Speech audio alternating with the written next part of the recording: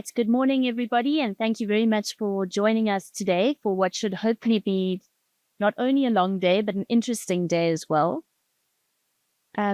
We are starting a little bit behind schedule. I think it's 9:10, but we'll try and catch up so that we can stick to this time. For those of you who don't know me, my name is Jessica. I'm a director in the Bank and Finance Department of ES, and I practice in the Cape Town office.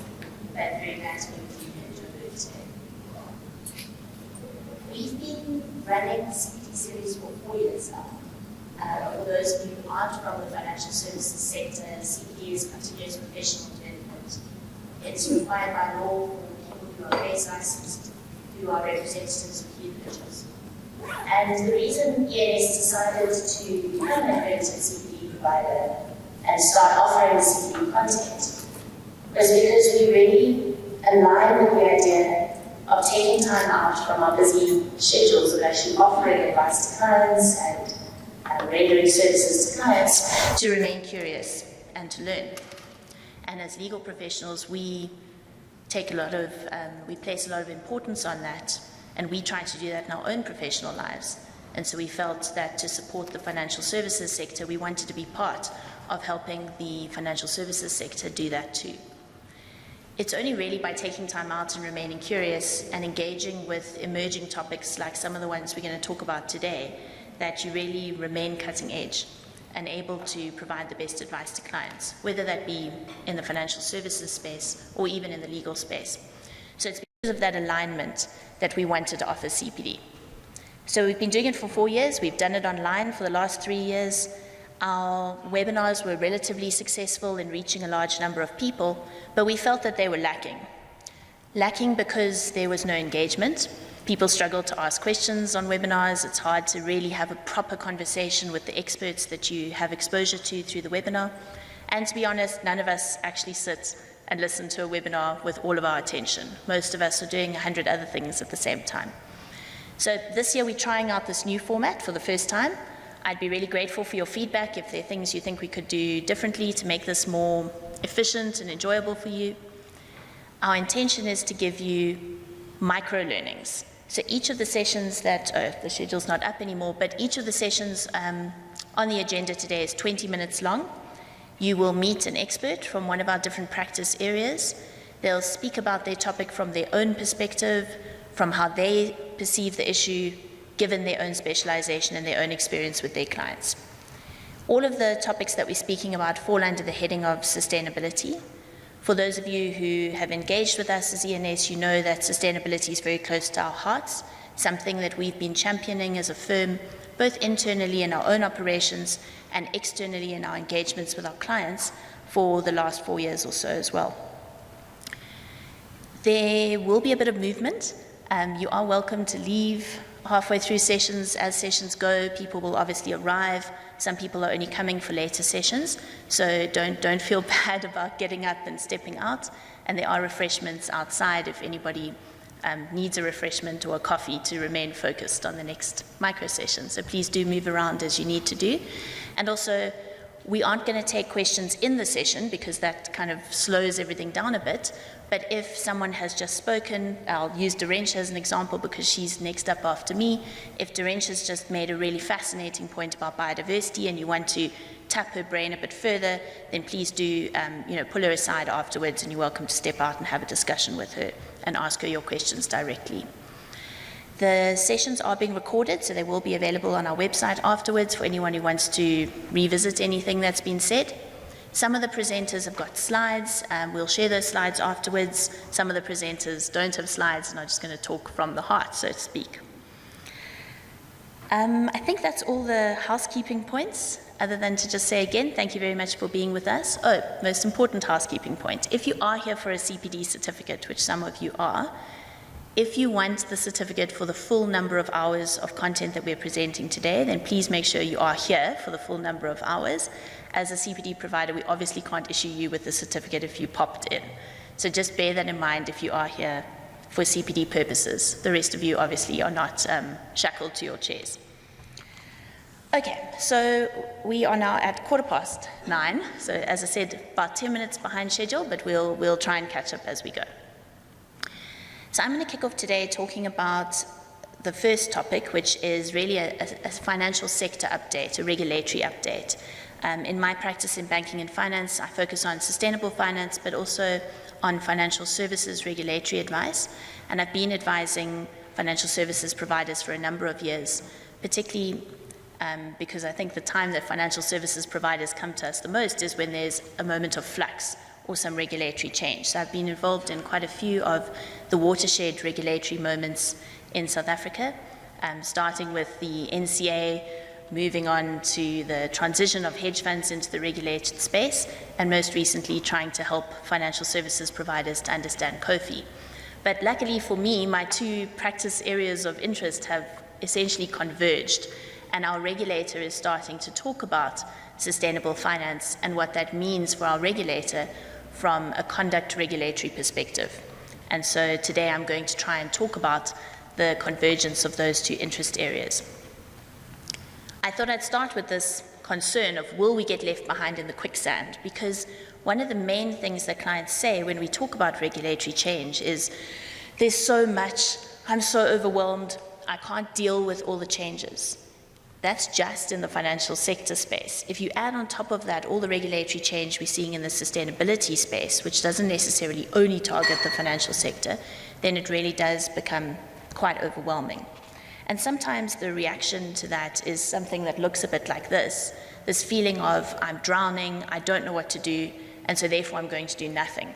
And I'm going to wait until something becomes hard law, and when it's hard law, I'll start thinking about how I need to transition my business and what are the changes I need to make to business as usual.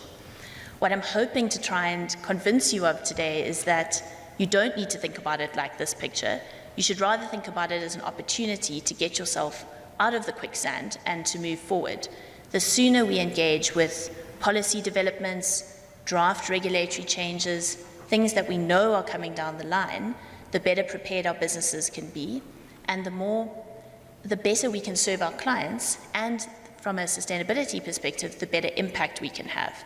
So my challenge to you is to try and not have resistance to regulatory change as it is occurring, and to try and see it as an opportunity to look at things a bit differently. So where are we? The Financial Sector Conduct Authority, which is our conduct authority in South Africa, published a statement on sustainable finance in March 2023, which was the first comprehensive statement coming out of the regulator as to the regulator's own thinking about what its role was with regard to sustainability in South Africa. And this green table that you see in the middle of my slide is an excerpt from that March 2023 statement, and it reflects what the regulator identified for itself as the 5 areas that it needed to focus on as a conduct regulator. So taxonomy, disclosure, reporting and assurance, market development, active ownership, and consumer education. And under these 5 pillars, you'll see the rows running underneath. That is how the regulator set out to do so. So the regulator has identified that it needed to focus on capacity building because it felt that it didn't have the necessary expertise to really engage with these topics appropriately and therefore regulate appropriately. And it needed to undertake some research and undertake stakeholder engagement to understand the state of the market. So that has really been the focus over the last year. There has been a new sustainable finance report, which I'll talk about shortly, but in the period between the two reports, the focus has been on gathering information, building up capacity, and engaging with stakeholders to understand the impact of regulatory change and what that will mean for their businesses. The last 2 rows are where we're going. So the regulator, once it's done that work, and it's still, of course, busy with that work, we'll move on to seeing what are the changes we need to make to our regulatory and supervisory framework to be able to appropriately supervise this burgeoning market of sustainable finance. And remember, sustainable finance is very much an umbrella term, capturing both financial products that have a sustainability element to them, but also financial services that have a sustainability element to them. So questions like, should a financial advisor speak to their client about sustainability as well as their client's risk appetite when advising their client? Questions like that fall under the work that the FSCA is considering. And that's a question that certainly has been plaguing us and something we've thought a bit about. Because until everybody in the financial sector ecosystem is thinking about sustainability, customers or financial customers at the end of the food chain won't get a holistic service experience. And from a regulatory perspective, you can appreciate that that poses risks for a conduct regulator. So there has been a lot of development, and even if you'll see I've thrown some words around the slide, or some acronyms around the slide, because we love acronyms in financial services and also in sustainability. So there has been quite a bit of development, and some of these developments fit in under the pillars that the FSCA has been looking at or using as a paradigm to look at the developments in this space. So if we look at taxonomies, we know National Treasury published some time ago now the Green Finance Taxonomy, and you'll see that the FSCA is focusing on probably quite a difficult question of how do we actually use the taxonomy? How do we usefully use the taxonomy to drive impact and to ensure that we test portfolios or test financial actors in the ecosystem against the classification systems of the taxonomy. So we do in South Africa have a green finance taxonomy. We've had it for some time. The challenge is embedding it, and the challenge is also expanding it, because at the moment it's quite limited in its application. Then we know that last year, IFRS S1 and S2 towards the middle of the year were finalized, and we know that at the moment there is a process of roadshows around adoption and questions around who will adopt IFRS S1 and S2, will it become mandatory, how will it become mandatory, in which countries will it become mandatory. So there's flux occurring in that space as well. And much later today, some of my other colleagues will touch more on IFRS S1 and S2 and what that could mean for corporates in South Africa should they be required to disclose against these standards. The JSE launched their voluntary carbon market. That fits in under Pillar 3. The FSCA is very interested in the VCM. They want to understand what they need to do as a conduct regulator to make sure that customers using the exchange are appropriately protected and receive proper TCF outcomes. So they are watching the VCM closely and wishing to support it and develop it as well. Under Pillar 3, market development, the FSCA has said that they wish to help to grow these new nascent sectors, as they call them, within the sustainability space, and they've identified carbon, and particularly the VCM that the JSE has launched, as an area which could do with their support. Then under active ownership, we know that CRESA 2 was finalized, which of course is encouraging stewardship and active ownership. And also one of my colleagues, Khabi, will talk a little bit about active ownership and shareholder engagement with companies a bit later today as well. So there's been a lot happening. It's certainly not the case that any of us wake up and there isn't a new thing to learn in this space every day. Let me just go back to the slide. I mean, one of the things that hasn't happened in this time between the two reports, and that perhaps some commentators expected to happen, was the promulgation of COFI, the Conduct of Financial Institutions Bill. A lot of what the FSCA said in their 2023 statement on sustainable finance was tied up with the COFI process. So a lot of the amendments that the FSCA were considering around changing conduct regulation, for example, requiring financial advisors to consider sustainability when providing advice. A lot of the changes that go to those regulatory amendments have been, in a sense, stalled by the COFI process and have been blocked by the COFI process. COFI has been a piece of legislation in the works for many years. It's probably the poster child for the kind of legislation that clients hate hearing about and that lawyers talk about ad nauseum. It's been in a draft form for so long and has changed so many times in draft form that it's really confused the industry quite substantially, and it's made it difficult to prepare, because a lot of the time we'll be giving advice and clients will be considering their own position and we'll be saying, this is the position now, but COFI may change this position. And that's also true for the regulatory reform we expect to see in the sustainability space. COFI may change the position, but COFI may also be the vehicle which brings about the change that we hope to see and that the FSCA has indicated needs to occur. There was a part of me that thought it might be promulgated before the elections. There were some people that thought that, given that we are now almost a week away, I think that's highly unlikely. So we will all hold our breath and see when we'll get that watershed piece of financial services legislation. So in the new March 2024 Sustainable Finance Report, the FSCA has changed tact a little bit. Instead of talking about the five, they're retaining their 5-pillar approach, but they are focusing on pillar 1 and pillar 2. They also have not gone into the granular detail that they previously went into in 2023 around what the regulatory reforms are going to be. In a sense, they've taken one step back and they've said we need to, and I think this is because of the stakeholder engagement that they've done over the past year, we need to be sure that where we regulate through mandatory prescription, it's the right thing to do. And that in fact, we shouldn't rather be encouraging industry through other means, guidance notices, voluntary adoption. We need to decide whether mandatory or voluntary is the right way to go. What is useful and interesting to note, and important for us to think about, is the statement that I've put on the slide from the FSCA as to what they see their role being. So they see themselves as having a vital role. They see the focus as being on credible and consistent information and ensuring that they do everything they can, together with the other bodies like National Treasury, to ensure that there is credible and consistent information available to consumers in the market. And that's why the focus on the taxonomy pillar and also on disclosure, reporting and assurance.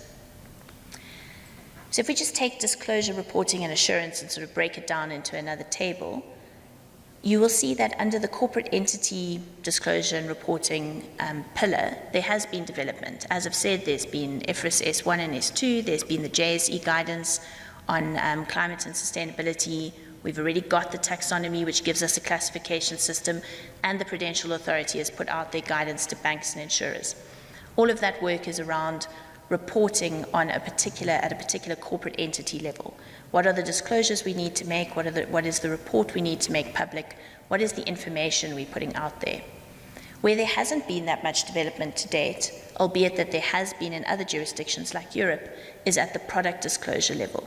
So there's not yet been much talk from a South African regulatory perspective around requiring product suppliers or product houses to make specific disclosures around products when they sell those products to financial consumers as green or sustainable. So there aren't yet too many regulatory developments in that space, albeit that we've seen greenwashing type challenges around mis-selling and misrepresentation and claims made about particular, not necessarily always financial products, but particular consumer-facing products that make certain claims and don't deliver on those claims. So an important step in the regulatory puzzle, where we aren't quite there yet, is around product disclosure. And then the disclosure at a selling point, so the disclosure to retail investors. So we haven't yet seen amendments coming through, or even the suggestion of amendments in this latest 2024 report around what are the requirements of financial services providers when engaging with clients around talking to them about sustainability. Is there an obligation on a financial advisor who sells a particular green fund to a client to be in a position to talk not only about the product itself, the mechanics, the pricing, the exit terms, all the things that traditionally financial advisors have spoken about? Is there an additional obligation on that advisor to be able to really engage with the assets that sit in that green fund and the sustainability credentials, essentially, of that green fund? That's where I think we're going, and that's certainly where Europe and the UK are going, but I think it's still a little bit off for us, albeit that one could argue that if a financial advisor or financial service provider facing a client were to act with due care, skill and diligence, as they are required by legislation to do, they would need to have this level of understanding about the products that they sell. And then, as you can see from the bottom of the table, the last row, assurance. Assurance obviously underlies all of this, because without assurance, it is quite difficult to ensure that the information is, as the FSCA says, credible, information being given or shared with the market. Sometimes it's helpful to think about the risks that the FSCA is identifying from the perspective of yourself as a consumer. So too often we think about these things from our perspective as advisors or as professionals rendering services to consumers. But if we think about it from a consumer's perspective, and all of us, of course, are consumers in respect of our own investments that we hold in our own retirement savings. If we think about it from our perspective, I think we'll see more easily the risks which the FSCA has identified and the risks which all of this policy and regulation are seeking to tap. The question is always, which financial product?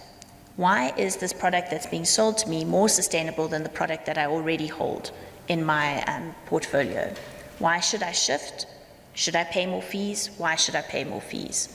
And the FSCA has identified this as a particular area of concern because they feel that clients are not appropriately educated. There's not a high level of sustainability literacy amongst financial consumers, and there's not a high level of sustainability literacy amongst advisors to consumers.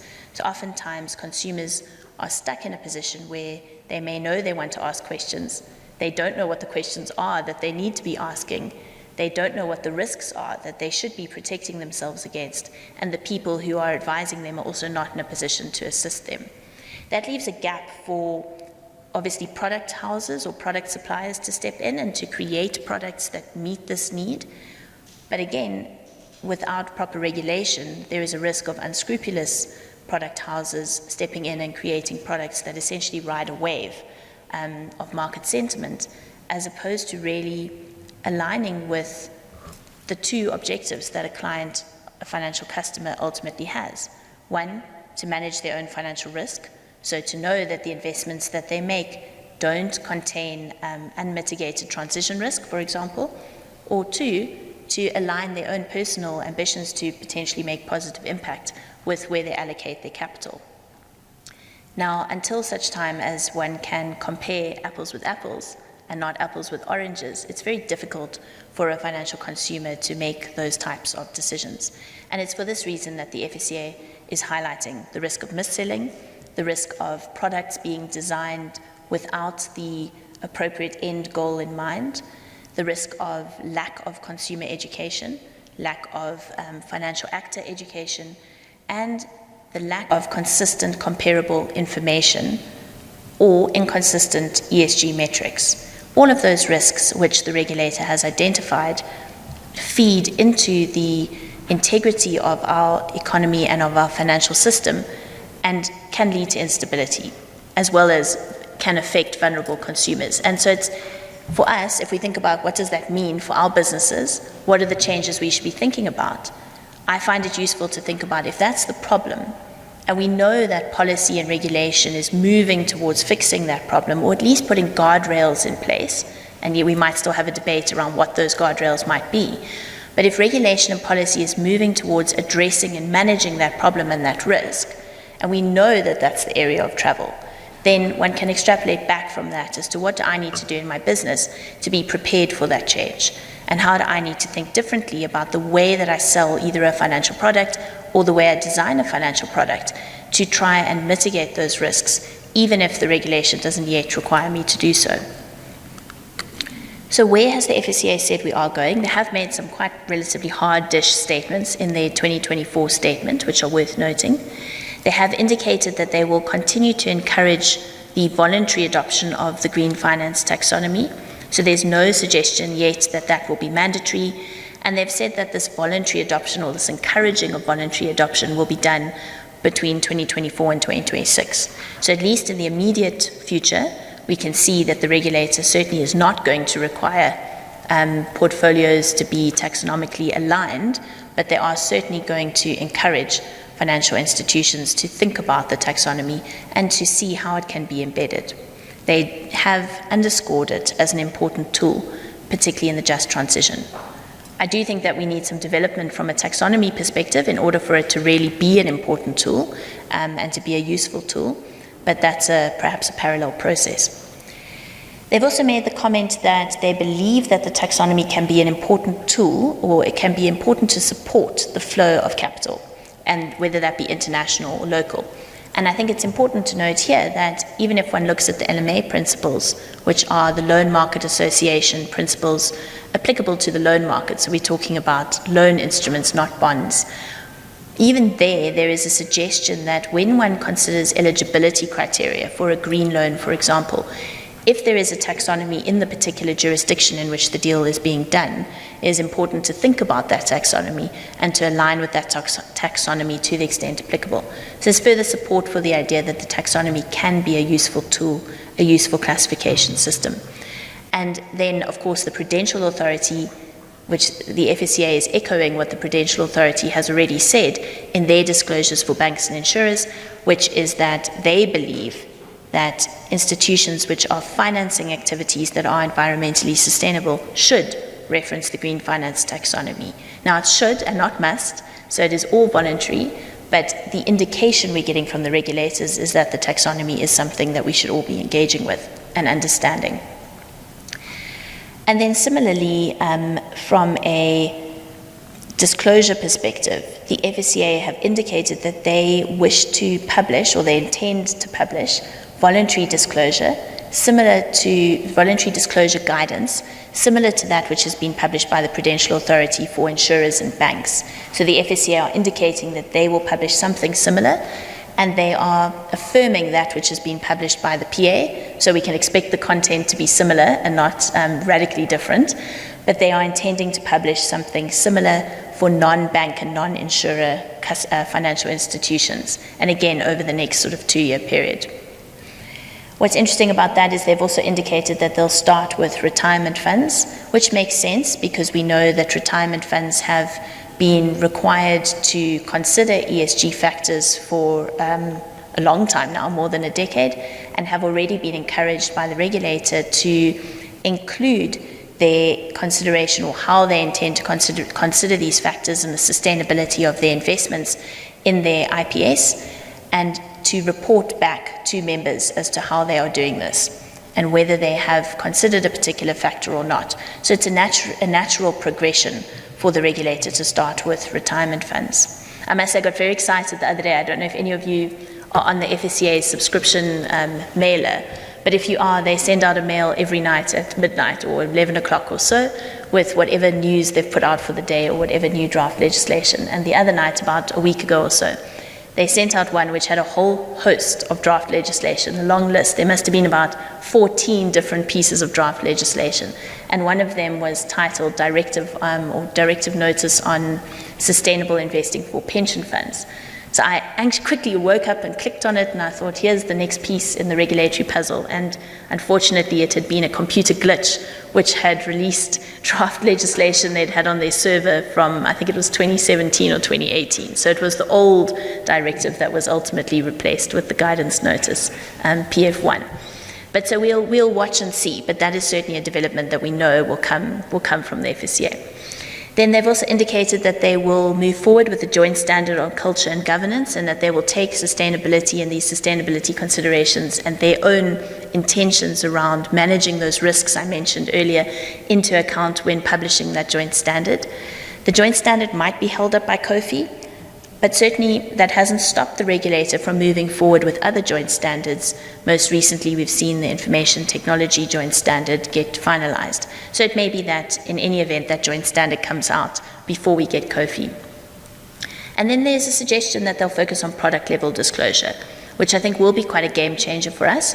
But at the moment, there's not enough detail to engage with that properly.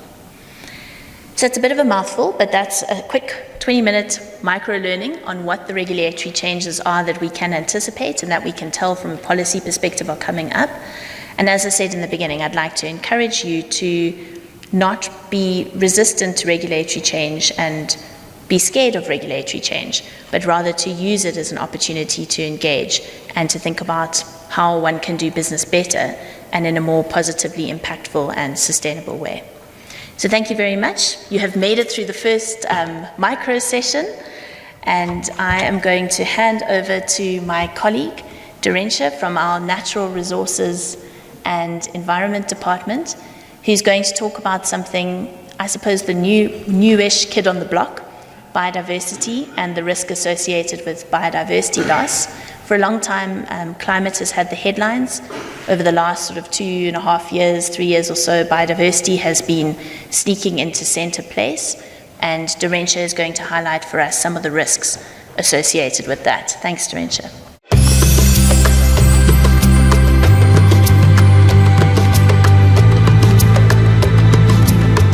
Good morning, everyone. So today I shall be discussing biodiversity and the risks associated with biodiversity loss. Now, if we think about biodiversity, what comes to mind?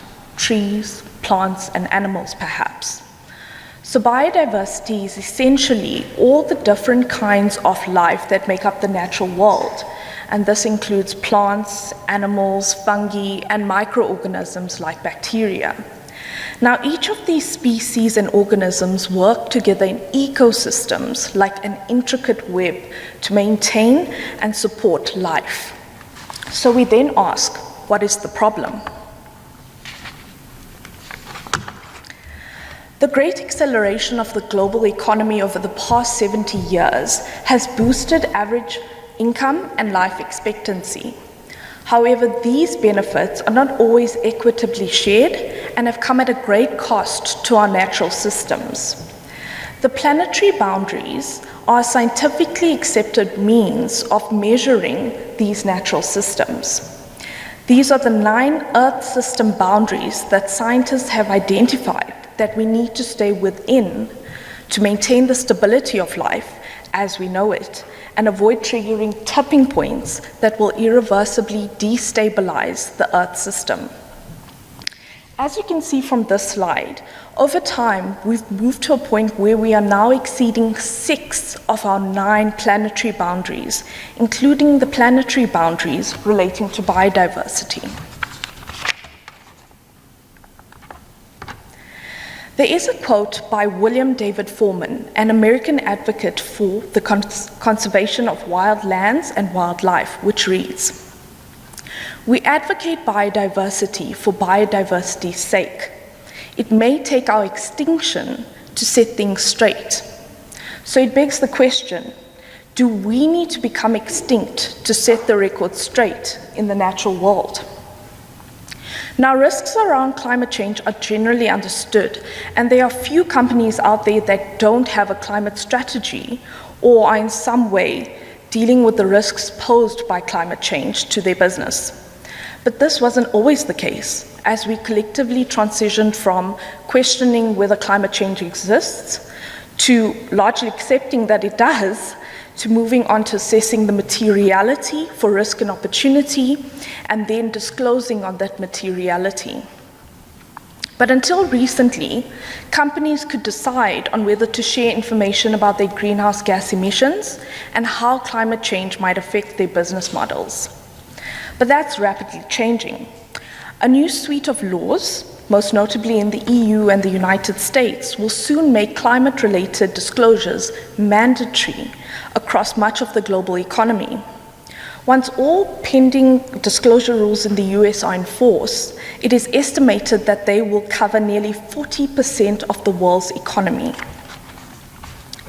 But mandatory disclosures on climate are not limited to Europe and the US, as mandates have been passed in jurisdictions across every continent, and we can anticipate this trend to continue as transition risk relating to regulation bites.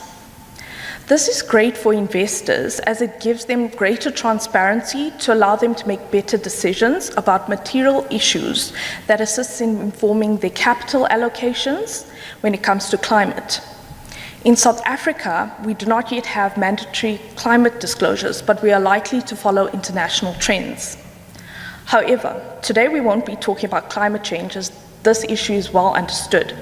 Instead, we'll be talking about biodiversity, and I'll be drawing parallels with the climate journey as we've been on, as biodiversity is taking a page out of the climate playbook and is tracking a similar path and catching up to climate as a potential material consideration for corporates. In the climate change space, the Watershed International Agreement that mobilized action around climate change was undoubtedly the Paris Agreement of 2015. The equivalent in the biodiversity space is the Global Biodiversity Framework that was agreed in 2022 by 196 countries, including South Africa. And this was a significant development at an international law level to address these biodiversity-related exceedances. In the preamble to the GBF, it provides that an average of around 25% of species in assessed animal and plant groups are threatened, and that around 1 million species face extinction, many within decades, unless action is taken to reduce the intensity of drivers of biodiversity loss. It provided that the global rate of species extinction is already at least tens to hundreds of times higher than its average over the past 10 million years, and that biodiversity is declining faster than at any time in human history.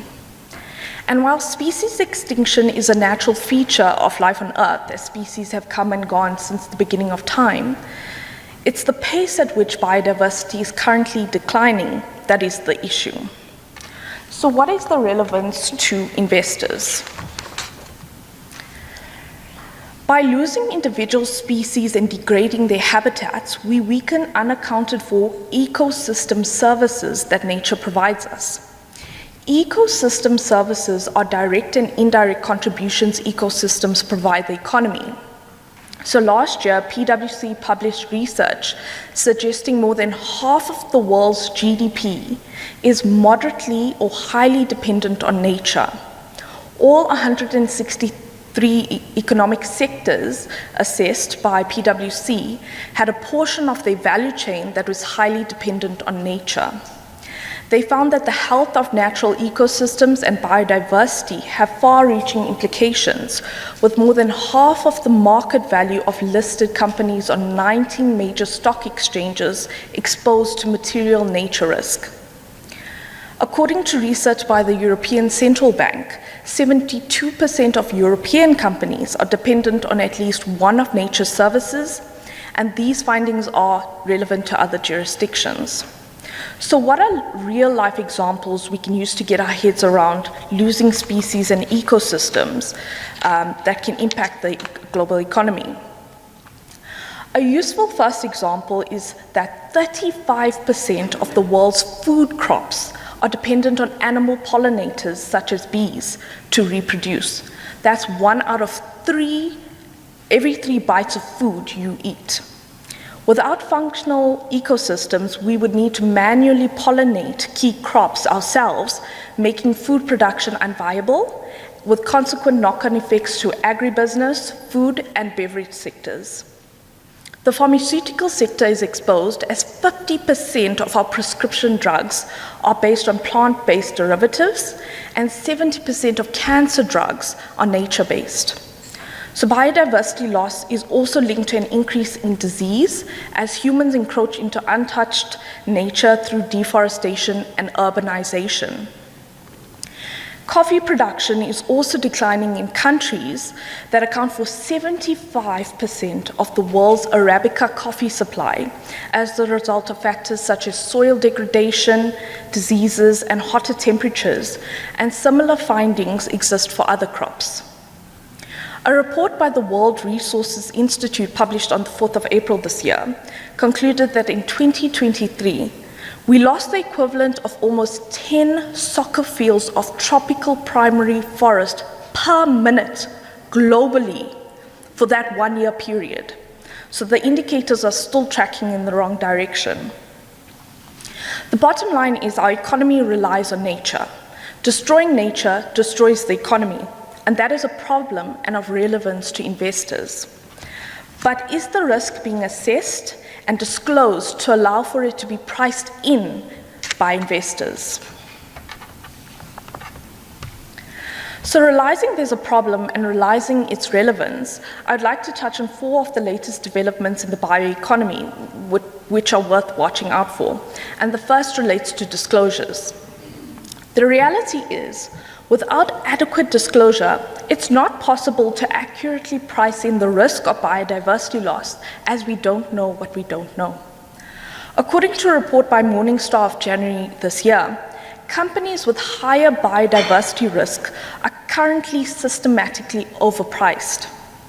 Target 15 of the Global Biodiversity Framework encourages large companies and financial institutions to assess and disclose risks, dependencies, and impacts of biodiversity.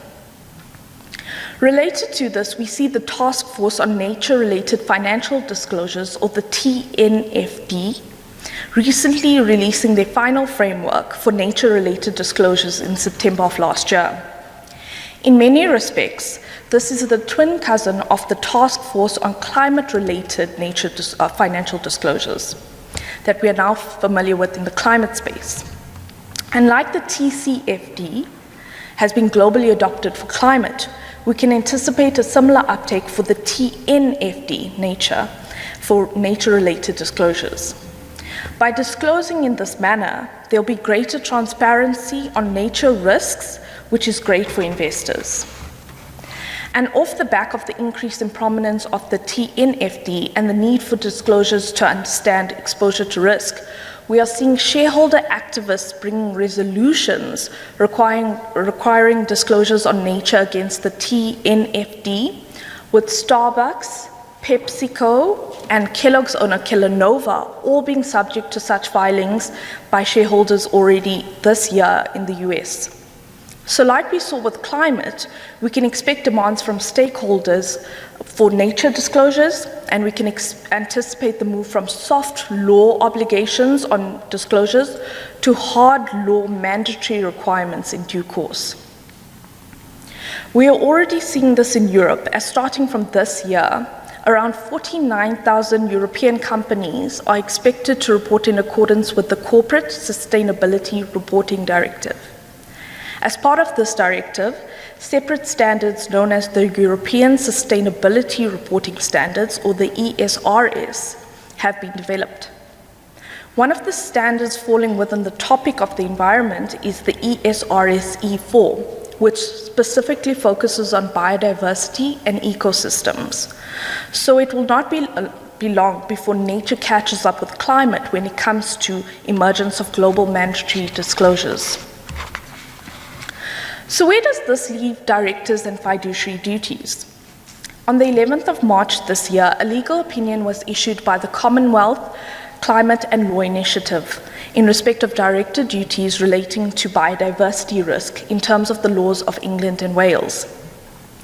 The opinion concluded that depending on the facts of a particular matter, directors who fail to give consideration to relevant material nature-related risks and then fail to mitigate those risks may be exposed to claims that they've acted in breach of their fiduciary duty.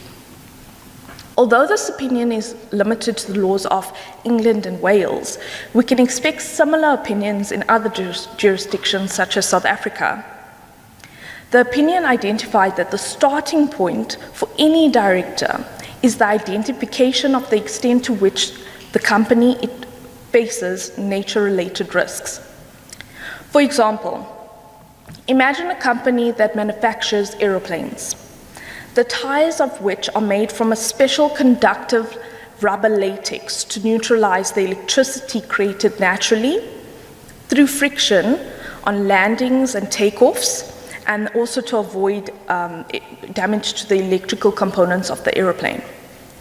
Almost all conductive rubber in the world is sourced from a single species known as Hevea brasiliensis, or rubber trees, which is grown at scale in tropical Asia. Now, scientific research has estimated that if certain parasites that depend on rubber trees find their way to tropical Asia, the entire global production of conductive rubber could be wiped out within a decade. This would cause massive interruption to the entire aviation industry and large losses for its investors. The dependency on a functional rubber ecosystem service could be viewed as a material risk to the business. And this example could be extrapolated to other sectors, as rubber trees supply 90% of the world's rubber, which is used in approximately 40,000 products. So the aviation industry is just one of many sectors that are dependent on the rubber trees ecosystem. So as a director of a company, you'd want to start by looking to identify the nature-related risks your company faces, and then once those are understood, identify and assess which risks are material and relevant. A failure to do so may expose those directors to claims that they've acted in breach of their fiduciary duty. A third development worth touching on is the emergence of the biodiversity economy. Target 19 of the biodiversity framework provides that if we are to halt our extinction rate, an additional $700 billion per year is needed to safeguard biodiversity and conserve ecosystems by the year 2030. So $500 billion per year will be achieved by phasing out subsidies that are harmful, leaving $200 billion per year being required by 2030. As of February this year, just over $214 million of the required $200 billion has been mobilized by signatories to the biodiversity framework, and we're substantially short of our targets.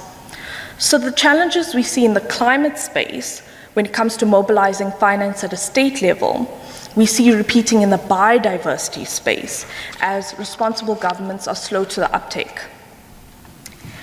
But like Article 6 of the Paris Agreement that recognizes the role of the private sector and their role in mobilizing climate finance, we see Target 19 of the biodiversity framework for nature anticipating the same thing, with mention of the need for private sector to invest in biodiversity, including through impact funds, stimulating innovative schemes such as payment for ecosystems, green bonds, and biodiversity offsets and credits. The voluntary biodiversity credit market shut out the blocks post the GBF to help bridge the biodiversity funding gap, with a mass activity on the supply side of the emerging market. But this has not translated into more than a handful of transactions, as there's a slow uptake on the demand side, as companies are reluctant due to the lack of regulatory drivers for such demand. But it's still very early days, and it can be expected that as disclosure on nature becomes mandatory, like we are seeing with climate, corporates and companies will be under pressure to demonstrate their net positive biodiversity status, fueling the demand for biodiversity credits going into the future. In South Africa, in March of this year, our Department of Forestry, Fisheries and the Environment published a draft document titled the National Biodiversity Economy Strategy. Of potential interest to financial institutions is reference to future development of new financial instruments to fund conservation and developing a strategy around natural capital accounting and payment for ecosystem services. Although broad in nature, this is an apparent first step towards domesticating the global biodiversity framework and some of its targets.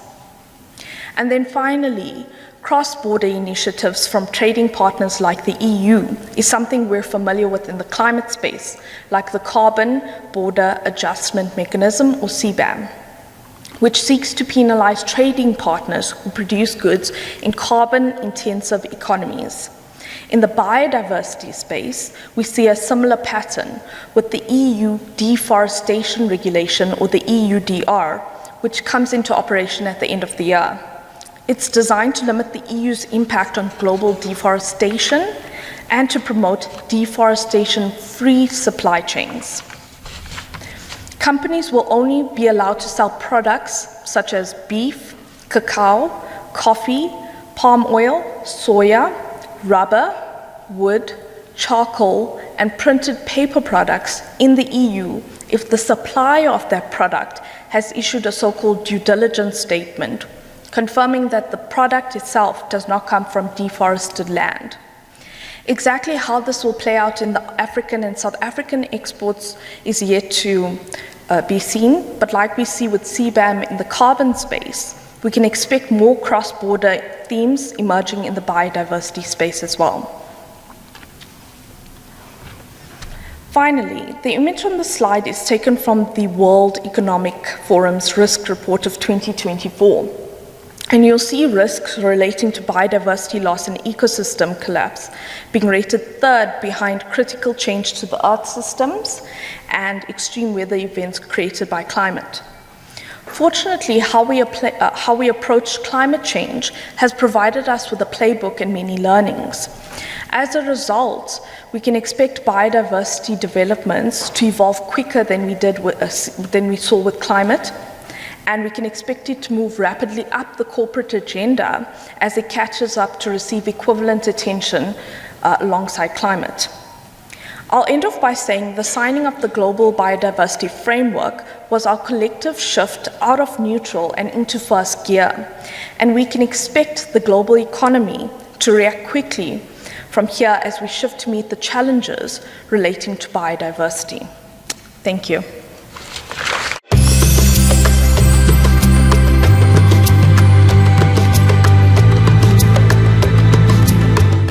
Now we are going to hear from Mansoor Parker from our tax department. Mansoor is an executive in our department, and usually Mansoor is talking about carbon. So many of you will have heard him talk about carbon tax, but we've asked him to talk about something a bit different today. And so he'll be talking about tax incentives that are available in the biodiversity conservation space and also in the solar space. Mansoor, thank you. Over to you.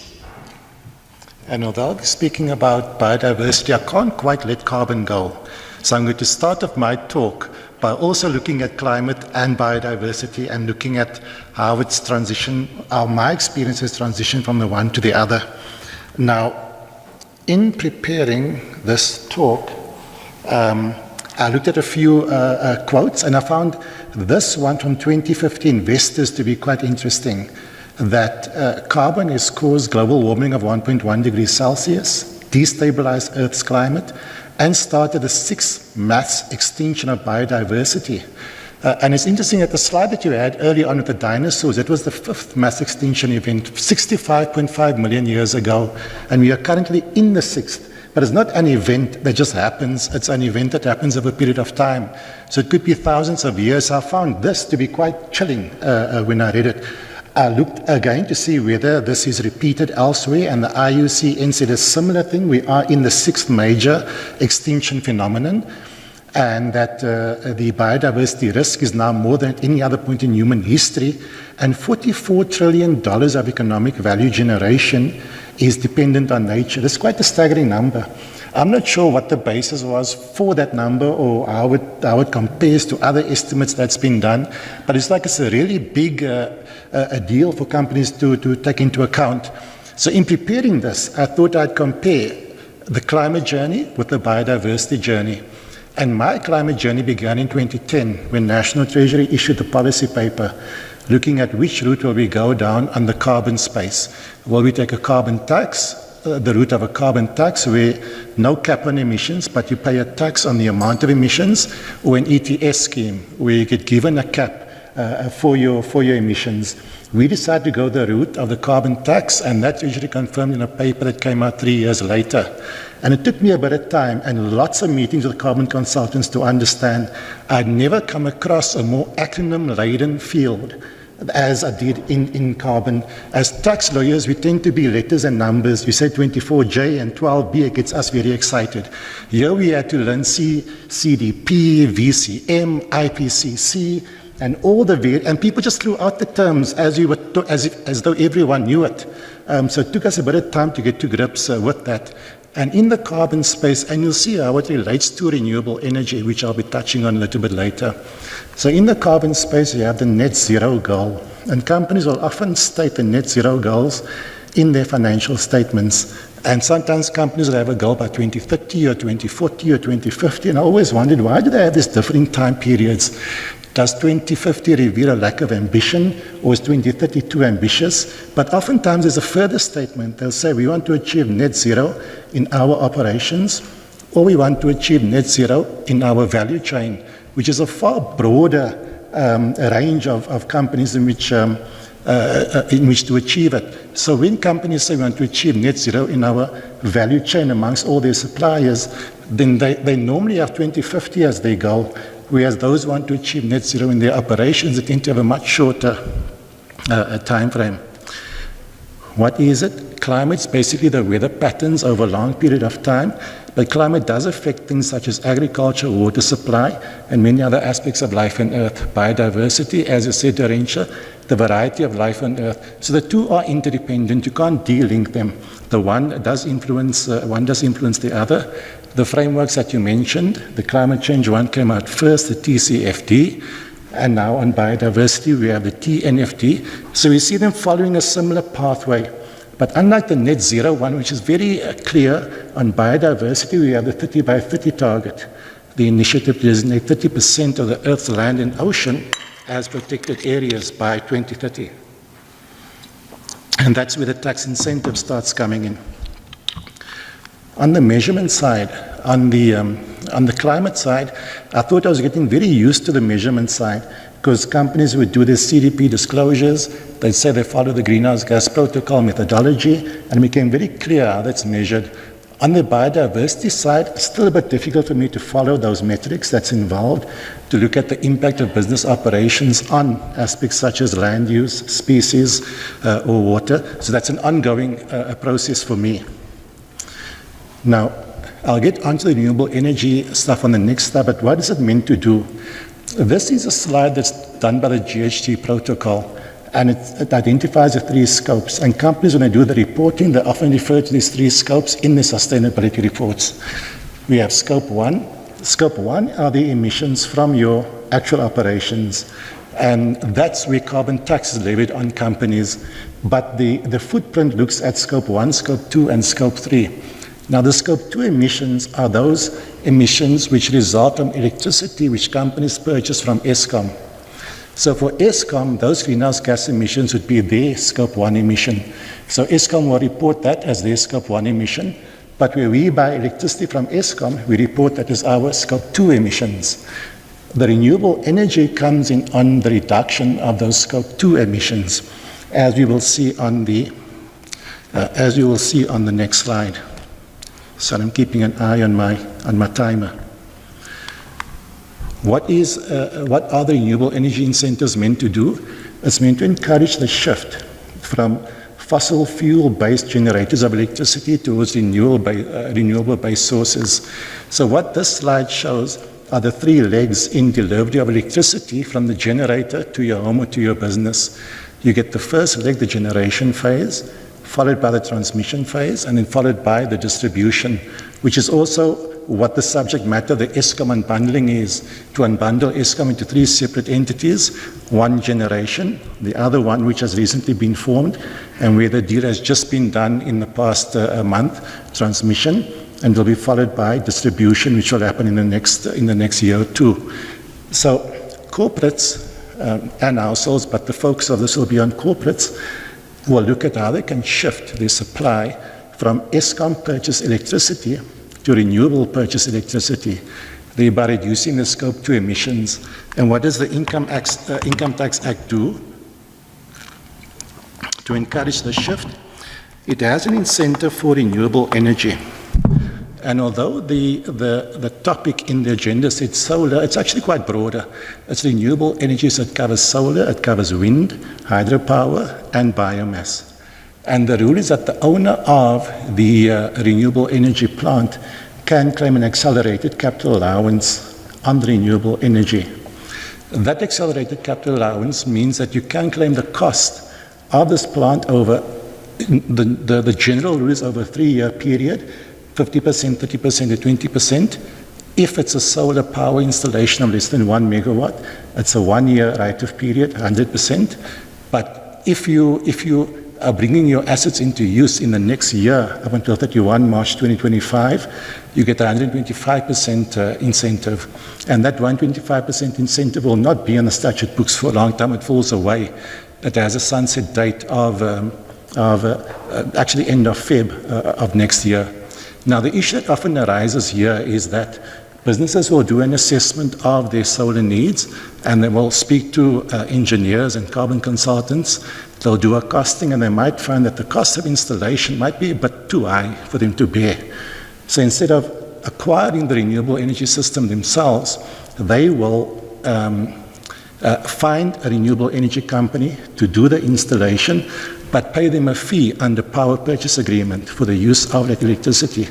So they will purchase the output from the renewable energy plant under PPA and pay them a tariff. Now, in those situations, these allowances are still relevant because the renewable energy developer, when they propose that tariff to the corporate, they will do an Excel spreadsheet and they will say, these are all the calculations we took into account to come to our tariff. And there'll be a line item in that calculation to say, we took into account the 12B, accelerated depreciation allowance, in reducing the cost of the tariff. The corporate will normally have a competitive process. It will invite a few companies to submit their bids. And those developers will look at how they can use these incentives to reduce the cost of electricity tariff, which they will charge to the off-taker. So even though you might not be the owner of the actual asset, you can benefit from these allowances indirectly through the payment of a lower tariff. Like all tax provisions, these rules do have various sub-rules. There's an acquisition rule, a brought into use rule, and that's where one has the discussion with the tax advisor to make sure that all of these particular elements have been fulfilled.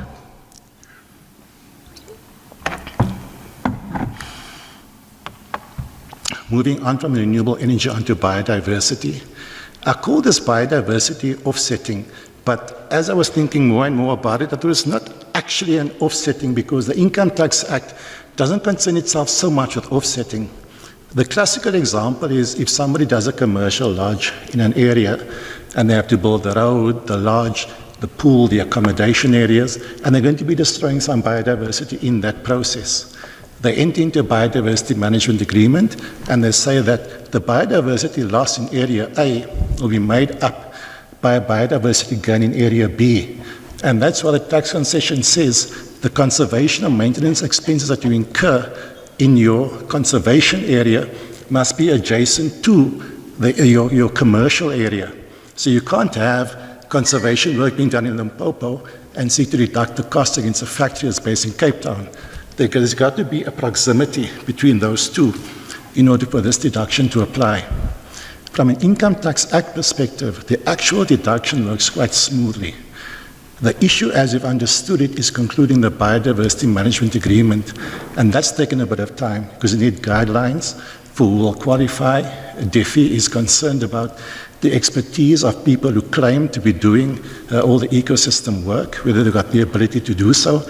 So the BMA process is what's been holding up this particular tax incentive. Once you have the incentive, those conservation and management expenses or maintenance expenses, which you incur under the BMA, then becomes deductible for tax purposes against your commercial operations, provided that you have this proximity between the two areas.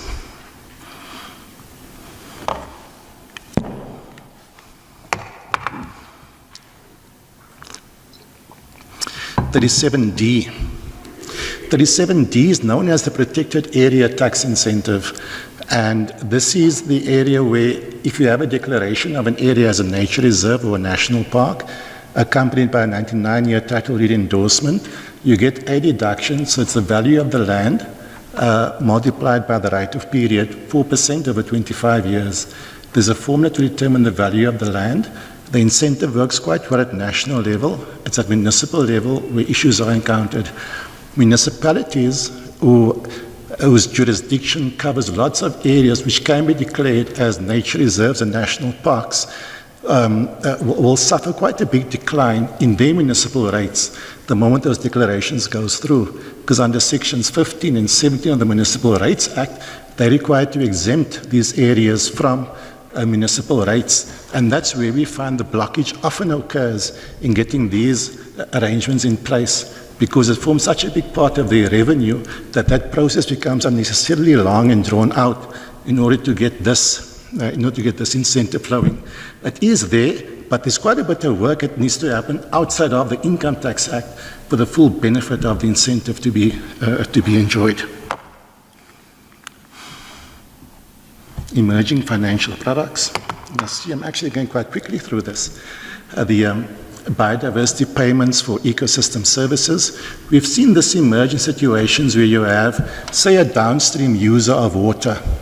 But the user of water downstream is very concerned with what's happening upstream, the water quality, the security of the water supply. So the downstream user appoints an ecosystem provider to go upstream and say, we want you to do some work on water purification, aquifer recharge, flood risk mitigation, or perhaps erosion mitigation. So these payments then flow from the downstream user to an ecosystem provider who will then either own the land or get into an arrangement with the landowner for all this type of work to be done.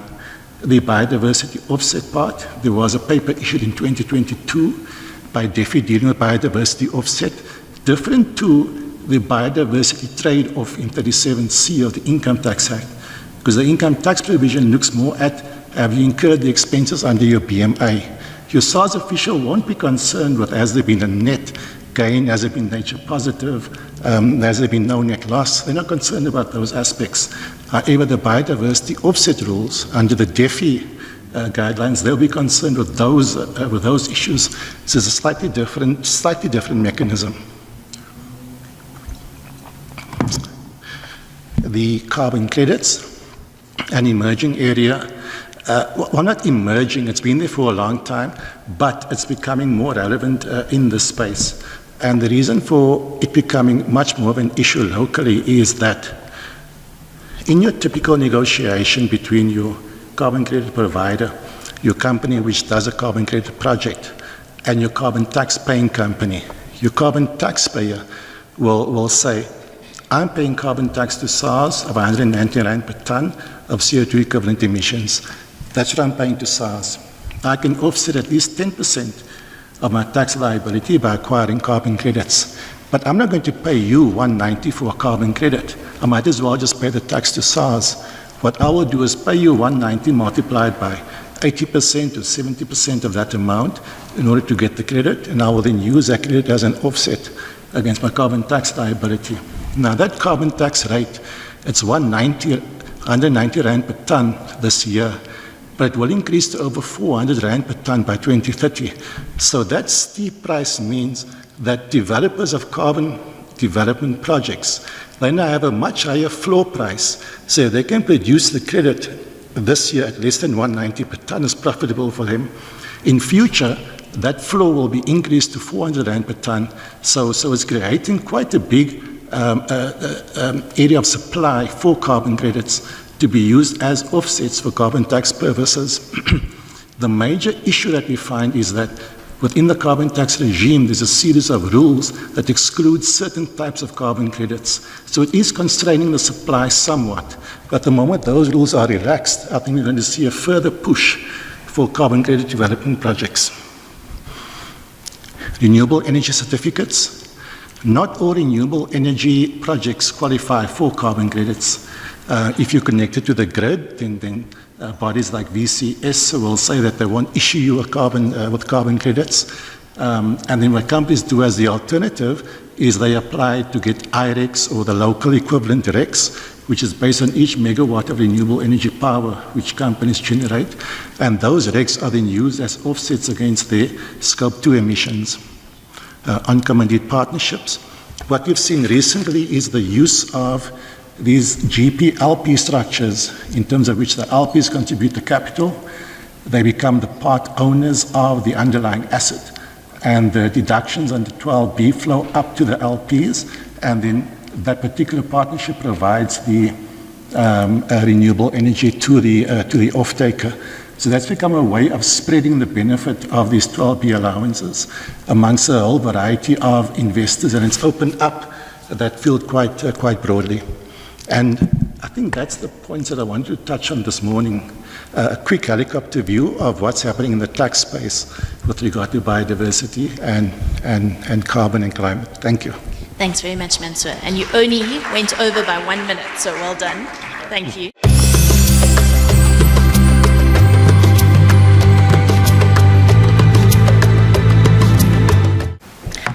everyone.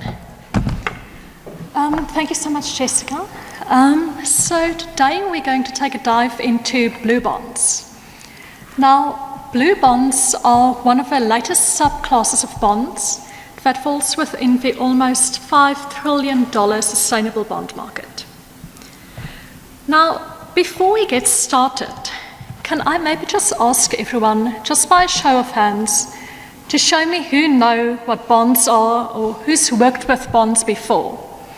I promise I won't ask you any questions. Perfect.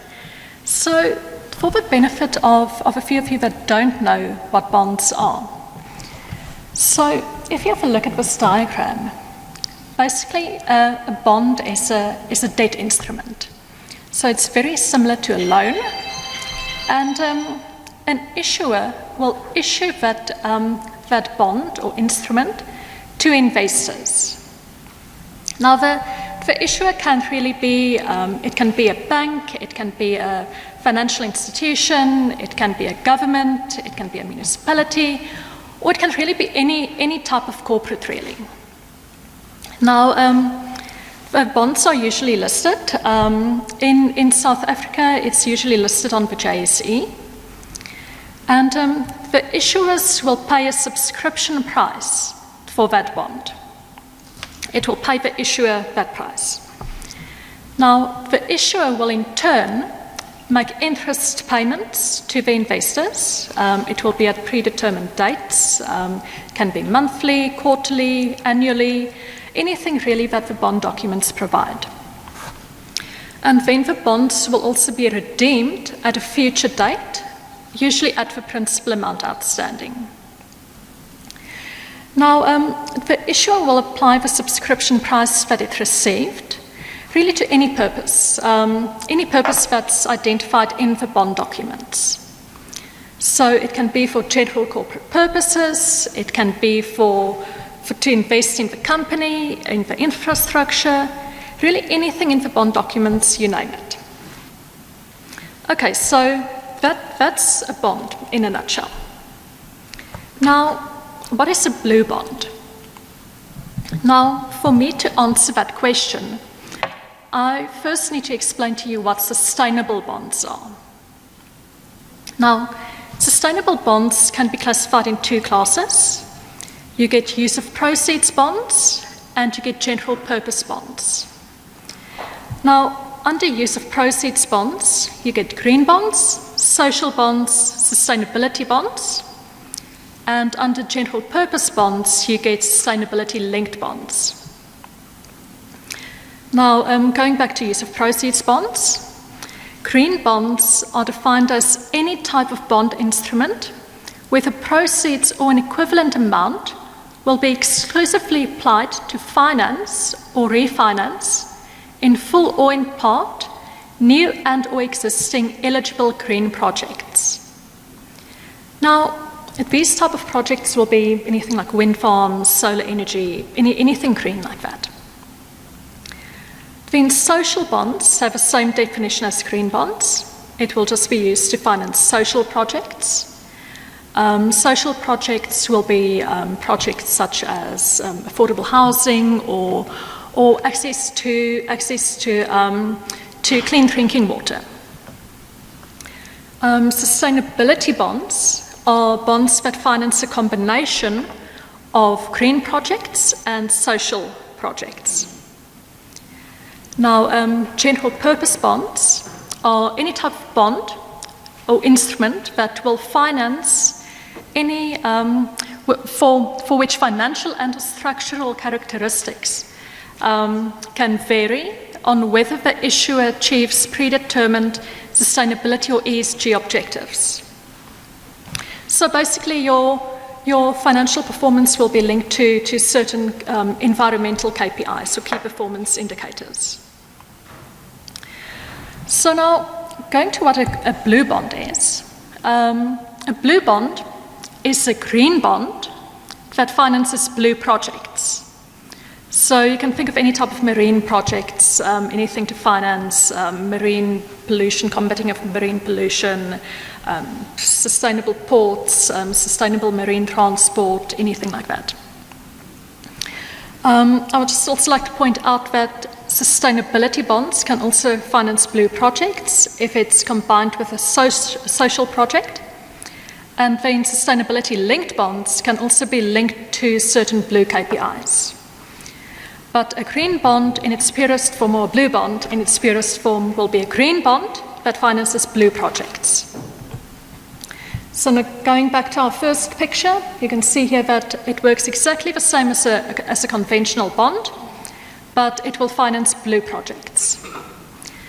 So before we go into the legals, I just want to give you a brief market snapshot, really just to show you how big this market really is.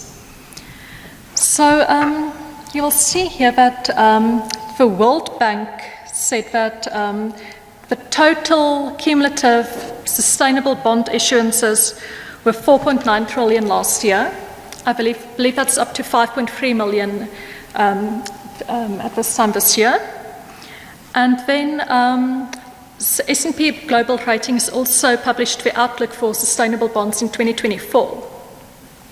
So according to their report, they forecast that new sustainable bond issuances will reach between 950 billion and 1.005 trillion during 2024, and that will be about 14% of the total bond market in 2024. So the bond market that includes conventional bonds. And that is significantly up from 5% in 2019. So to date, and as you can see here in 2023, green bonds dominated the market at 59%, followed by social bonds at 18%, sustainability bonds at 16%, and sustainability-linked bonds at 7%. So of these green bonds, that will also include blue bonds, of course. And as of December 2023, blue bonds worth 6.8 billion in total has been issued. And that was since 2019 when the first blue bond was issued. So it's still a relatively small portion of the market, but it's definitely growing. So on the next slide, you will see that Europe held the leading share of the sustainable bond issuances at 45%. And that's sort of what we've seen in the last few years. Europe really held that leading share. And then Africa and the Middle East only had a 2% share of the market. So according to S&P, they do expect that emerging markets will rise in prominence in 2024. So hopefully we'll see that 2% go up quite a bit this year. Now, turning to the legals, what must we do from a legal perspective? What must issuers do in South Africa so that we can hopefully get this 2% up a bit? Now, in South Africa, for bonds to be issued, they're usually issued in compliance with the Companies Act and the Banks Act and the Commercial Paper Regulations. Now, none of these pieces of legislation deal with sustainable bonds. And in fact, we don't have any legislation currently dealing with it. So for that reason, we need to look a bit wider. We need to look at what's being done internationally. So the International Capital Markets Association issued the Green Bond Principles, the Social Bond Principles, the Sustainability Principles, and the Sustainability-Linked Principles. And during last year, they also issued a Blue Bond Guideline, which must be read in conjunction with these principles. So according to ICMA, 98% of all sustainable bonds comply with the ICMA principles. So it's really the market standard globally. Now, these principles outline best practices, it promotes disclosure, and it really contributes to the integrity of a market.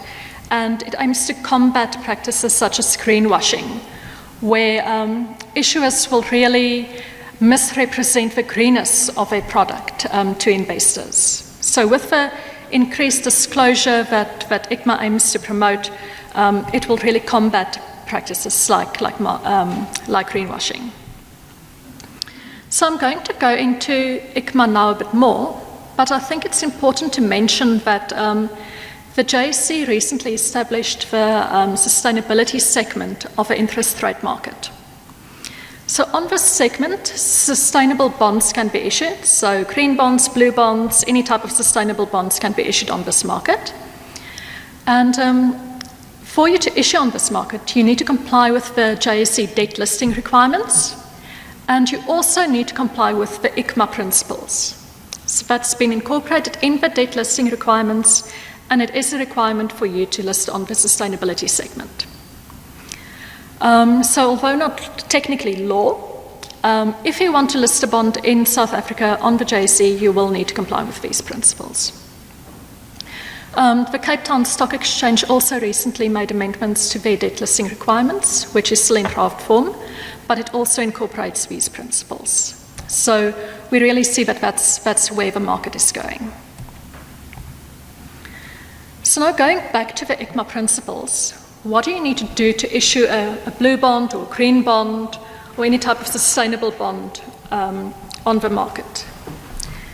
So there's 4 main components that you will need to comply with under ICMA. And I'm just dealing with use of proceeds bonds now, so green and blue and sustainable. There are different requirements for sustainability-linked bonds. So the 4 components are use of proceeds, process for project evaluation and selection, management of proceeds, and reporting. Now, under use of proceeds, the issuer needs to ensure that, the proceeds will be used to finance eligible projects contributing to environmental objectives. Now, ICMA specifies 5 main objectives, and these are climate change mitigation, climate change adaptation, natural resource conservation, biodiversity conservation, and pollution prevention and control. So your project must comply with one or more of these main objectives.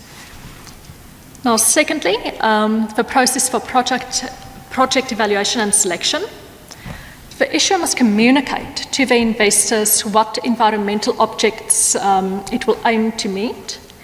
It must explain to investors the process it followed by determining how this project fits into the blue or green classes. It must specify any additional information, so any risks associated with the project.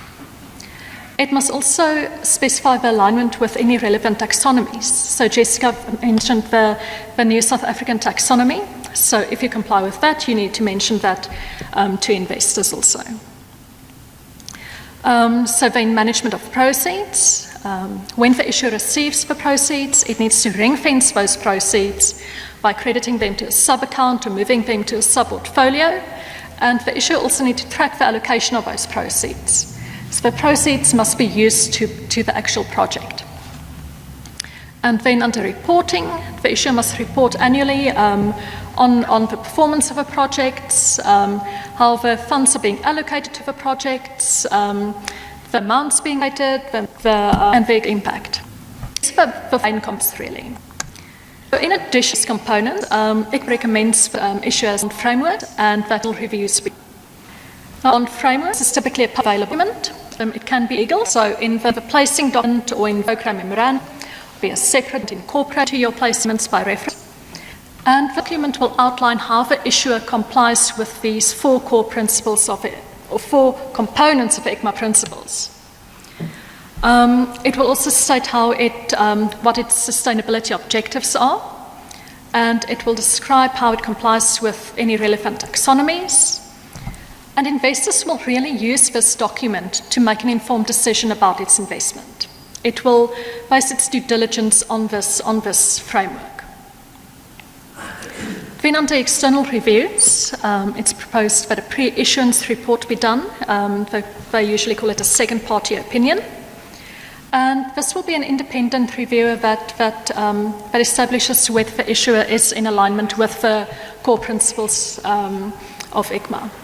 And this is actually a requirement of the JSE. So it's a recommendation by ICMA, but the JSE does require a second-party opinion. And then post-issuance, it's recommended that an external auditor or another third party verify the allocation of funds and the tracking of those funds. So all of this is really to promote the integrity of the market and the credibility of the bonds. And it really goes for to combat practices such as greenwashing and for issuers to make informed decisions about what they're investing in. Now, just going back to the first core component of the principles, that the funds must be used to fund an eligible project that complies with the environmental objectives. ICMA did specify a list in their Blue Bond guidelines of what eligible blue projects can be. It's a non-exhaustive, only indicative list, and it has similar lists for green projects and social projects. You can see the list here, so it's sustainable marine value chains, combating of pollution, sustainable ports, and so on. So ICMA really said that this is just guidance, and you must also use the relevant taxonomies if there is one. Now, like Jessica said, the South African Sustainable Finance Initiative issued the South African Green Finance Taxonomy, and it's a highly technical document. It's almost 200 pages, and it contains descriptions of sustainable projects and what will qualify as green or blue. And investors will also really rely on this to get comfort that what they're funding is really green, is really blue. And you'll use this with the ICMA principles when you issue a bond. So in South Africa, you'll need to comply with the Companies Act and the Banks Act and the Commercial Paper regulations as you would with any conventional bond. If you want to list your bonds, you'll need to comply with the debt listing requirements. And you'll also need to comply with ICMA and also take into account the South African Green Finance Taxonomy. So that's really the South African legal framework in a nutshell.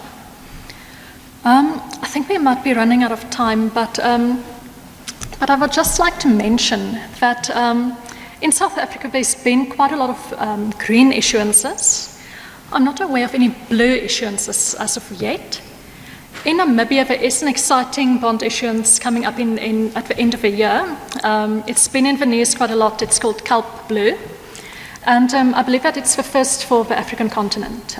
It's a blue bond issuance. My colleagues in Cape Town is currently working on that. So that's definitely something exciting to look out for. And I think, Jessica, that's me for today. If you've got any questions, I'll be here this morning.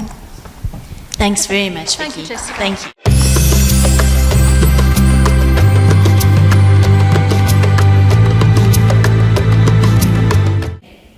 Morning, everyone. Property due diligence is one of my favorite topics.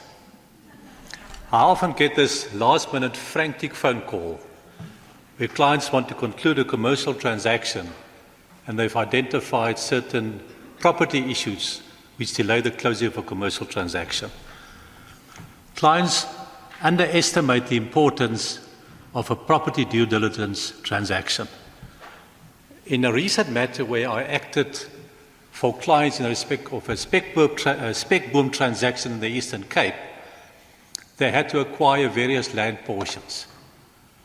No proper due diligence was conducted beforehand, and certain onerous title conditions and other red flags were identified which potentially delayed the closing of that transaction. In the one title deed, a usufruct was registered. In another title deed, there was a fideicommissium in favor of subsequent owners to get ownership once the existing owner passes away. And in respect of the third property, the land right was secured by way of a long-term lease over a portion of agricultural land. The prior consent of the minister was never obtained, which then rendered that transaction void ab initio. Some of the red flags that I want to just point out to you to consider whenever you do a land-based carbon project. It's not an exhaustive list, but these are items which, if the basic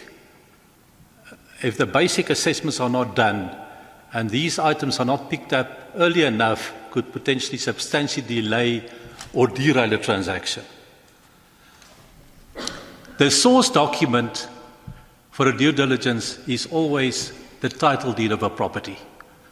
Either the original title deed, or a certified copy, or a deeds office information copy. We often receive copies from clients where some of the later transactions have not been updated, and then we miss certain potential red flags. It's also not wise to work from a deeds office search, because a deeds office search is really only a summary of the recordals in the deeds registry. So a deeds office search will verify, based on a quick electronic search to the deeds office, ownership, and if there are bonds registered, or if there are certain caveats like attachments against the property. It's also not wise to work from any other document but the original one, and it's important to, whenever you consider the title deed, check for onerous title conditions. And this should not be done by a conveyancing secretary or by an unexperienced conveyancer. It should be done by a property expert. Now, what is an onerous title condition? An onerous title condition is a condition that could have a severe negative impact on a potential transaction. There's often existing servitudes or other existing land rights that could impact on a carbon transaction, which is often for a long duration of time. Those existing conditions have to be identified, and in certain instances, consents have to be obtained from the existing holders of those rights, and in certain other instances, certain consents have to be obtained. So the starting point, look at the title deed, look at those conditions. If an existing lease is registered over agricultural land, which we often get, and the second project will be on a different portion or will be encroaching on the existing portion, the consent of the existing holder of the lease should be obtained, and one should ensure that the new project does not encroach on the existing lease area. If the land rights will be secured by way of a long-term lease, it's important, if there are existing bonds registered over the land, to obtain waivers of preference of the bondholders in favor of the long-term lease to be registered. If not, the lessee under the long-term lease faces the risk that if there is a potential sale in execution, that the deputy sheriff could possibly sell the property without the lease. What is important at the initial stage of a transaction is to get a proper site plan or a map, the purpose being to identify existing land rights, so preferably the map should be drafted by a land surveyor, so existing servitudes and other land rights would be identified, and also then to identify any potential new rights to be registered in favor of the project. One of the red flags which are often missed is when a transaction is over a portion of agricultural land. The Subdivision of Agricultural Land Act 70 of 70 renders any transaction where a portion of land will be subdivided, or if a long-term lease has to be registered for a period of more than 10 years, or if a land portion of agricultural land is advertised for sale, it renders that transaction void ab initio unless a prior consent of the minister has been obtained. I was involved not too long ago in a matter for a very well-known winery where the lessee had a 70-year lease to produce wine, and eventually we determined that lease was void ab initio because it was a condition of the lease that consent be obtained, which is against the provision of the Act, better known as SALA. So it's important to consider when you deal with agricultural land, and especially with a portion, whether you have complied with SALA and whether you have obtained the prior consent in terms of SALA. There's a well-known relevant case of 4 Arrow Investments, where in an obiter decision, the court even said that an option to purchase a portion of agricultural land could potentially be void ab initio unless the prior consent has been obtained. The same principle would apply when in projects options to take servitudes or options to conclude leases are concluded. If those agreements are not framed properly, you could end up in a situation where all the commercial transactions in respect of that portion is void ab initio. It's also important when you deal with a portion of agricultural land and you apply to the minister for consent in terms of SALA, that the period you apply for align with the project period. Until recently, and I think it's still the policy of the department, they will not grant permission for leases longer than 25 years unless in special circumstances. So if you have a spectrum project for a duration of 30 years, it's not going to work for you. So a proper submission has to be made timelessly and for the correct period. To obtain consent from the minister could take up to 7, 8 or 9 months. So that application, if applicable, should be done as soon as possible. It's also important to make sure and ensure that application is made in the name of the right entity. We often have a situation where the application is made in a specific entity's name. At a later stage, it's decided to move it into another SPV entity, and then application has to be made for the amendment of the consent, which could take 2 or 3 or 4 months again.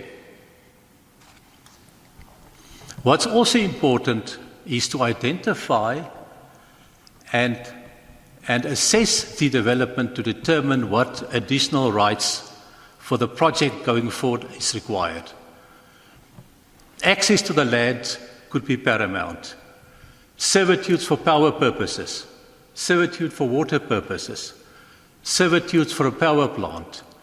So all those additional rights over and above the acquisition of land or the registration of a long-term lease could be relevant. In the same spec-boom transaction, the water rights were held by a water association formed by the farmers, and the water rights were very crucial for the development.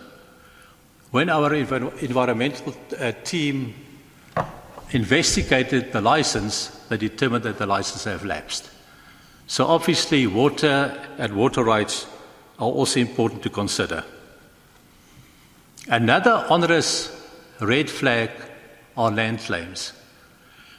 Now, as you know, in terms of the provisions of the land claim legislation, it's a claim for the land or for compensation in respect of the land submitted against the state. But if the Land Claims Commission resolve that the land be returned to the claimants, it could have a severe negative impact on any potential development.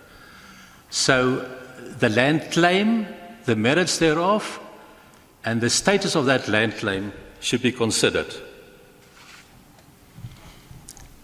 If a project is subject to finance, it's important when a long-term lease is secured for the land tenure rights that the appropriate financiers clauses be inserted, because financiers want step-in rights in the event of default, and they want to be able, in the event of default, to cede those rights to a third party. It's also important to note that when the lease is over a portion of agricultural land, that portion will have to be surveyed, and a Surveyor General diagram that's approved by the Surveyor General will have to be submitted with the long-term lease. And it will not be possible to get approval of that SG diagram unless the Minister has given his prior written consent to the registration of the lease for the lease period. It's also important to consider what consents are required from a local municipality. The Spatial Planning and Land Use Management Act, SPLUMA, and the town planning schemes of a relevant municipality is relevant. In a recent renewable energy transaction, consent had to be obtained from a municipality for the project. The project company received no services, no water, no power supply, and the small municipality charged, or the potential charge was 100 million rands for a simple consent. The whole development was delayed because a court application had to be brought to, one, force them to issue the consent, and two, at a reasonable charge. It's further important to ensure that the land site is zoned for its intended purpose. If it will be used for commercial purposes, and the town planning scheme provides for that type of project, carbon or renewable, to be a commercial enterprise under the SPLUMA legislation, the zoning application should be submitted timeously. It could take, again, 5, 6 to 7 months. Because if not zoned appropriately, the municipality could stop you from conducting business unless the property is properly zoned. Clients should also make sure that if there are any buildings or structures on the land, that there's approved building plans, that they have the appropriate certificates, that the electrical installations and the gas installations are proper, and to ensure that there are occupancy certificates in respect of buildings. People are under the misconception that the building regulations are not applicable to farmland. Building regulations are as applicable to farmland as in any township in a city. An EIA could also potentially be triggered or would have be required in the event that the project requires a solar installation or new buildings to be erected. So careful consideration should be made upfront and timelessly to ensure whether an EIA is required. Then in the last instance, and these are just high-level red flag items, it's important in the commercial agreements that are concluded that there are proper warranties against expropriation of land, against options, and against preemptive rights in favor of third parties. This is not an exhaustive and complete list of red flags, but in more than one instance in the last 6-7 months, projects were materially delayed because some of the basic due diligence actions were not taken in land-based projects. So I hope I've convinced you and emphasized the importance to you of conducting at least a red flag due diligence in a property-based transaction. Thank you.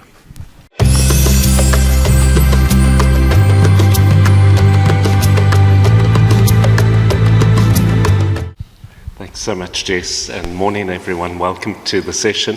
It's usually my job to scare everyone, but I must admit I'm intimidated by just listening to some of the scary statistics and details for the future of our planet from Dorentia and the team. So without further ado, let me walk you through just some of the key things that I want to share with you, and it's not usually my style to speak for 20 minutes, so Jess is going to watch me very closely.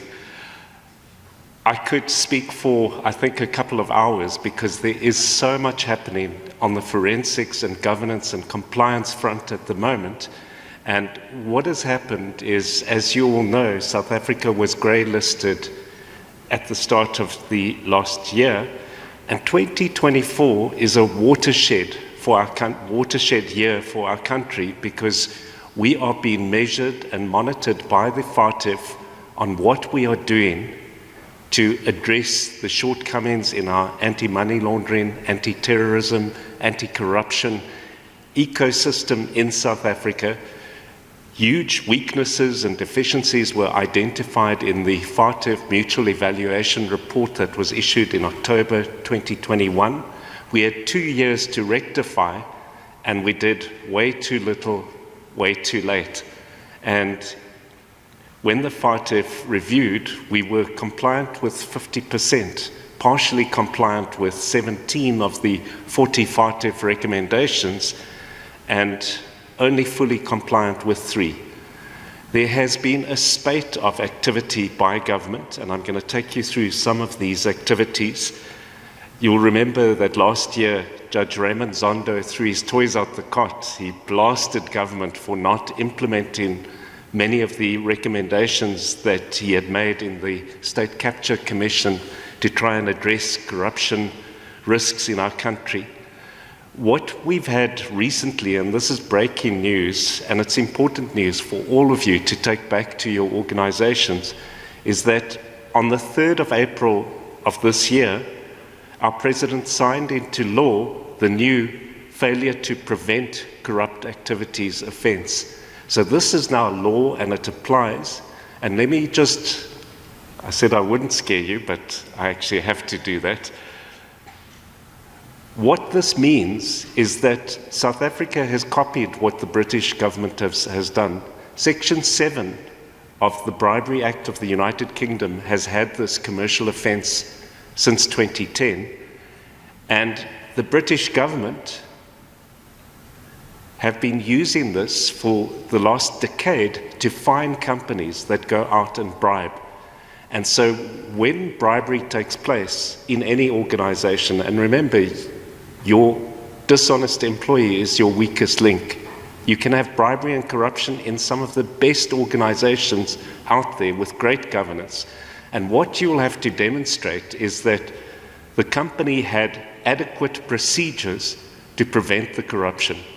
And if you've got the adequate procedures, you won't be held accountable for the individual. You'll be able to tell the regulator, this was a rogue employee who breached every policy that we have. He breached the training material. He breached our code of conduct, code of ethics, policies, failed to apply due diligence, etc. And you'll be able to divorce yourself from the wrongful activity. But the numbers, the penalties used by the British government in enforcement actions against companies run into millions of dollars and pounds. It's massive. The Airbus matter is an example. Airbus was investigated jointly by the Department of Justice in the United States with the French Office of the Prosecutor, as well as the Serious Fraud Office in the United Kingdom.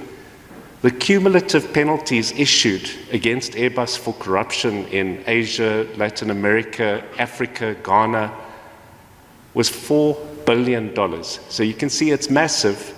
And a lot of people have said to me, Stephen, we have zero enforcement in South Africa. In fact, that's one of the major criticisms of the FATF, which led to our grey listing, was that we don't have enough enforcement.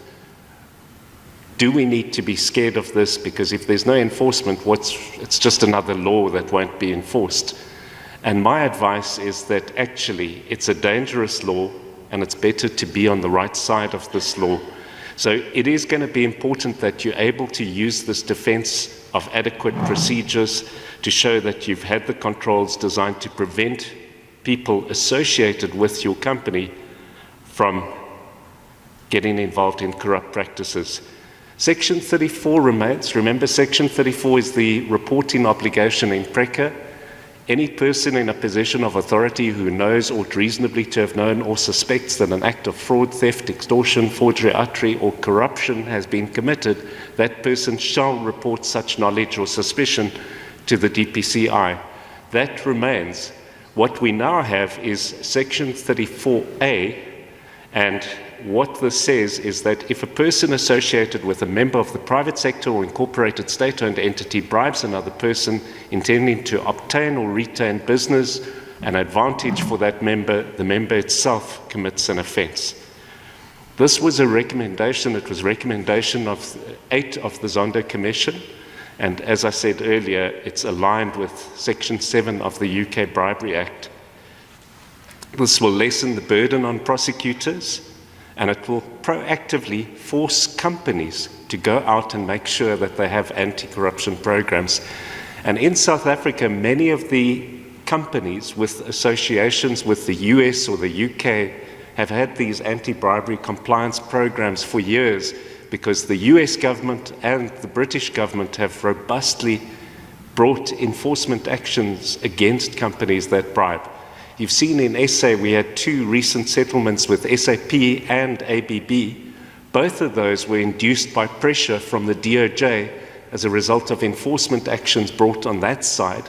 And as part of the settlements that those entities entered with the DOJ, they agreed to compensate our energy utility on this side for the ABB matter. And the SAP matter was one which impacted Department of Water and Sanitation. I can't resist sharing the story around what happened with the minister of that department, because an electrician who worked for Basasa, which was busy installing free electrical work at Nomvula Mokonyane's home, testified at the Zondo Commission that he saw this car in the garage and the car had a tarpaulin over it, and he just wondered, why would you put a cover over a car if it's in the garage? So he looked under, and guess what car it was? An Aston Martin, bought for 3 million. And there's a lovely interview. If you're interested, you can go onto my LinkedIn site. I've got a media section, and there's an interview I did with Bongani Bingwa of 702, and he played this evidence from the Zondo Commission, that clip in the interview, and her evidence was shocking. She was asked, how did you pay for this car? Did you pay for the car? And her response was, well, I did pay for a portion of the car. Who paid the balance? And how much did you pay? She said, I paid the first million. Who paid the other 2? Friends of the family, my lord. And the next question from Judge Zondo was, and did the friends of the family happen to benefit from contracts at DWS? And her answer was shocking. She said, well, Judge, you see, I was at the department, they wanted to be at the department, and the procurement team were kind of giving them a hard time. So I helped them to get in there. And it's just shocking. She thought that was okay. But going back to the adequate procedures, this term is borrowed from the British law, and we think the UK guidance is very useful to look at when it comes to developing adequate procedures. And I'm going to walk you through 6 principles that are set out in a guidance note that was issued by the British government. And that ministerial guidance is very, very helpful. It's a short document. It's about 10 pages long. After the British government brought out their guidance, the DOJ decided they need to update their FCPA guidance. And they brought out a document. The Americans thought they can do this bigger and better, so they brought out a 200-page guidance note, which is as clear as mud. At least the British one is very, very clear. South Africa has passed this law, but we haven't issued a guidance. There was, fortunately, a guidance which I think you should take note of, and I'll also walk you through that guidance, that was issued by the CIPC in November of 2018, and that provided a guidance as to what government expects from a corporate compliance program, and it is very similar to the Ministry of Justice in the UK's guidance. So if we look at the 6 principles, and these 6 principles are not prescriptive, these are guidelines to help corporates identify what adequate procedures should look like. The first one is you've got to have proportionate procedures. So you look at your jurisdiction. Unfortunately for us, South Africa is regarded as a high-risk jurisdiction. That wasn't helped by the grey listing. It's made us even worse in the eyes of the US and the UK and other regulators. We also have to look at the industry sector, and there are sectors like extractives which are regarded as higher than normal corruption risk. And you've got to look at the nature of the business and its interactions with government and develop procedures that are proportionate to the risk. So the first thing is you've got to have the policies and the procedures to prevent the corruption. The next is, in the UK, they've set it out as a separate principle. You need to do a risk assessment. So you need a risk assessment report as evidence that you've actually evaluated your controls, tested the effectiveness of those controls, and made sure that you don't have gaps in it. So I'm not going to ask you to put hands up, but I guarantee that for most of you, it's going to have been a couple of years since you last did a risk assessment. With this new law coming into play, I think it's going to be vital that you have a risk assessment, and that's something that needs to be done. The CIPC don't prescribe this in their guidance note, but they talk about it in the preface, and they say that the best way to evaluate your program is through doing a risk assessment. The next one is tone at the top level commitment. You've got to have evidence that leadership have the right approach and the right ethics towards anti-corruption. So for most organizations, your CEO will issue a strong statement saying that at company X, we do not tolerate corruption. We expect all our people to behave in accordance with the highest ethical standards, and we will not hesitate to prosecute people who transgress and breach that. You know, that type of messaging is important. You also need evidence. So how do you get the evidence? It's important for compliance to have a slot on the board where they provide an update, so there's evidence that the board have actually considered what the organization is doing in terms of compliance and adequate procedures. The next one is a vital process to avoid fraud and corruption in any event, and that is due diligence. We need to be screening, and the due diligence is employees, first and foremost. We've got to be screening employees to ensure we're not appointing rogues. So HR must have the clauses in their process to allow for screening, and people have to be aware that the screening can be continuous.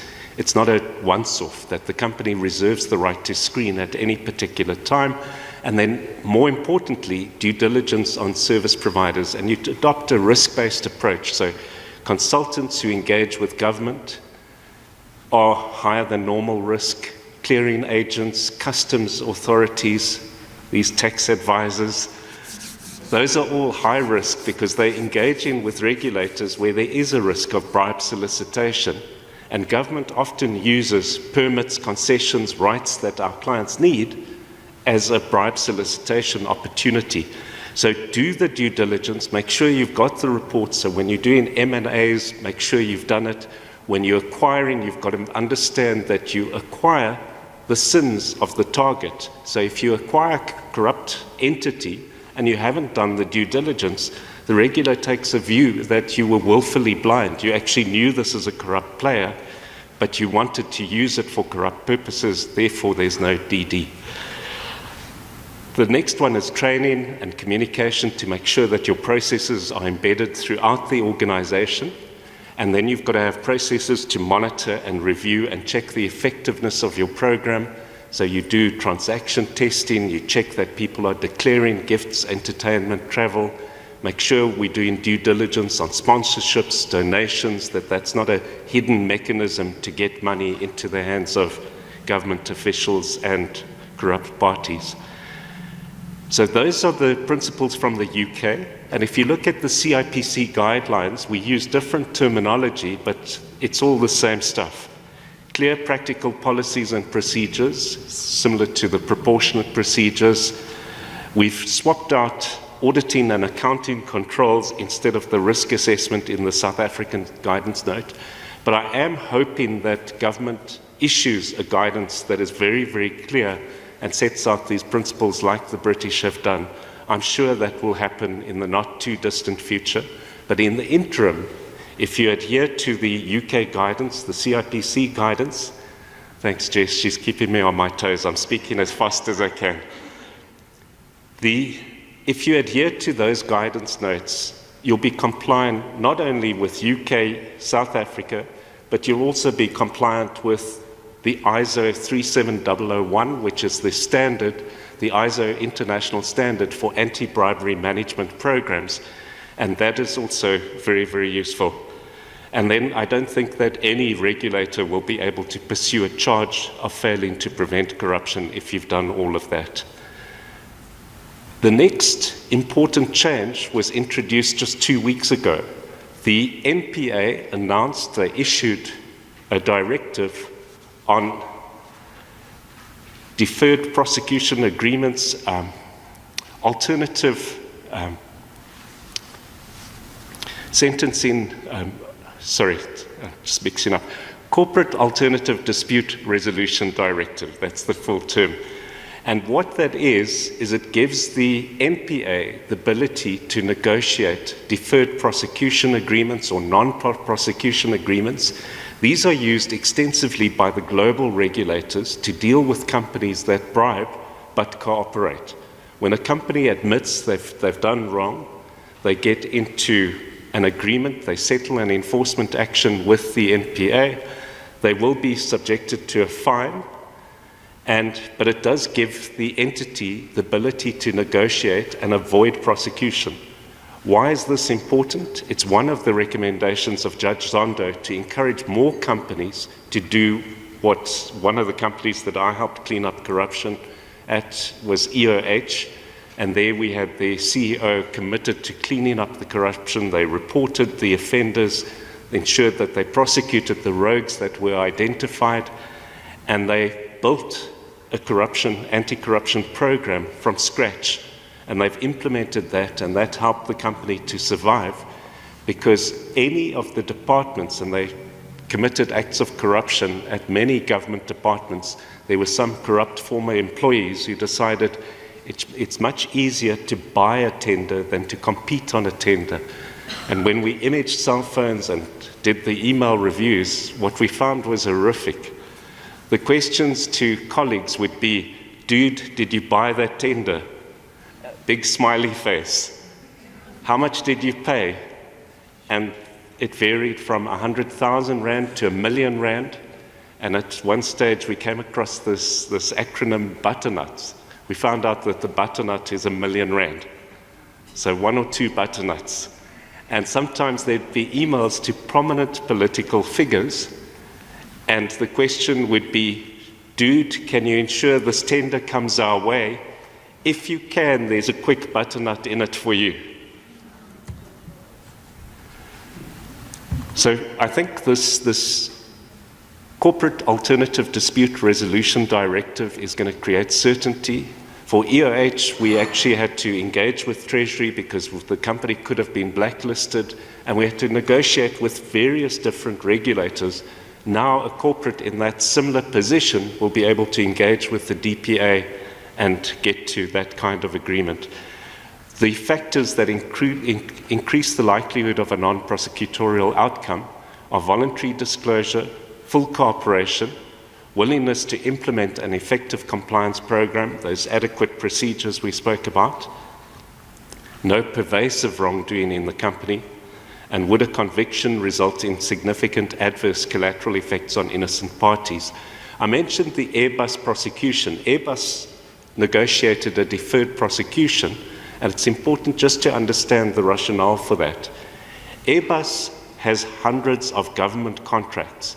If they were convicted of corruption, they would automatically be debarred from government work. That would have wiped out 1/3 of their order book. It would have collapsed, and thousands of people would have lost their jobs.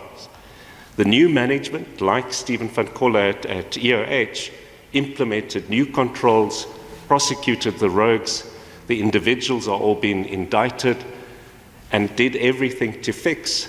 And that's why they could agree a deferred prosecution agreement with Airbus. And the US have used this for many, many years. And I'm hoping that this will be an additional incentive for companies to come clean in the same way that EOH did. The last thing that I'm going to share with you is some proposed reforms to whistleblower protection laws. There was a white paper that was issued by the Department of Justice towards the end of last year. And what they're looking at is just improving the lot for whistleblowers, because whistleblowers in South Africa have had a raw deal. And when we look at some of the proposed amendments, they're quite radical. Expand the protection beyond employees. So security guards, labor broker employees, domestic cleaners, etc., are not regarded as employees, and they're not currently protected. Introducing a confidentiality obligation to protect info which could identify the whistleblower, because sometimes whistleblowers are identified and then they put at risk, physical risk. This one is a bit controversial. Reverse onus, creating presumption of retaliatory action against whistleblower. It removes the burden for the whistleblower to prove the retaliation. I think that's quite dangerous, and I've done quite a number of investigations where whistleblowers have not been bona fides, and then the company always has a question: if they're not bona fides, they're not protected, should we go after them? The advice from lawyers like myself is don't do that. It sends a very negative message to other employees and the public. And there are some of the, I think one of the UK banks got into a lot of trouble for doing an investigation to find out the identity of a whistleblower to pursue. So we think that it creates more damage than benefit through pursuing whistleblowers, but obviously we want to protect bona fide whistleblowers as much as possible, and they also have proposed a procedure for anonymous disclosures. That's when I do forensic investigations, we often get valuable info from informants, and we try to keep them totally anonymous. We keep them out of it. We pretend that we're brilliant and we just happen to find the evidence. But actually, many times we steered, many times by the ex-wife of the perpetrator, by the way. So if you're going to commit fraud, just a useless piece of advice, make sure you pay your maintenance and alimony. And then the last item I wanted to highlight is they want to also create a fund to assist whistleblowers who face financial hardship. You've seen some of the government employees that have blown the whistle, they lose their jobs, they can't get employment, etc. So that was a whirlwind from me, and I do what I normally do in 3 hours in 22 minutes. So. Thanks, Stephen. You did very well to pack a lot in, and I think there's lots for us to watch in these corruption-related developments. I mean, I was just thinking about this reverse onus retaliatory point that Stephen's raising from a financial services perspective, how that interplay works when we think about debarment of representatives. If that representative happens to be a whistleblower, that certainly complicates what is already quite a procedurally difficult process for financial services providers. So lots of interplays. Thank you, Stephen, for sharing. I meant to also just say to Mansour, we actually need to talk to SARS. We actually want them to incentivize anti-corruption programs. So some kind of reduction or benefit to corporates. A new tax incentive, Mansour. Exactly. Thanks, everyone.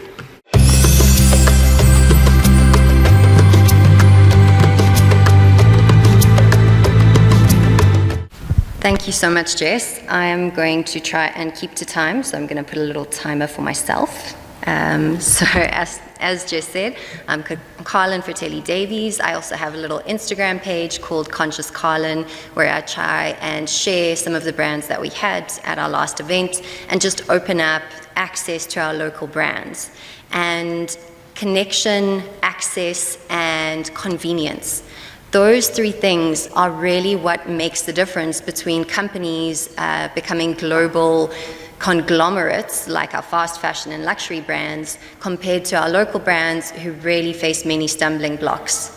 And the access portion is massively or much easier for the big brands just based on marketing and having retail areas, whereas contrary to, or the opposite to that, our local brands don't have the funds to focus on advertising and having retail space as well. So that access to local brands and also just the convenience of local brands is really difficult.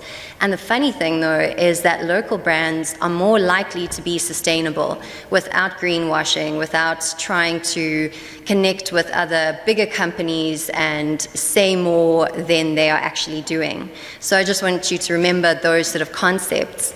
And then to start, I'm actually going to do something a little different. I want you all to close your eyes, or at least focus on something, and we're going to do 2 visualizations. The first one is if you can think and imagine when you feel most comfortable, most confident, most calm. What do you see?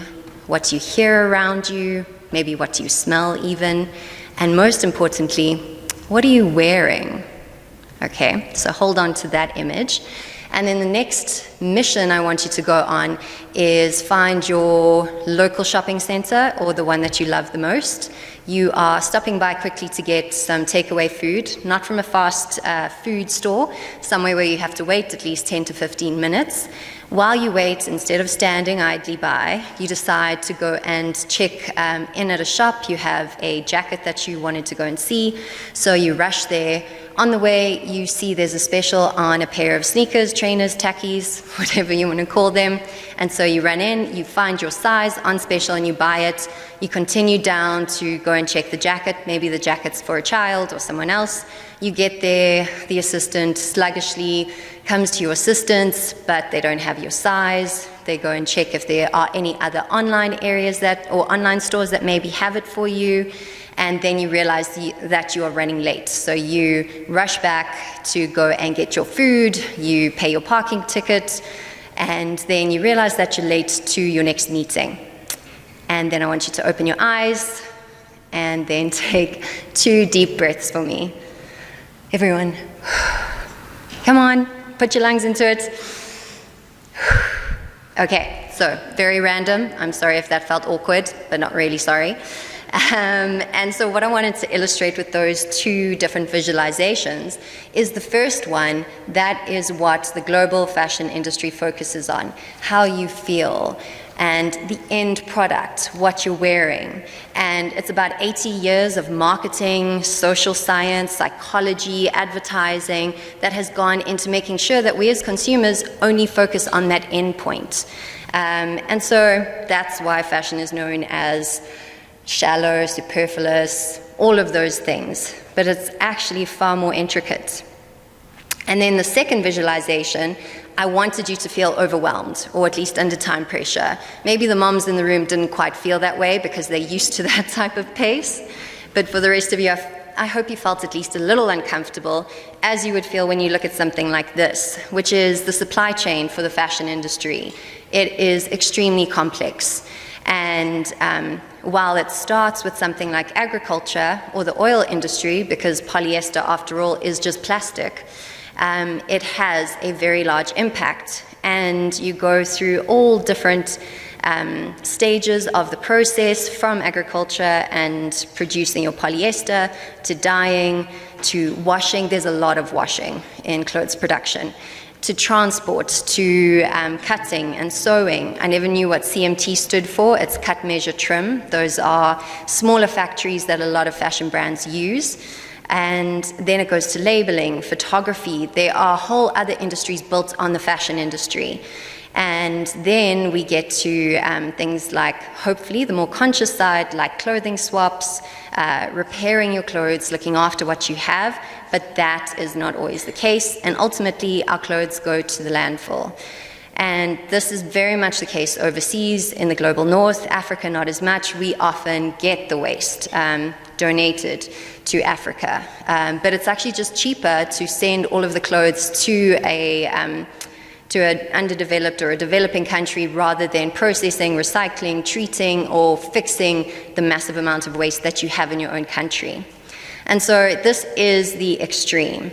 But we're hoping that through sustainability, we'll get somewhere to something a little bit simpler, like this. Circular fashion, where we avoid waste as much as we can. Where we can't avoid waste, we at least have systems to recycle, repurpose, and reuse it. And this very much is based on a waste hierarchy, which is really sad to think about clothing as a waste, but that's exactly what's happened overseas. It's disposable fashion.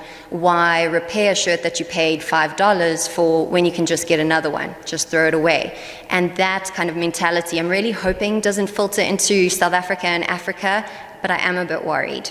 And this circular fashion system, the best way, as I started by saying, is a local system. Here you can have a system where you can trace the supply chain a lot easier than across the world. And also our legislation, we have really good legislation compared to overseas. When you are either manufacturing textiles or clothes, you don't know what their human rights policies are or their environmental legislation, and often it is wanting. But the good news is that a lot of, I'm sure you've heard from my colleagues, we go to the Sustainable Development Goals, and one of them is targeting the fashion industry. So one positive thing that fast fashion, big fashion, ultra fast fashion, whatever you want to call it, has done is it has shone a light on the vast impacts of the fashion industry. So just thinking about the end product, that has significantly changed. And we now see what impacts there are to humans, to the environment, and just globally how it's a really ugly industry, probably akin to the cigarette industry before we were privy to all of the health impact studies. And I can't think of any other industries, but I'm sure there are a few. Let's stick with cigarettes. So what the SDG Goal 12 refers to is responsible consumption and production. And so at the heart of the issues with the supply chain is also overproduction and overconsumption. There are really bad statistics, like some companies only sell about 30% of what they produce. And the reason why they produce so much is to get the cost down. And the one area where they can manipulate and cut prices is often the price paid to garment workers. They are not unskilled, and they are actually really good at what they do, but a lot of business models are designed so that you keep on coming back for more. The casino industry, that's the other one I was trying to think of. So think of it like that. We feel good when we wear good clothes, and all the good hormones in our brain are activated. And so fast fashion business models also try and kick into that, where you keep on buying and you just get excited. But the overproduction and the overconsumption, those two are a problem. And so what we also see in statistics is that high-income countries often have a far larger impact than low-income countries. And so for Africa, that is a worrying statistic. I'm just checking on my time. Okay, I'm good, halfway through. And so so all of the big brands, big fashion companies have committed to a lot of these sustainability goals, including Sustainability Goal 12, and some of the things that it aims to do is for fashion design to be made with durability, repairability, recyclability, encouraging consumers to use products longer and decrease the overall demand for new products. That goes to the heart of a lot of business models. So I'm not sure how well that will be received. But the circular economy, which my previous slide dealt with, transparency is also a massive aspect of it. And it's carried through many of the discussions I'm sure that you've heard this morning already. And traceability is particularly important in the fashion industry because of the very long and complex supply chain. So you should I love looking at labels. I know it's very nerdy, but you should have care instructions, you should have the origin of the item that you buy, and then what material it's made of. But when the textile's been made in India, it's been finished in France, and then maybe even embellished in Italy, where is your origin? So that is problematic. And things like traceability, there's going to be a lot of change. And again, it's something that technology can take a hold of, and there's still money to be made with things like passports for the actual journey of the clothing and the change in labels. So that's something that SDG 12 also looks at. And then most importantly for today, it's policies. So how do all of these goals fall within a mandatory setting rather than just voluntary, because nothing's ever going to change, unfortunately, if we rely on the good nature of people to do the right thing. Sorry, bit of a downer. So what I want to go to next is that, as I say, it is good news. There are a lot of policies and a lot of things that are coming into operation, predominantly in Europe and America, and I will just touch on a few. And just like trends overseas on the runways, we know that often the legislative changes will filter down to South Africa and Africa. And what that means is it might be a transition risk, and we have to manage those risks and make sure that we're ahead, or maybe even change law within our control to make it better before we have to comply with things that might not suit us. So some of the developments, and there are many, but I'm going to focus on these few that are on the screen. So we have mainly, the main focus is the Green Deal, the European Union Green Deal, which I hope you've heard about already, which aims for Europe to be the first carbon neutral continent by 2050. And because of that goal, there are, I think, 8 to 9 different programs and plans in order to make that a reality. One of those action plans includes the Circular Economy Action Plan, which was launched in 2020. And a lot of these plans are very similar, so you're going to hear the same words repeated, but hopefully that will help it sink in. So it was launched in 2020, and it outlines measures to move to a circular economy. It promotes sustainable production and consumption patterns, encourages resource efficiency, and aims to reduce waste generation. So all the things I've already mentioned, as well as eco-design, promotion of recycling, reuse schemes, and reduction of hazardous chemicals. And so then in order for that action plan to come to fruition, there are further strategies and plans, and obviously all the countries that are part of the EU have to domesticate this legislation. One of the others is the EU Chemical Strategy Sustainability. There the aim is to at least make the use of hazardous chemicals a little bit more safe, and where possible replace it with less hazardous or toxic items. And just a simple example like that, I know Italy is really concerned about their luxury shoe brand. So they, for centuries, well, decades definitely, maybe centuries, have been known for their beautiful Italian shoes. And just the glue that they use in their shoes is extremely hazardous and toxic. So now faced with legislation like this, they're going to have to rethink what they use, find new products. And that could be a massive disruptor in the industry for them. Then if we go to the EU textile strategy announced in 2021, on a similar basis, this is used to promote sustainable textiles and competitiveness in the textile sector at least. And again, it focuses on reducing environmental impact and fostering innovation. The innovation part really excites me, all of the interesting fabrics that are being produced. And there was a conference in 2023, the Textile Exchange Conference. Here, what the main talking points or what came out of the conference is that demand for sustainable raw materials is expected to exceed demand by 133 million tons by 2030. So that is an area of growth, and in South Africa, our merino and mohair wool, we produce quite a lot of it, but the problem is that we often send it overseas to be finished and then buy it back. So when I read things like that, I'm really encouraged, and we know that there is opportunity in South Africa and Africa broadly. Then if we go to the EU product, environmental footprint, and organization environmental footprint methodologies, quite a mouthful, that's essentially just to trace all of these changes and these impacts to make sure that products and organizations are following a standardized approach, and so that's to measure, again, all of the other legislation that's coming in. Then another one is the eco-design for sustainable products. Again, just what I've mentioned already, focusing on things like durability, reusability, recyclability.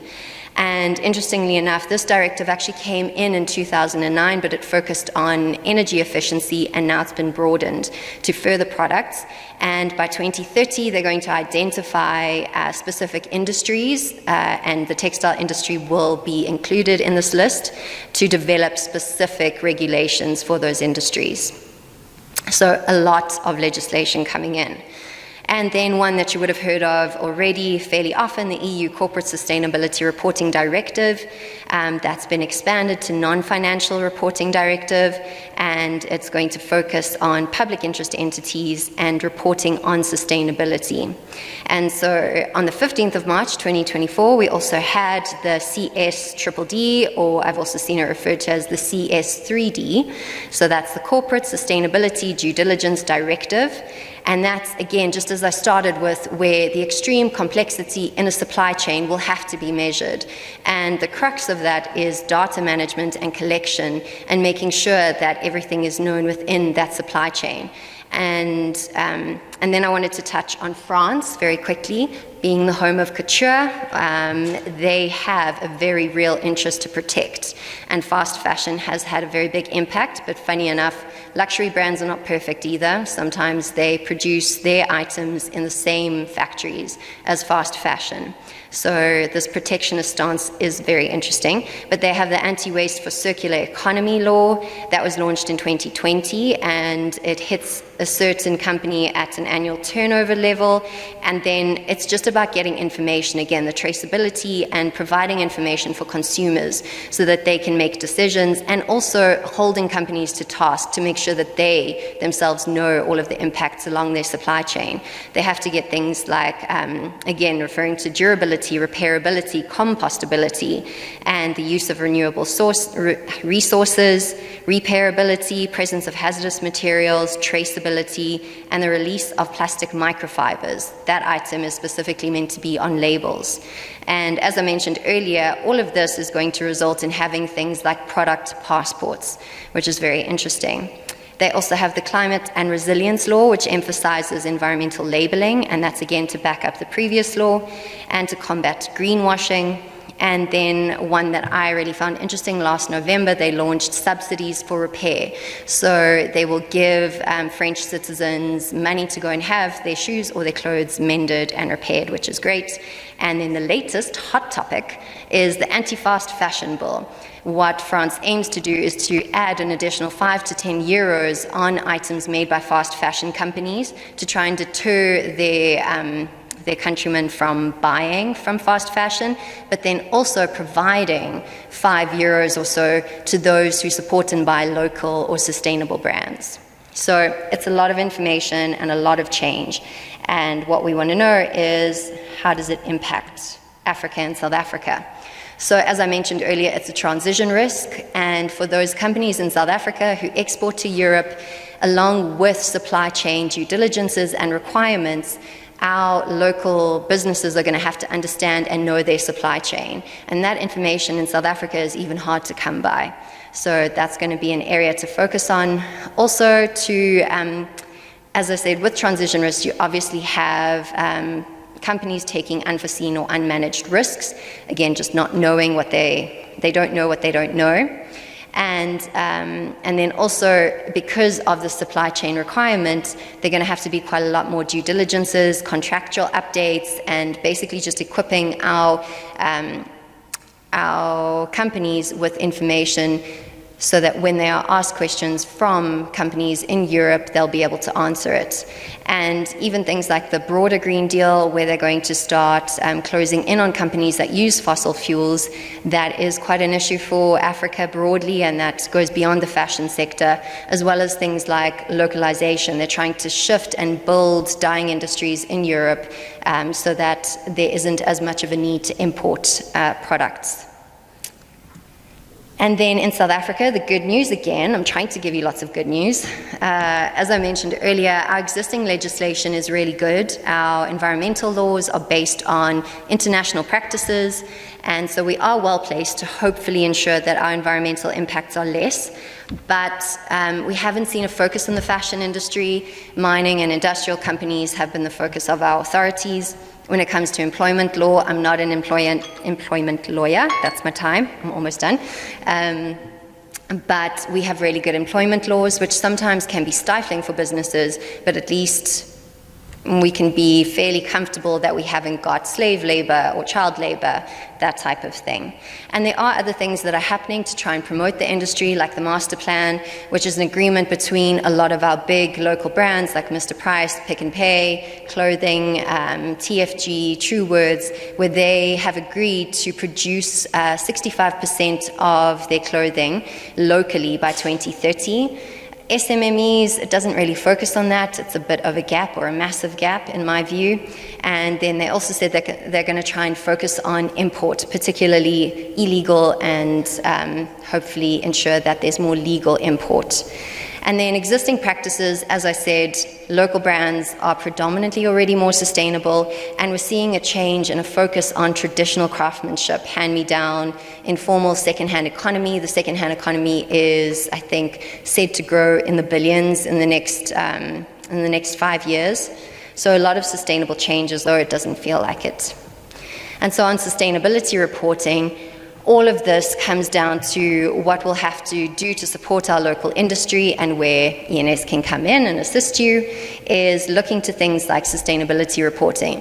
This is taken from some of the global standards which we're seeing. I just want to get it right because there are so many. This is from the Sustainability Accounting Standards Board, and it focuses on particular industries. These are some of the items that you would have to consider as a fashion brand in order to show your sustainability, or at least that you're tracking it. So it's things like raw material sourcing, the environmental and social risks associated with that, what standards and certifications are there. On that note, a lot of the certifications are from overseas. They're very expensive for our companies to comply with, so another gap in the market. We don't have similar certifications or standards that are local and more accessible for our companies. Then management of chemicals, which has already been highlighted in some of the EU legislation, just looking to restricted substances, the risks and hazardous nature associated therewith, labor conditions, what is happening in the labor supply chain, are people being paid at least a minimum wage, if not a living wage, and there'll have to be some audits done there. And then from an environmental perspective, again, there's just a focus on a broad range, because as I said, the fashion industry has a massive impact on the environment, and so that's looking at things like EMS, so your environmental management system, greenhouse gas emissions, energy, water, wastewater, waste, air emissions, and chemicals management. And so I hope I have enlightened you a little bit more. So things that we're going to have to focus on, as I mentioned, some of the gaps: data collection, local audits, local certification, and ultimately I think we need to step up and protect our local fashion sector. It's not well supported, and that needs to change. It's one of my life's missions. But ultimately, all of the legislation that's happening in Europe is going to filter down, and all of these things are going to become a reality. So we should rather step ahead and be fashion forward rather than just following trends. Thank you.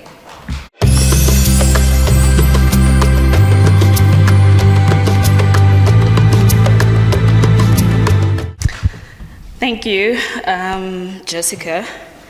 I'll try and move through my presentation quickly, bearing in mind that you guys have been sitting here for a bit.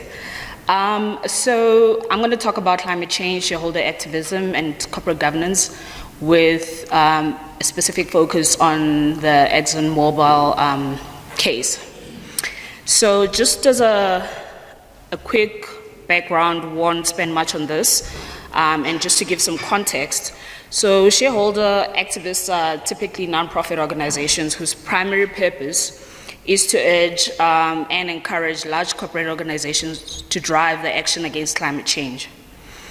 They can be characterized as lobbyists against climate change, and their advocacy is not limited to only climate change, but also focuses on private sector's role in the reduction of inequality within society. What they ultimately seek is to act on corporate interference in policy making and implementation, and bring to light acts of greenwashing. So just a quick dash. I mean, I have a bit of history on, activism and how it started, but I'll just quickly skip to where we are today. So the phenomenon is obviously not new. I think probably are aware of it. But shareholder activist activity has reached an all-time high in 2023. So there was about 252 new campaigns, up 7% year-on-year activity, and it topped the record set in 2018, with Europe and Asia Pacific seeing the most activism. We have also seen an increase in board seats won by activists in the past recent years, and this has also affected Exxon, which I'll talk about in the next slides. Oh, that actually works, okay. So now to just briefly talk about how shareholder activists exercise their right to make climate change proposals. So they'll use whatever corporate laws available in the target company's jurisdiction, such as the right to table resolutions at AGMs. In South Africa, they'll utilize Section 65(3) of the Companies Act, which enables only 2 shareholders to propose a resolution concerning a matter in respect of which they have voting rights on. In most jurisdictions, including South Africa, these types of proposals can easily be dismissed by companies and not be tabled at an AGM, because the resolutions are often prescriptive and cross the bounds, of the division of powers between directors and shareholders. Because of that, the resolutions typically fall within a category of resolutions known as non-binding advisory resolutions, which means that companies are not legally bound to implement the proposal, regardless of the level of support for the resolution. However, as I'll further discuss in the presentation, an outright dismissal of a proposal is not the most prudent approach for a company to take. So as mentioned earlier, the threshold to assert a shareholder proposal is fairly low, but those initiated by institutional investors tend to carry more weight. On most recognized stock exchanges, institutional investors hold majority of the securities. So you may have just one activist shareholder, the guy at the back who's concerned, but if they get a big institutional investor behind them, they might actually make some change. So now on to the risks associated with climate change proposals. I'll just discuss a few. There's quite a number of them, but I'll just, discuss sort of the significant ones and the ones that are topical. So there's generally an increased pressure from investors for companies to address climate change risks. So that will be, from all spectrums of companies, including financial institutions. So generally, laws of various jurisdictions require corporations to disclose information that may be material to shareholders. This has traditionally meant that companies must disclose material financial factors and the impact of external factors such as new regulations and natural disasters. In the past, companies have been able to argue that environmental impacts were not material to a reasonable investor. However, there's now an increased risk of lawsuits where it is alleged that a company either misrepresented something material to the shareholders or omitted something material, and the misrepresentation or omission has resulted in an economic loss. Shareholders may also accuse directors, so in South Africa you probably use like a derivative action, may also accuse directors of breaching their fiduciary duties by failing to monitor and respond to climate change related risks. Specifically, they may be sued for violating their duty of care, of acting in the best interest of the company, acting in good faith, proper purpose, and all the other fiduciary duties such as degree of care, skill, and diligence. This potentially puts directors at personal risk, and there's been, some Delaware courts in the US that have found that directors can't be indemnified by companies against certain levels of lack of oversight by the directors. So these types of cases are most likely to be brought against directors of companies with the greatest risk of climate-fueled loss, such as property insurance, energy and agriculture and natural resources companies. There's also a risk of lawsuits for violations of consumer protection laws, where companies mislead consumers through greenwashing campaigns that wrongly imply that a company is taking steps to solve climate change, such as harms related to property damage, public health, erosion, threats to ecosystem, and biodiversity laws. So climate change proposals also present a risk of destabilizing board of directors or a company.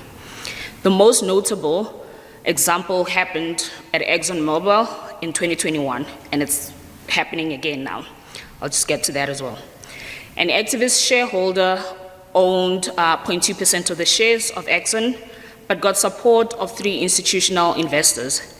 They forced the removal of 3 members of Exxon's 12-member board and replaced them with people more supportive of climate change.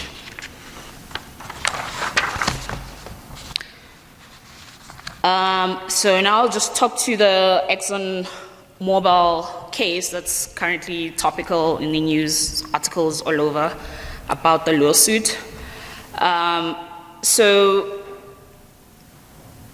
In the ExxonMobil case, ExxonMobil, in a very unprecedented move, the first of its kind, filed a suit against a North Carolina-based shareholder activist, Arjuna Capital, and Amsterdam-based activist Follow This in January this year.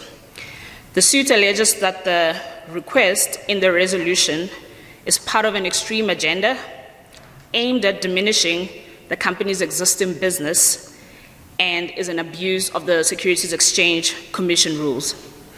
Exxon is seeking a legal precedent that would stop activist groups from strong-arming the shareholder petitions process.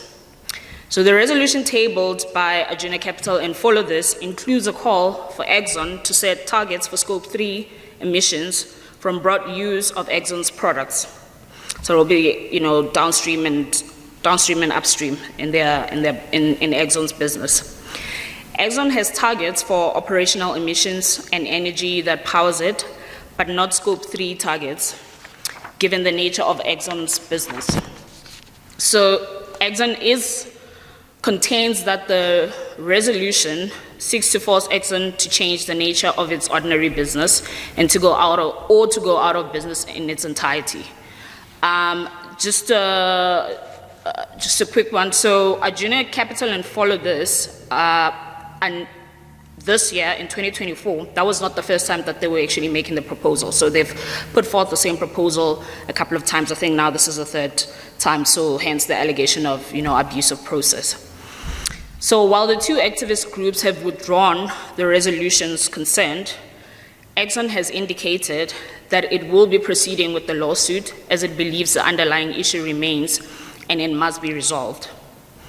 The courts in the US have made a comment that they don't understand why this is such a big deal since the resolutions have been withdrawn, but Exxon is very much focused on wanting to create this legal precedent. So overall, the lawsuit has the potential to shape the future landscape of corporate accountability, shareholder activism, and sustainability practices with far-reaching implications to companies, investors, and society as a whole. Also, the public nature of the lawsuit could impact market perception of Exxon, other companies involved in similar disputes. So investors, consumers, and other stakeholders may reassess their relationships with these companies based on their handling of ESG considerations and shareholder activism. A similar impact could hold true for shareholder activists who acquire minority stakes in companies solely to be able to table climate change proposals. So, as mentioned earlier, there's currently, a potential consequence for Exxon actually emanating from this lawsuit based on an article that I actually read last night, published last night. So what has now happened is that Exxon has its upcoming AGM on the 29th of May, 2024, and 2 of its institutional shareholders, who are large pension funds, are seeking to remove 10 out of the 12 Exxon board members, mostly for failing to address climate change. So they might be, successful at doing that. It has been done before in 2021 where they removed 3. Now they're going for 10. So, in line with the saying, when the West sneezes, the entire world gets a cold, it goes without saying that it was expected that shareholder activism would continue to grow, more prevalent within the African context, following the patterns we have seen internationally. So in November 2023, also a very highly publicized case in South Africa or situation, event in South Africa, Sasol was forced to cancel its AGM after the stage was stormed by climate change activists. The dissatisfaction of the protesters was premised on the fact that despite Sasol's climate change report singing its praises, the company is not doing enough to reduce CO2 emissions and has missed every single target it has set for itself. So ahead of the meeting, one of its institutional holders expressed dissatisfaction in Sasol's performance in pursuit of its climate change targets. And the institutional holder basically recommended to the other shareholders to do the same. The stance taken by the institutional shareholder highlights the growing pressure on companies to make conscious efforts to meeting targets it sets for itself in relation to all ESG considerations, as well as on the part of investors to engage in more sustainable investing. This investment philosophy is of particular importance in the South African context at present, with increasing talks of moving towards renewable energy projects in light of South Africa's Just Transition project. While most matters are yet to become litigious in South Africa, given the rise in litigation rooted in shareholder activism abroad, we can expect for our courts to contend with such matters in the near future. Having discussed the Exxon Mobil case in Sasol and the risks associated with climate change proposals, I just want to briefly talk about risk mitigation strategies. So there definitely has to be a change in business as usual, and companies should take care to mitigate climate-related risks. And in doing so, companies must acknowledge the reality of climate change risks and align corporate strategy with the risks presented. The strategy of denial is no longer a viable option. Furthermore, companies must consider implementing governance aligned with climate change risks through reporting by the board, monitoring climate risks, and even having someone on the board charged with climate-related responsibilities. Legal compliance is always important and probably the easiest to address, but considering how severely a company's reputation could be harmed is mission critical. So companies should prepare now for enhanced disclosures and take care to familiarize themselves with their obligations.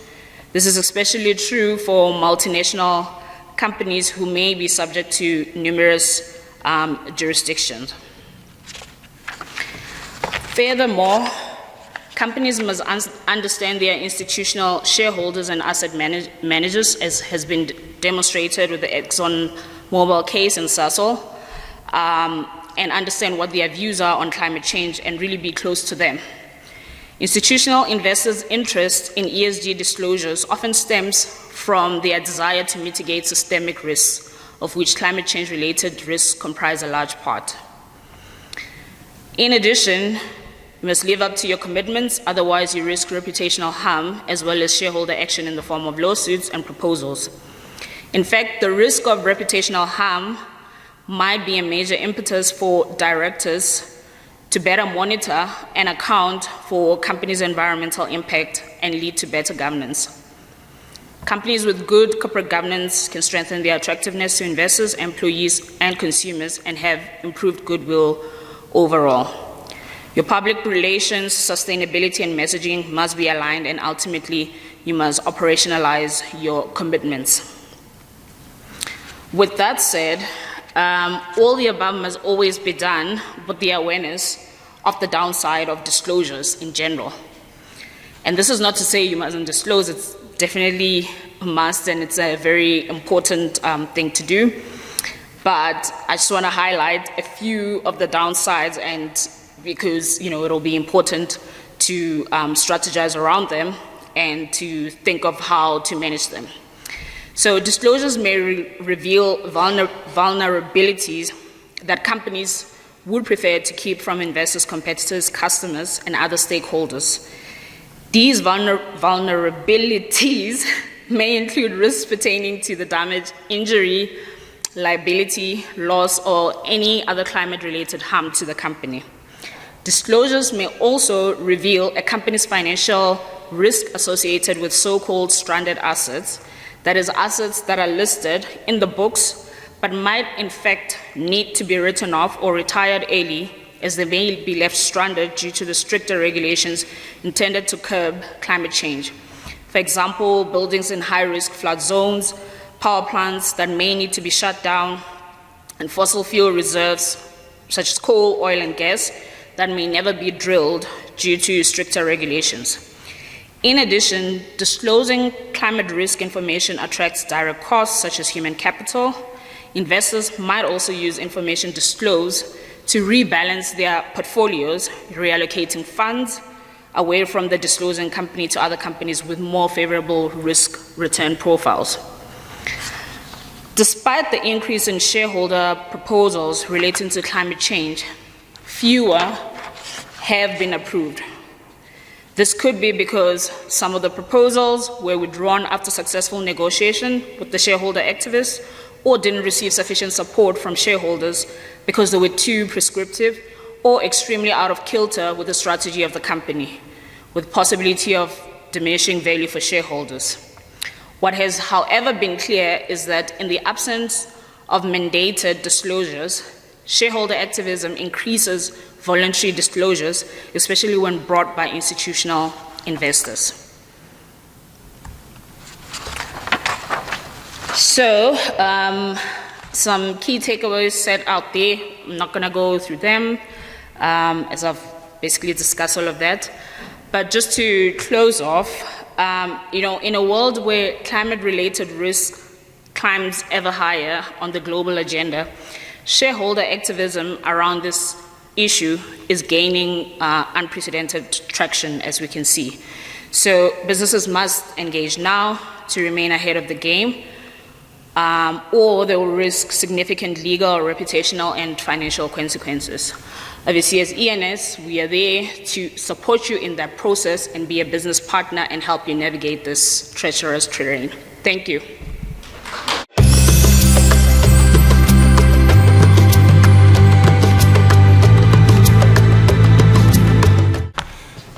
Afternoon, everyone. I don't have slides, so I'm just going to take you through a 20-minute journey from where we came from in terms of the power sector over the last, 20-odd years, and give you a little bit of flavor as to where I think the market is going. I mean, at the moment in South Africa, there is about as many energy sector pundits as there are in football. So I'm just going to try and tell you what I see, what we've experienced so far, and where the developments are at. Context in this space is everything. And I will never forget, it was in 2008, I don't know whether if you guys, it's a very young audience, so you guys most probably weren't around yet, probably at school, when the first blackouts hit, and it was blamed on the rain. I was driving back from the airport, back to the office, and I remember Bernard Swanepoel, who was then in Harmony, saying that they've been asked by Eskom to switch off some of their motors in their mines because there wasn't sufficient power available. And that was the start of the blackouts and the start of the rolling load shedding as we understand it now. That was prior to the schedules, prior to the sophistication that we have these days in terms of when load shedding is going to hit and so on. But that was a good crisis that, in a way, didn't go to waste. And why I say that is that pursuant to that crisis, governments started to realize that they are way behind on Medupi and Kusile, that the power sector in South Africa is really lacking capacity, additional capacity that was already pundit in 2006 white paper on renewable energy, for example, was being left on the shelves to gather dust. It was dusted off. The old PPP unit under Karine Breitenbach was then repurposed in order to roll it into a renewable energy program. And we saw the first wave of renewable energy starting in 2011 under the first round of the reprogram, as we now know it. And that reprogram has been running since then until now. We are preparing for bid window 7 in the next week. The purpose of the renewable energy program in the beginning of 2011, and as we have it up to this date, was not necessarily to drive climate change or in response to climate change, although the 2006 white paper on renewable energy was exactly for that purpose. It was driven by a desire to get as many megawatts onto the grid as soon as possible. Because renewable energy was relatively quick to install, the technology was developing relatively fast, especially in solar power. It was seen as a quick way to get additional megawatts onto the grid. The interesting part of all of that was that when we started with the renewable programs in 2011, wind power was pitched at around R1.36, R1.32 per kilowatt hour. Solar at that point was over R2.40 per kilowatt hour in the energy space. Since then, solar has reduced to somewhere around 46 cents in the latest bid rounds. Wind power has reduced to 86 cents. So there's been an enormous development in the efficiency and the cost efficiency of solar energy over this period of time. And it just gives you an indication as to if there is sufficient emphasis being placed on not only in the South African context where there's additional megawatts needed, but where there is also an added climate change aspect to it, that these costs can come down relatively quickly. And yes, it's driven by mass production in China, mass production in India, and all our countries where we import solar power panels from. But it has improved significantly in terms of the cost base. So the introduction of renewable energy into the South African grid was as a consequence of two things. A consequence of a crisis on the one hand, and on the other hand, I think it ultimately also morphed into renewable energy becoming more and more available to industry and to the general consumers. But there were still constraints. The constraints originally was simply that there was a single entity that could buy this power, which was Exxon. And changes was needed in terms of the regulatory environment for us to be able to introduce additional capacity quicker. That additional capacity was introduced by two things. Firstly, our available installed capacity was stayed at 40,000 megawatts all along. It never really increased. But the energy availability factor has reduced to 50, even below 50% last year. Last year we had 6,800 hours of load shedding, which was the highest ever. So something had to change, something had to move. We're not going to install further baseload. There simply isn't funds available for coal. There simply isn't funds available for large-scale gas at this point in time in South Africa. The only place where you're going to find that is renewable energy installation. And those follow two forms. Developing and continue developing the wind side, continue developing the solar aspects of renewable energy, and installation of BESS. Again, in 2020, the realization came to pass that, guys, we need the private sector to be involved in a lot, in an expanded role. In other words, not only as generators, but also as consumers. So from a generator side, we need to increase the ability, and we need to change the electricity regulation at least Schedule 2 to the Act, in order to allow additional capacity to be generated by generators above the then cap of 10 megawatts. So that was increased to 100 megawatts in 2022, 2021, 2022, and that cap was completely removed in the end of 2022, going into 23. The consequence of that was that we have seen a large number of bilateral power purchase agreements being entered into between generators on the one hand and single customers on the other hand. We call it, bilats or bilateral agreements where you have a single generator and a single off-taker. Tronox was probably the first one that was implemented.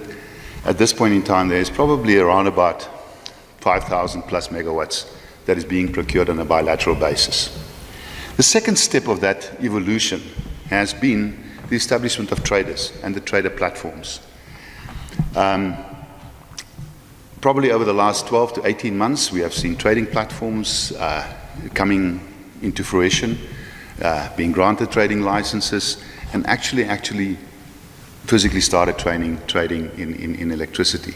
On a smaller scale so far, but as these trading platforms are developing, you will see probably larger trades starting to take place.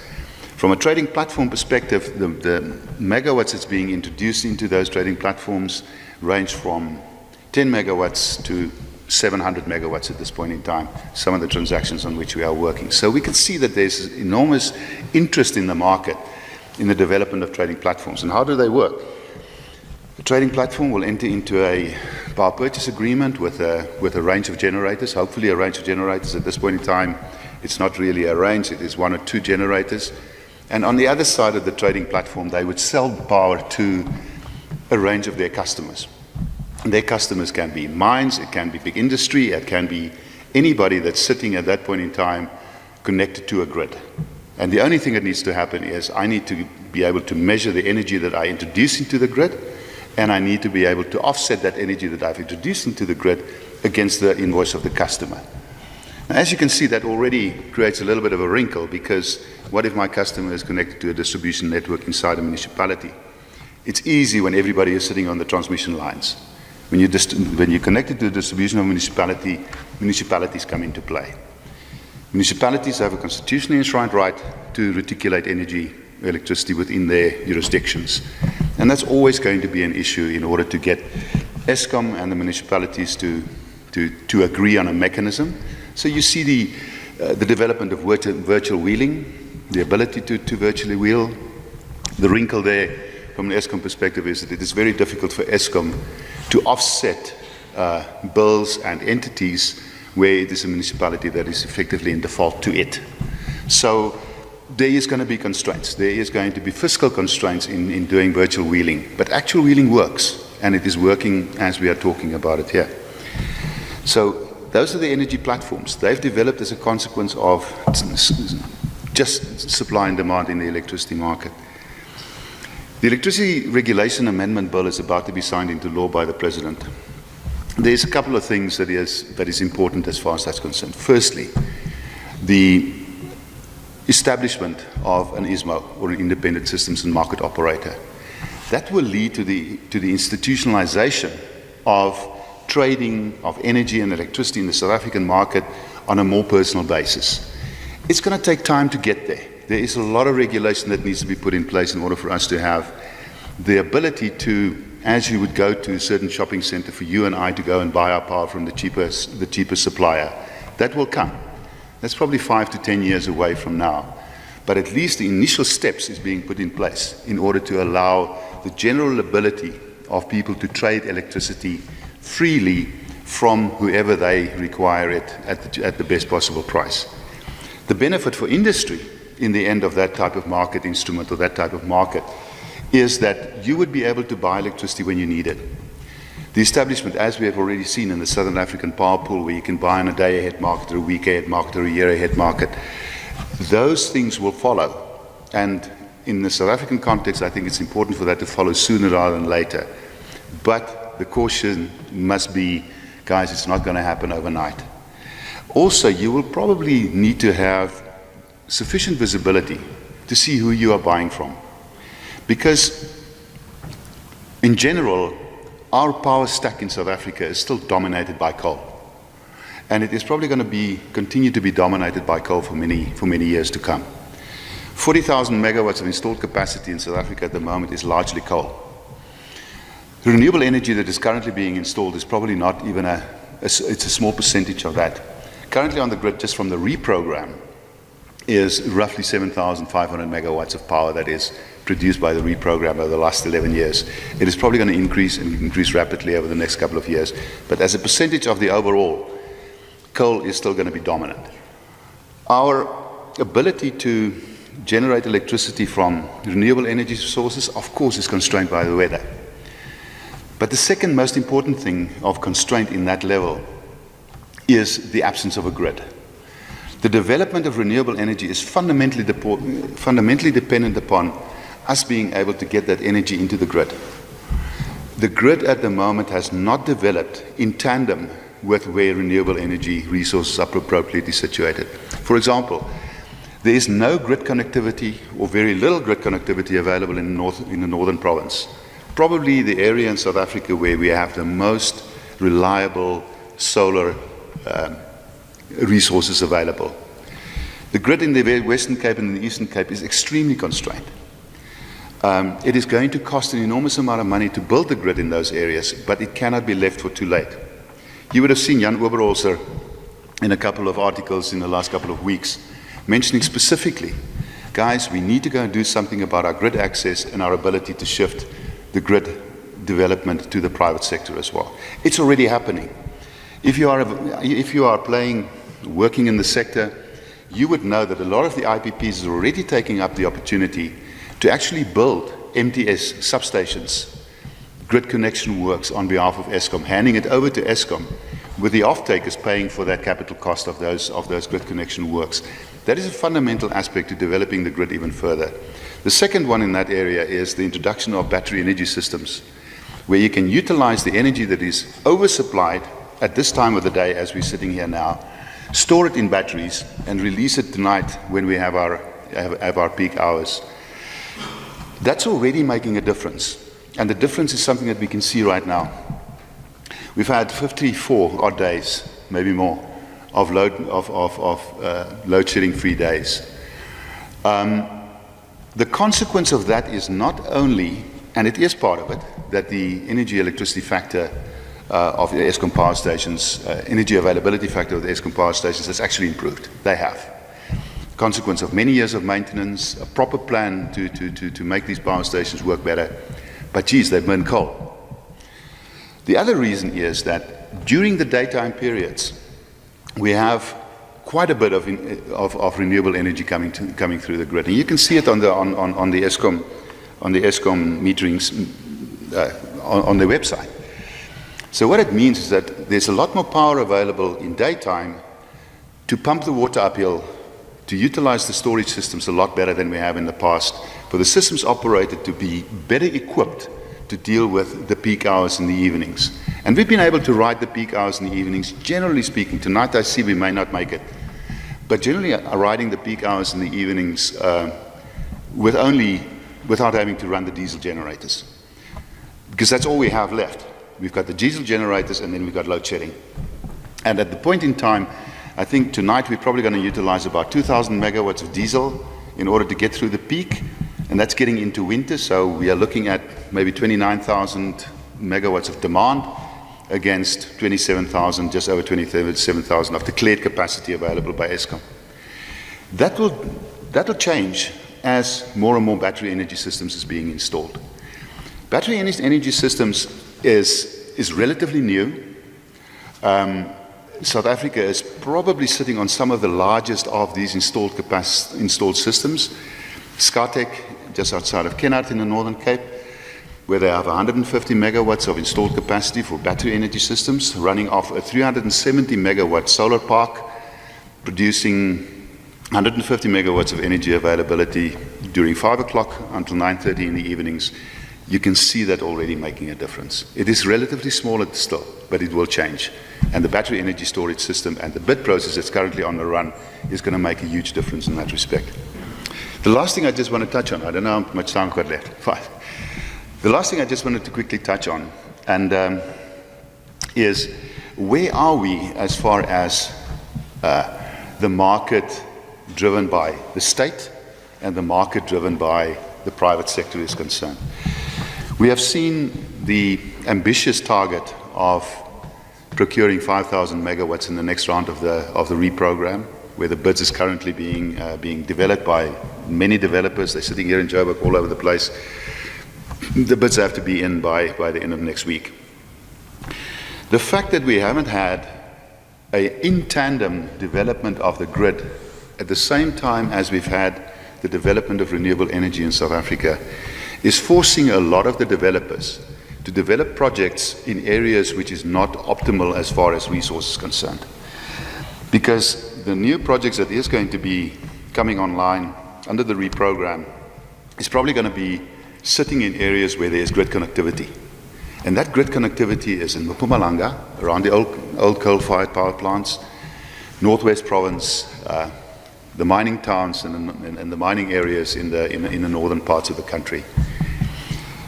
You're going to have a capacity factor on those power plants in those areas that is going to be much lower than the capacity factor than you have in the Western Cape, in the Eastern Cape, and in Northern Cape as far as solar is concerned.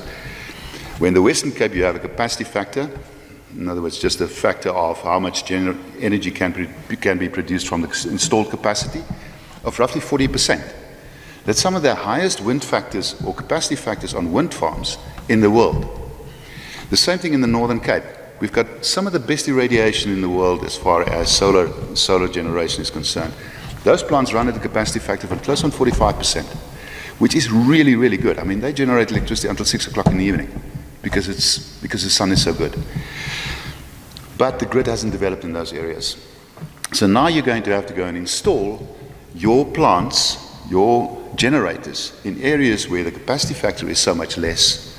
If you want to maintain an IRR of, say, around 15%, the price is going to go up.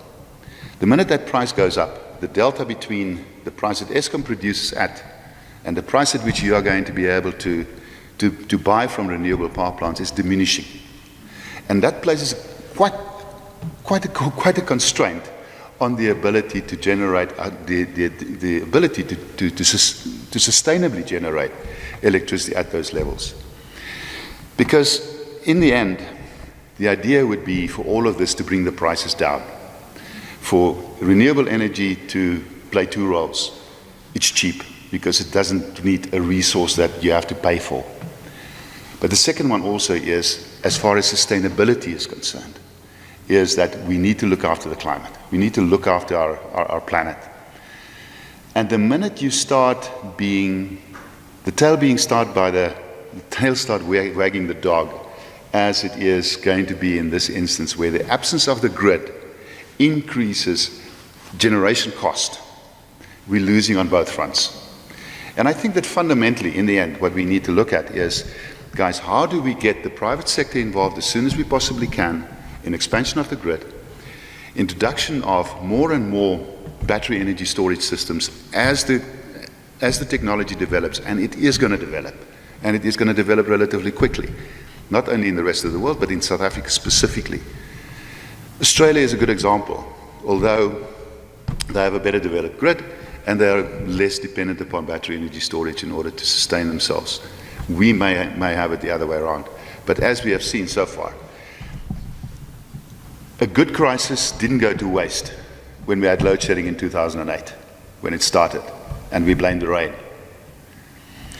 The next crisis is the one that is going to help us out of the problems that we are facing right now, and that is the development of the grid by the private sector as soon as possible to put us in a position where we can really, really mine that which we have in abundance, natural energy.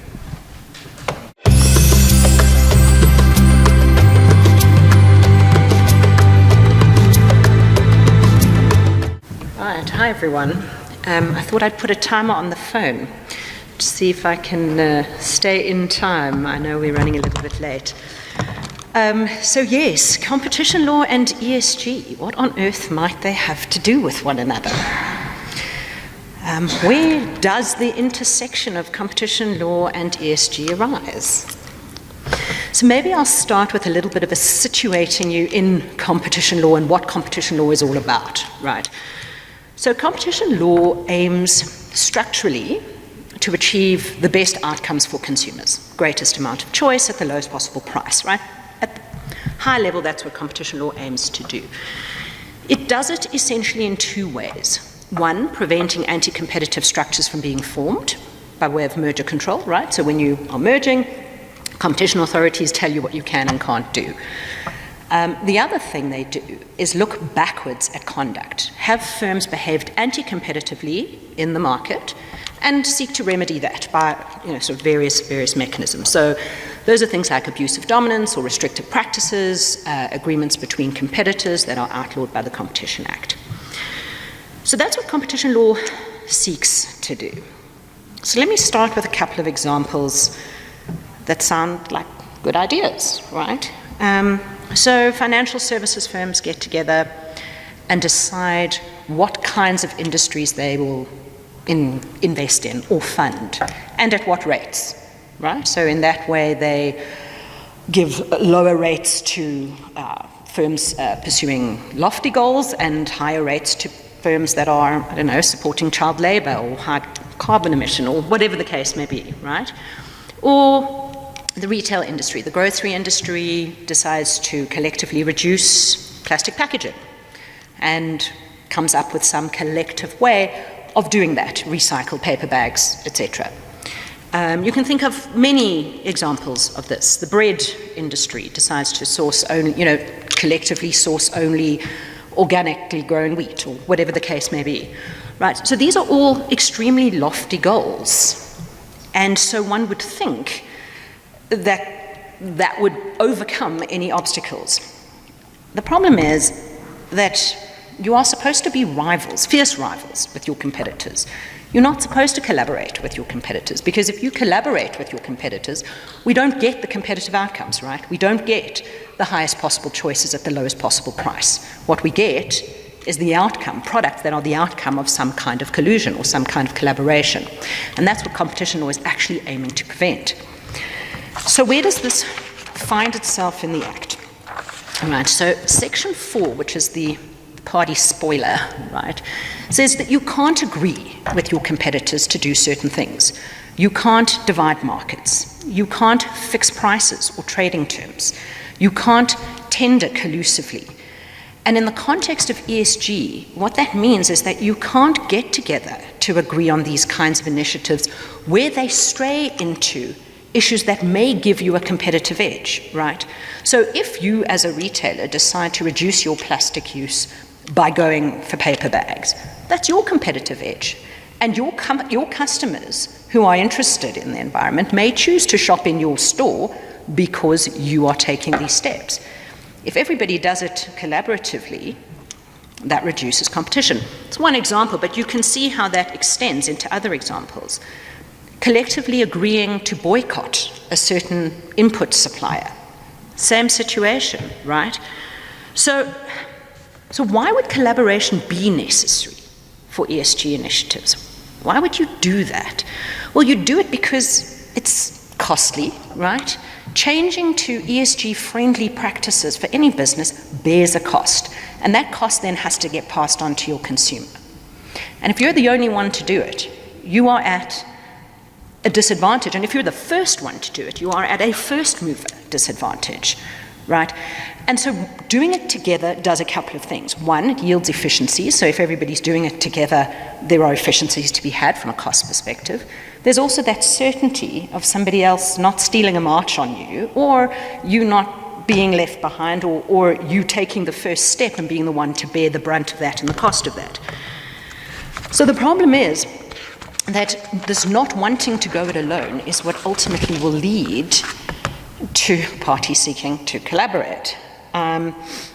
So what can we do? Well, let me talk about the kinds of things that constitute this red card conduct.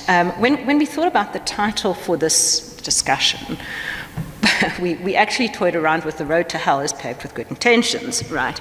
Because that's what we're talking about here, right? We are talking about trying to achieve ends. So we'll talk a little bit about what kinds of things are okay, but the things that are not okay and have been found not to be okay in other contexts where this is a little bit more developed. So, for example, in the EU, they have started looking at this in a way that the South African law has not yet developed, but that we fully expect it to. So, joint production and marketing, for example, developing common infrastructure in order to reduce the environmental footprint.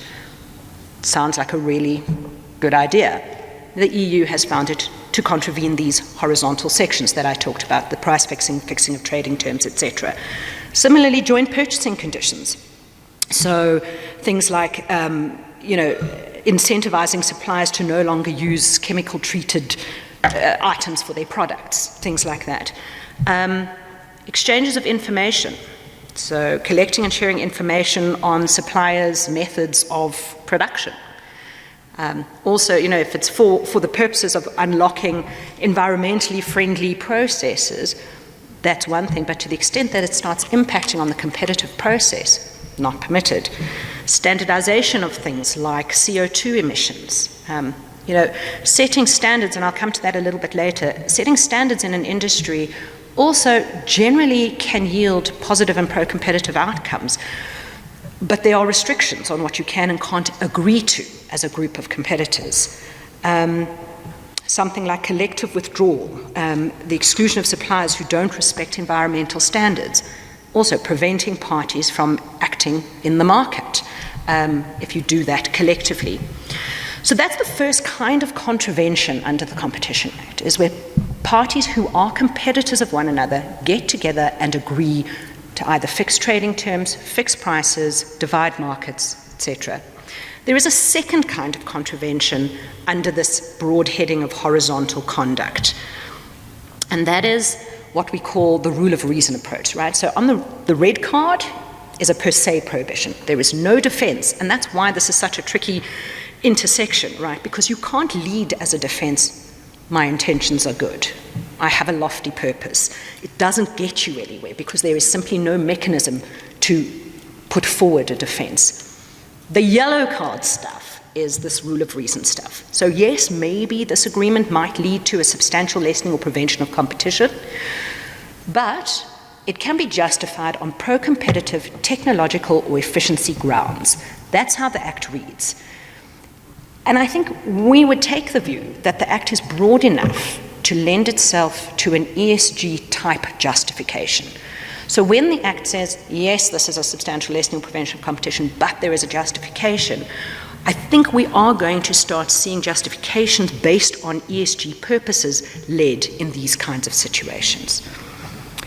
There are also some green cards, if that's helpful. It is permitted to reach agreement with your competitors where it doesn't touch on these competitive issues, right? So where it doesn't touch on what is called the price quality quantity nexus, right? That is sort of the domain of competitive information. So setting standards, agreements to set standards for environmental purposes are okay as long as there is no compulsion and no consequence for not keeping to that standard. So in other words, you can agree objectively on what the appropriate standard may be in whatever the circumstance is, but you can't compel all of the competitors to comply with that standard, and you also can't punish them for not complying, because that is the language of cartel conduct. Compelled to agree, punishment for not complying with the agreement. That is exactly what people are prosecuted for under the cartel provisions. You can also have lobbying of government, things, legislation, things like that that don't tip over into this price quality quantity nexus. Pooling information about customers or suppliers. So, having a repository of information around processes, good corporate citizens, bad corporate citizens, is okay as long as there's no agreement not to use somebody and no compulsion not to use a competitor, a customer or a supplier in some way. So those are the kinds of things, but as a general principle, and sorry, I am trying to rush a little bit at a high level, the kinds of things that sort of get us away from this behavior is where there is not a compulsion to act in a certain way. So as long as competitors are not agreeing to take certain steps, then you're probably okay.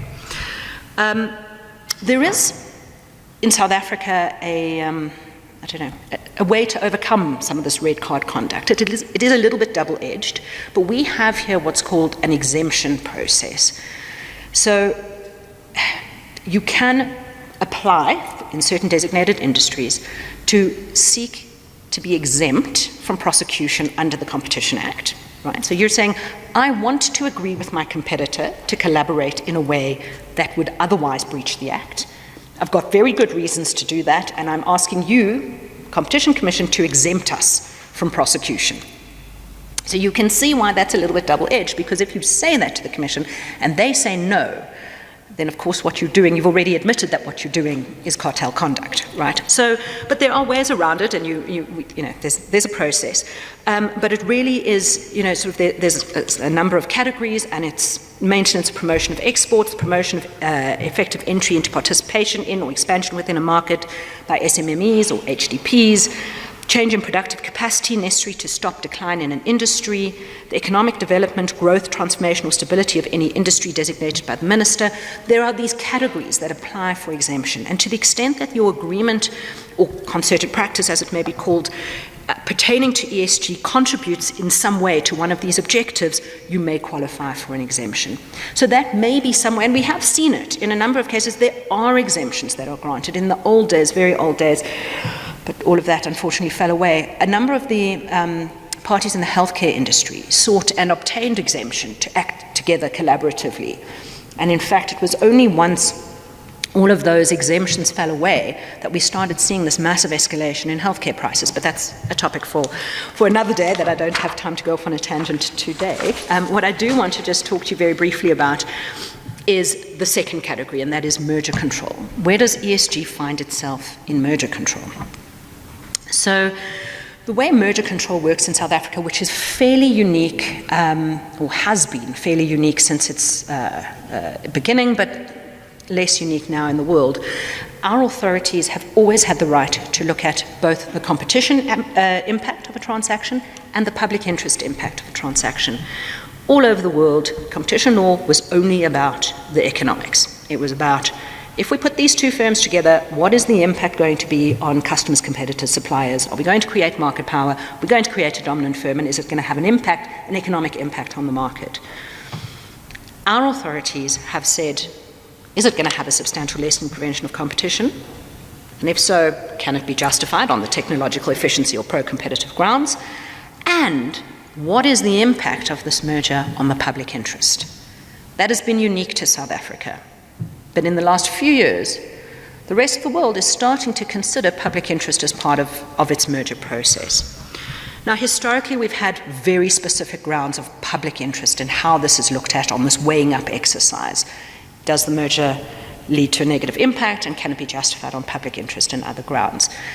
And it's been employment or the impact on a particular industrial sector or region, and the spread of ownership, the broad spread of ownership by BEE players or by workers in the merged entity. That's been the traditional way in which this has been assessed. But more recently, our authorities have started paying attention to ESG issues. And we see a world, and we've started seeing it come in, where ESG type remedies are used in this public interest justification to offset any negative harm. So we have a fairly bizarre case relating to a software company who, in mitigation of some harm, as I can't get into the detailed mechanics of how this all works, but in negotiations with the Commission, agreed to put up solar panels on schools as their contribution to the public interest, right? We're starting to see some of that. And I think that that is where we're going to go, because the Commission does require this sort of weighing up of this basket of public interest considerations. And I can see a number of instances, particularly in mining transactions, in any manufacturing or industrial type transaction, where some positive step from an ESG perspective will be received fairly well by the Commission. So that's kind of where it arises. I'm going to take the last 3 minutes that I have just to touch on a couple of the other jurisdictions across the world and what's happening there. So historically, in competition law, you have sort of the EU on one end and the US on the other end of the spectrum of interventionist behavior, and we're somewhere in the middle. So the US has this very hands-off approach. Markets left to their own devices will tend towards perfect competition, so we should intervene as little as possible, historically. It has changed, and it has become very much a political tool. And so where they are, the US now, is that there is absolutely no leeway for ESG. And it has become a political tool in the red-blue battle around, sort of whether or not there should be any kind of safe harbor the kind, our exemption process, right, where certain conduct can be exempted for ESG purposes. The US has a hard no on that. The EU, on the other end of the spectrum, is, sort of driven by significantly more awareness of ESG issues, and they have and are seeking to put in place certain block exemptions where there are safe harbors for certain conduct in certain industries where parties can act collaboratively without being prosecuted, which is quite interesting. Close to home, COMESA, which is the Common Market for Eastern and Southern Africa, has actually written ESG considerations into their new regime, and they will assess environmental protections and sustainability considerations when assessing anti-competitive consequences of mergers. So they've taken it a step further than us. I think we're going to read it into the Act. They've actually put it into their Act, which is a fairly progressive thing to do. So finally, a couple of takeaways. It is very much a balancing act, and listening to Eric, it's kind of the weighing up of what South African consumers need is the largest range of product at the cheapest possible price. South African consumers can't afford to pay something more for a product because there is an environmental benefit. The same way as we need electricity, so we have to burn some coal, we can't go green entirely.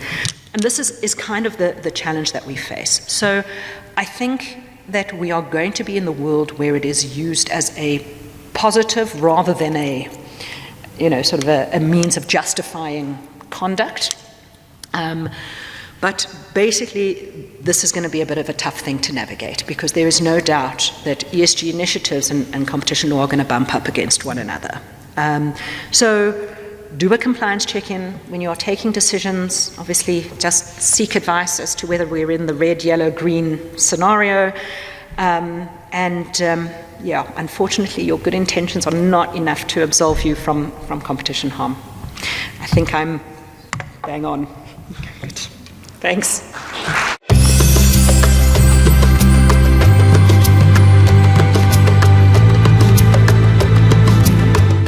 Hi, everyone. So I'm going to try to be quick because I am really the only person who's standing between you and your lunch break. And also, what's really exciting about litigation is everything that everyone has spoken about broadly, the outcome of if you don't comply, there's a litigation risk. So it's super exciting for me because you get to sit and listen to everyone speak, and then you're like, haha, if you don't comply, there's a litigation risk. So if we just take a step back and think of everything that's been discussed today, you'll remember that when Jess started, she spoke about whether or not there is going to be hard law that's coming into place. She spoke about disclosures that are now becoming more mandatory versus just disclosures that are just open-ended, or versus disclosures that are more encouraged, right? If you think about what Dory spoke about, she also spoke about biodiversity and whether or not where the world is going in that regard. And obviously, there's some litigation that I'm going to discuss that impacts on biodiversity. And if you think of the obvious thing, which I won't go into detail on at this current point, is when Khabi was discussing ExxonMobil. I mean, ExxonMobil is then like the obvious litigation risk type of it's obvious litigation risk that we've now seen, right, because it's an actual case. And then later on, Madison will be speaking about certain DD requirements that you're required to comply with, or things that you should be considering. And so, as I start, before I think of anything else, if you don't remember anything else from today's discussion, I would like for you to remember these specific points, which I think Jocelyn highlighted, Khabi also highlighted, and it's this. ESG is more than just a topic at this point. There are laws that require you to comply. Whether or not at this stage, some of it is, there are certain regulations that require you to comply, there are certain disclosures that you're required to comply with, but a lot of it is kind of, I want to say airy-fairy, but not really. It's kind of encouraged for you. But if you don't comply, there's a high reputational risk, right? What does that mean for the financial sector? That means that you should take your due diligence seriously. You take your due diligence seriously from inception all the way until the customer at the end of the product. So, and why would you do that? You do it because you want to ensure that As an investor investing into a specific product, it's not going to be enough for you to say, I've actually built in certain warranties into my agreement.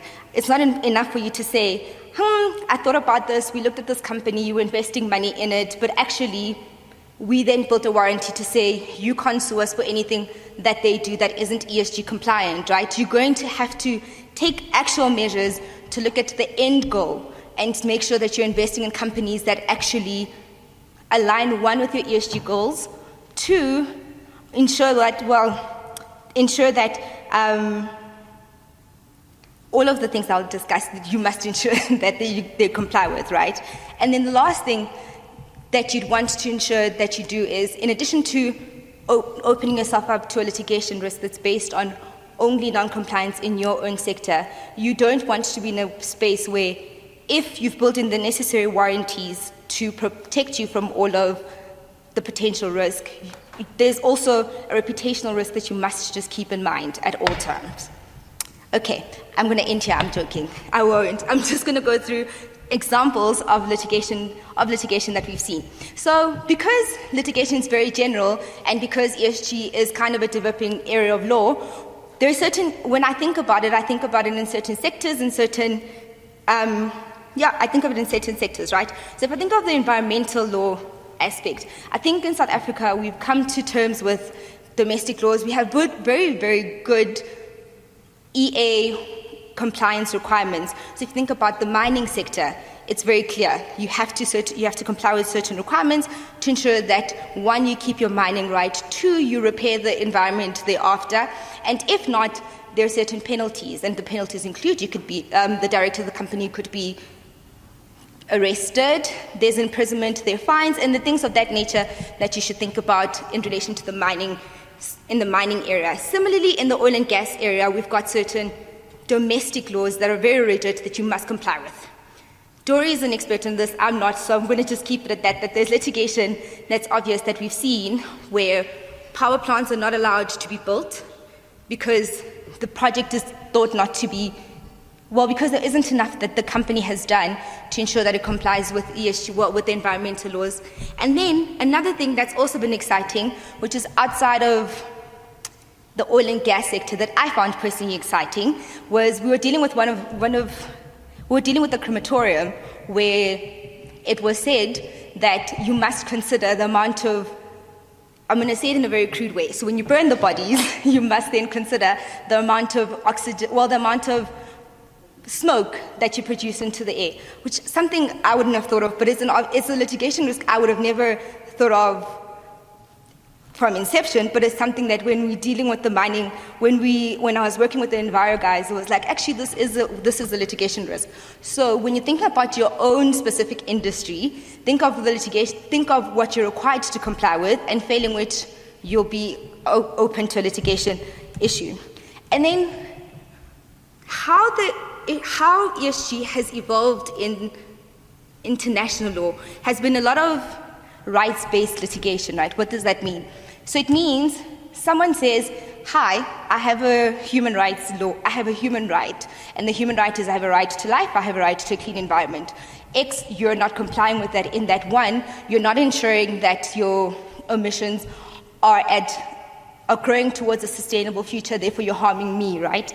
And there are two alternatives that could then come to play. So the first one is you could have a group of individuals who will then request that because you're not compliant, you must then fix it, right? And that's called an enforcement order. So there's that type of litigation. But secondarily, you could also ask for damages. Now, to say that the government hasn't complied. Sorry, I'm going to take an example. If you take Alex for an example, so Alexandra, there's a lot of waste that's not removed at a regular scale. If you think about it, would the community in Alexandra be able to bring litigation where they say, actually, we have a right to life, and a right to life, and a right to a clean environment? The right to a clean environment includes there should be some waste removal, and the failure to remove the waste is then an ESG risk. I don't think that in South Africa you'd then be able to get damages from it, because we obviously know that there's a lot of issues with service delivery, so it's unlikely that there will be you can force the government to remove the waste. But then the question becomes, if you can't force them to remove the waste, can you then claim damages? And I think it's unlikely. And so if you think about it from an international perspective, the Netherlands government was sued recently in a case where the community was like, actually, you're not doing enough to come up with the strategy that will ensure that you reduce carbon emissions. And in Netherlands, the government was found to be at fault, and they're now required to come up with an actual strategy to be proactive in ensuring that they are reducing carbon emissions. In South Africa, I don't know if we can make it, purely because I think that we have other economic issues, but in theory, it's obviously a litigation risk that we must think about. From a private sector perspective, it's an easier game to play, right? So you've got your likes of Total, Shell, they've been sued internationally where people have said, we don't think that the way that you're operating is sustainable. We think that there's mass oil spills, therefore you must then act in a way that ensures that you reduce the risk to the environment. There, I think in the private sector, you can come up with an argument where it's successful insofar as you claiming that actually you must then repair the environment. Again, from a damages perspective, I don't necessarily think you can come home purely on a human rights perspective, but I think where you can come close is in the second bracket of ESG being social environment, or the social aspect, right? So from a social perspective, what's required is all of the employment law stuff, which I am, again, not an expert in employment law, but it covers things such as BEE standards, and in addition, globally, it covers fair wages, equal employment opportunity, community engagement, responsible supply chain partnerships. And in addition, so it also covers having like a clean and a sustainable work environment. Now, if you think about a similar case here in South Africa, the easiest one to think about is the silicosis case, right? Where the environment for the employees specifically was not necessarily conducive for them to be able to, well, it caused them to be ill. However, could the community around have a similar class action and then seek damages? I don't think so. But the employees, perhaps you can come up with a better argument for them. And I know that Dory also spoke about diversity and whether or not we'd be able, and the risks that are associated with diversity. And a case that is very interesting that we've seen recently is, in Cape Town, the penguins are allegedly close to being extinct. So they're 97% close to extinction. And as a result of that, the government put a moratorium on whether or not you could fish in the area. And the moratorium has recently been lifted, which means that fishing can then commence in the area. And a rights-based organization group has come and they instituted litigation. It hasn't gone far. They've just recently launched. And what they want to do is review the minister's decision to uplift the moratorium and allow for the fishing to continue. How they've couched it does not necessarily make sense to me, but essentially this is what they've said. They've said that they have a right to the environment. The right to the environment leads to the right to clean beaches. The right to clean beaches means that the penguins should be allowed to survive and we should protect them. I don't necessarily think that they're going to come home on that argument because it seems very long-winded. And I don't necessarily know why they didn't put it under any specific statute, but that's the kind of things that you can look forward to, where people are extending what it means to have the right to life and the right to environment, etc. And so, similarly, when you think about the social aspect, I think Colin touched on sustainable fashion, which is something I'm very interested in, and she spoke about making sure that when you're investing in a company, you're aware of who the end users are, right? And you're aware of how the product is made, and you're aware of who the end users are, and you're aware of how the garment comes to life. So you must be aware of the entire supply chain. And I mean, there's lots of examples of fast fashion, why all of that is bad, but what ends up happening is companies are then saying, you'll see on the labels that a lot of companies will say, we have a system, like this product was made in a very sustainable way, or they'll say that it was made with recyclable fabric, or they'll say that it was made in a way where it didn't harm the environment. I'll be quick, that was made in a way that didn't harm the environment. And we're seeing, and there's been litigation around the world where H&M has been sued, where companies have come to say, individuals have come to say, actually, no, it wasn't made in a way that was sustainable. Or alternatively, Coca-Cola was recently actually also sued because they said that the way that even though your bottles are made in a way that are made from recycled goods, you can't be glorified for that because you are one of the biggest contributors to the waste. And as a result, you can't, and then they brought the litigation, but then the people weren't successful only because it's a far-reaching argument to try say that people shouldn't try say that companies shouldn't try and reach their global initiatives or try and reduce the recycled waste, because they're biggest contributors. I mean, they do have the obligation to try to reduce the waste. And so, and lastly, I've tried to go quite quickly, and I've spoken about the environmental litigation, the social litigation, and then the last thing is, when you think of governance, right, all of the things I said in the beginning about all of the steps that you must always remember when you're doing your due diligence, you are ensuring that you're up to date on your disclosures, you're ensuring that you are up to date on what's required in your specific industry, that everyone in the company is aware what the initiatives of, what the ESG goals are of the company, and they ensure that they comply with it, because it is more than just a conversation. As Khabi was saying, directors could be held liable for failing to comply with their fiduciary duties. You could inadvertently be associated with a company that, because they're not ESG efficient or because they're not complying with the ESG requirements, you're then at risk because you've invested in it and you're not aware of and you didn't do the proper due diligence and therefore aren't aware of what they're doing, and therefore have a reputational risk, be reputationally associated with them. And I think what's important is that you're always proactive, you're always thinking about what the risks are in your specific industries, that you think of the fact that it is a very wide-reaching topic, and any failures to comply will lead to a litigation risk. I tried to do the last part very quickly.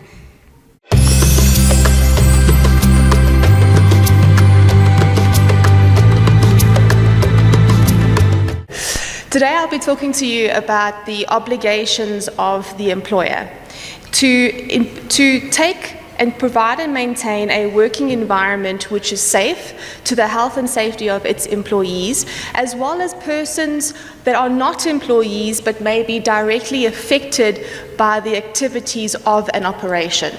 Now, why that is important is that this obligation not only stems from a statutory obligation, but more recent is this requirement placed on employers to account on the social element of business, on where the employer has to confidently state to its stakeholders that it provides a working environment which is safe, and an environment which obviously does not impact the health and safety of neighboring communities.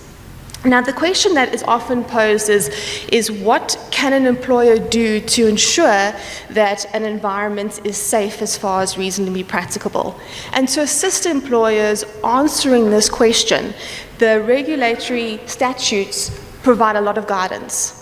So in South Africa, there is two main principal statutes. You have the Mine Health and Safety Act and the Occupational Health and Safety Act.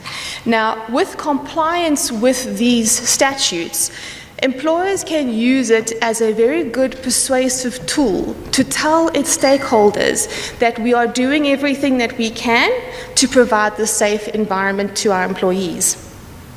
And with regards to the application of these statutes will not apply concurrently to a same working place. So the Mine Health and Safety Act specifically provides that the Occupational Health and Safety Act will not apply to any matter to which the Mine Health and Safety Act applies.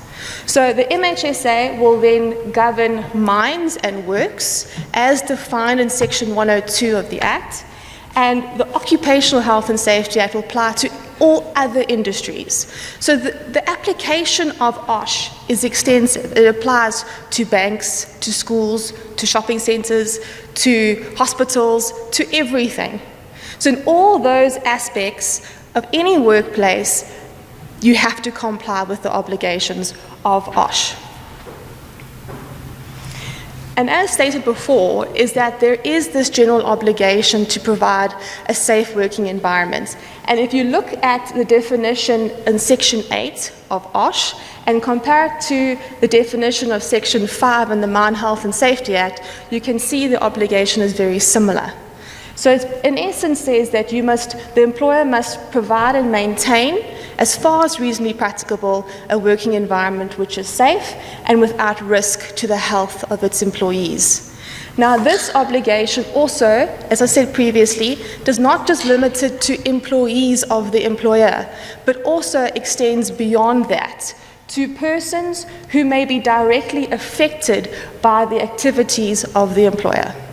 And that is governed by Section 9 in terms of OSH and Section 5, again, in terms of the Mine Health and Safety Act. Now, the Mine Health and Safety Act, as well as the Occupational Health and Safety Act, does not specifically state what an employer must do in particularities. In other words, there are general obligations which says you must appoint certain individuals to assist you in ensuring compliance with the obligation of the employer. It will tell you that you will have to do risk assessments. It will tell you you have to train your employees, but it will not say what specific risks must be included in a risk assessment or what specific, to a certain extent, what training they must be trained on. That ultimately will be determined by the employer. So the operations of a company will assist it from a risk-based profile, determining the measures it needs to take in order to provide a working environment which is safe.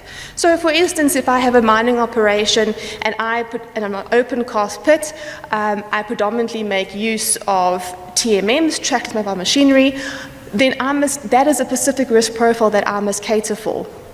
Other underground environments don't use TMM, so that risk will not be prevalent in that operation.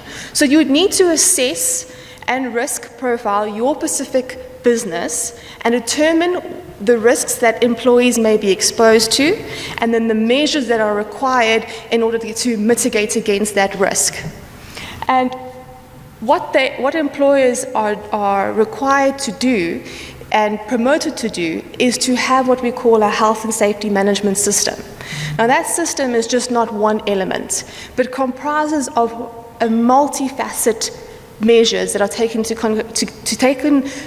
together and work together to provide a safe working environment. So as stated before, it will be, for example, your appointments, where you appoint trained, competent and experienced persons. You will have standards and procedures regulating particular activities and how those activities must be performed to ensure that they perform safely. It will be giving training, informal training, on-the-job training, also assessments whilst employees are performing the job to make sure they're doing the job properly. It will also be a form of over-inspections. So it's not a situation where an employer can give an instruction and then, for the lack of a word, tap off. They have to then also implement an oversight and a monitoring system to continuously monitor compliance. So that can also be from your different appointment structures to your service departments, safety in particular, which will then focus on compliance with the requirements of the Act. And obviously there's also what's fundamental is the risk assessments. So it's important that an employer properly assess the risks of their particular organization or operation to make sure measures are put in place to mitigate against those risks. Now, the reason why it is so important is that the Act also empowers certain inspectors, what they call inspectors of mines or inspectors generally in terms of OSH, to monitor and enforce compliance with the relevant statutes. Now, in terms of the Act, these inspectors are empowered to come and conduct a audit at your premises, to visit your audit, to visit your operations, to check whether or not you're compliant. And they have certain powers given to them to enforce compliance. Both the Occupational Health and Safety Act and the Mine Health and Safety Act both empower inspectors to do so. So if, for instance, they find that a condition or a performance of an act, if they have reason to believe that that endangers or may endanger the health and safety of any employee, they can stop a operational employer from performing that particular act, or halting the operations either entirely or a portion of the affected area. They also have an option of issuing what they call compliance notices. So where there's observed non-compliance with a particular portion of the Act, say for example, there's an activity and it's not been properly risked, they could stop the performance of that activity or tell you conduct a risk assessment and submit it within X number of days to the officers of the department. So there's certain instruction that they can give, any instruction that they can give, which they believe would be in the interest of health and safety.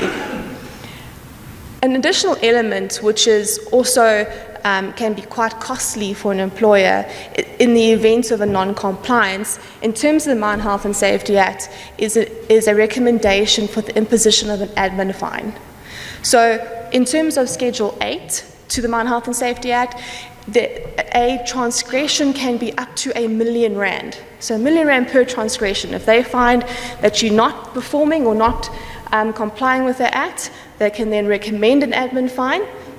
Then the employer is then given an opportunity to make representations as to why they believe an admin fine, for instance, should not be imposed. Upon those representations, then the principal inspector can then either impose an admin fine or not, depending on the representations received. So there is major implications for an employer, not only from a production standpoint, where you can be forced to stand, or a section of your mine stand or operation stand for a certain period of time, but also comes with the reputational harm that is linked to such activities. So inevitably, when we have a situation where we have a passing of an employee at an operation, it does lead to what they call a stoppage notice in terms of Section 54. Their mine will then stand, or a portion of the mine will then stand for a period of time until sufficient remedial measures have been put in place to satisfaction of the DMR before it can be uplifted. So not only do you have a situation where you have safety challenges, which are then highlighted to a specific stakeholder, but also we have a situation where an operation will stand too. So when we look at the social element of business and portraying a situation where we want to be in a position to confidently state to our stakeholders that we're providing this working environment which is safe, the idea is to look to the Act to see that you comply, that you can tick that box, and then obviously by ticking that box, you can also, to the extent possible, reduce or minimize injuries or fatal accidents. And like I said, because by doing so, you don't want a situation where your stakeholders raise concerns because this particular operation or business is continuously receiving either Section 54s or continuously experiencing injuries or fatalities because the impression that's then being created is the working place is unsafe. So as the employer, you want to be able to be in a position that you have taken all measures that you can to portray to your stakeholders as well as to the regulatory body that you are doing everything that you can possibly do to ensure that that working place is safe. So, and that basically also means that you have to work with your employees. It requires a situation where not only you could have the best procedures, the best monitoring systems in place, but the employees are also required to comply with that. So you want to also create this culture of safety, that by working together, you are then able to achieve that ultimate objective of providing a safe working environment and minimizing, to the extent possible, injuries, fatals, stoppages, and that you can sustain the business and keep it going for a prolonged period of time. That is what I have to say. Is there anything else? No, thank you. Thank you so much, Tyler, for that.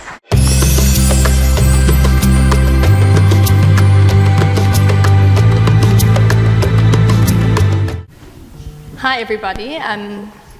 Thanks all for listening. And as Jess has already explained, I'm going to be talking a little bit about what are some of the questions we should be asking given the global shift and greater emphasis on ESG. So, just checking that. Okay. So obviously, you all know that a due diligence is normally conducted when looking to acquire a business or perhaps shares in an entity, making an investment, or when concluding supply chain and customer relationships. For purposes of the presentation, I'm going to refer mainly to due diligence in the M&A context, but the principles apply equally across the board to any types of due diligence that you might be considering. So the traditional focus of due diligence has been on the following components: tax, finance, compliance, and legal.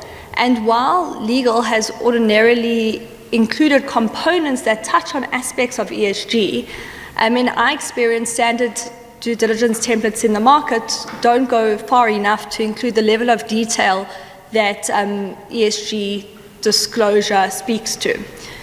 So why this is important is that what we're seeing globally is that ESG is considered by many organizations as one of the key drivers in corporate strategy and also in decision making, particularly when it comes to investments and the creation of long-term value. And with this in mind, we think that it becomes important to treat ESG perhaps as a standalone component of due diligence, in addition to the components that I've already mentioned that we traditionally would look at.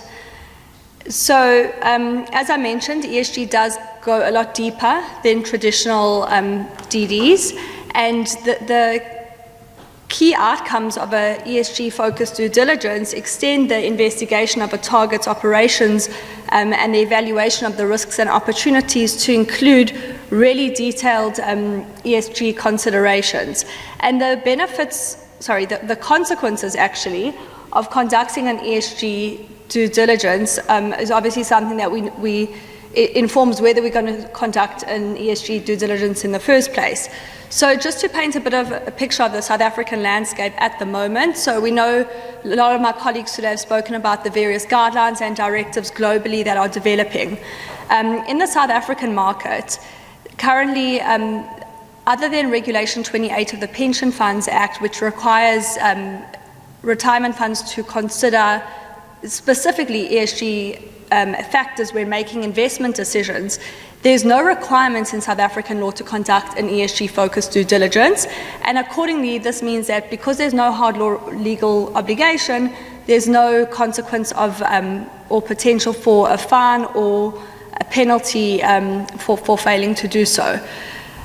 But obviously, even though this isn't a hard law yet, I think if we look at what's happening globally, there's definitely a move towards disclosure and increased transparency in organizations. So one of the things that also has been mentioned by other colleagues of mine is the failure to conduct an ESG-focused DD does expose you to a number of risks. Reputational risk is a massive one. It's legal non-compliance, which Tumi then touched on, highlighting that non-compliance in any scenario gives rise to litigation risk. There's the risk of financial losses and also a depreciation of shareholder value.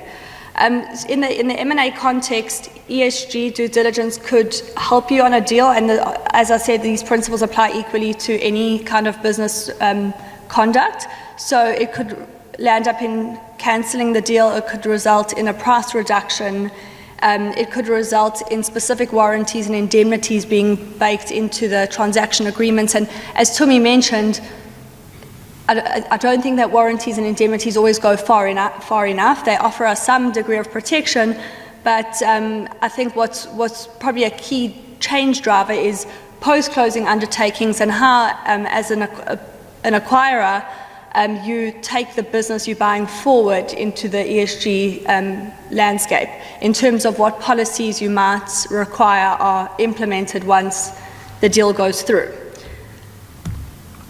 So just some advantages which I've kind of touched on, but so an ESG DD enables an acquirer to identify the target's resilience to ESG risks and then to assess the long-term sustainability prospects. It enhances transparency and accountability, improves decision-making, and also creates value for all stakeholders. Some examples in the global landscape which are interesting, and some of my colleagues have mentioned some of these very nice acronyms, but one of the key ones is the EU Corporate Sustainability Due Diligence Directive. What's interesting about this, specifically in the context of due diligence, is that it actually it obligates both EU and non-EU companies to conduct human rights and environmental due diligence into their own entities, organizations, and also due diligence across their value chain. So this is a mandatory obligation, and obviously what comes with it is there are consequences for non-compliance. The other one, which is just interesting to mention, is the French Duty of Vigilance Act. This was enacted in 2017. I think it was one of the first pieces of legislation globally to actually obligate large companies to carry out environmental and human rights due diligence. And it actually also goes further than just conducting due diligence, but also reporting in terms of having to publish a vigilance plan annually. There's lots of directives and guidance notes, which a lot of my colleagues have touched on. One, I think that maybe hasn't been mentioned today, is the Organization for Economic Cooperation and Development's due diligence guidance for responsible business conduct. This basically sets out specific sector guidelines as practical due diligence steps to help companies to identify, prevent and mitigate how they address actual and potential impacts in their organizations and through their supply chains and business relationships. Then moving on to a little bit more on the South African landscape. So it's also been mentioned, I think Jess mentioned earlier, so the JSE sustainability disclosure guidelines are not something that companies have to comply with, but it's obviously a recommended practice. And even companies in the non-listed space should almost look at these guidelines as a starting point because they're useful to inform what companies should be looking at when considering ESG disclosure, which in turn informs what you would be looking at when you are conducting an ESG-focused due diligence. So the JSE sustainability guidelines are drawn up based on IFRS, and they basically divide the various considerations into 4 main categories. So you've got governance, strategy, management, and then metrics. And the various components of ESG fit within these broader categories. I'm not going to go into a great level of detail on the disclosures, but just to give some background. Then what's interesting is, Jess mentioned earlier IFRS S1 and S2, and they're currently, as Jess mentioned, in a bit of a state of flux. We don't yet know what the impact of this will be on South African companies. But what's interesting is IFRS S1 actually refers to considering the SASB standards, and SASB stands for the Sustainability Accounting Standards Board standards. And these standards are particularly interesting because they span across various industries and in a level of detail which is really astounding. I think there's 77 standards that span across various industries, and they set out disclosure requirements and guidelines on what you should be looking at but with the focus of what industry you operate in. And so what's interesting is IFRS S1 actually, when it's in less of a state of flux and there's more certainty on how it applies to South African companies, we'll have more clarity on whether you actually have to comply with the SASB standards, and I think that's really, really key. So I think what's really important when we're looking from just a practical perspective at how to enhance our due diligence to include ESG, it all really boils down to what the instruction is from the client, which is often tied with the client's strategic goals. In scoping the DD, it's really important to consider a number of factors, including what sector or industry the target operates in. And it's important to tailor a DD according to these various factors. Another important aspect of DD in the more of an ESG focused DD is that conducting ordinary desktop due diligence almost doesn't go far enough. I think in the ESG landscape, depending on time and budget, on-site inspections will become very, very valuable in assessing ESG related topics, especially around the social aspects of the workplace. And then just to mention that there are various questions, which I'm going to go through just to give everyone a little bit of a practical guide as to what we should be asking, what we should be thinking about.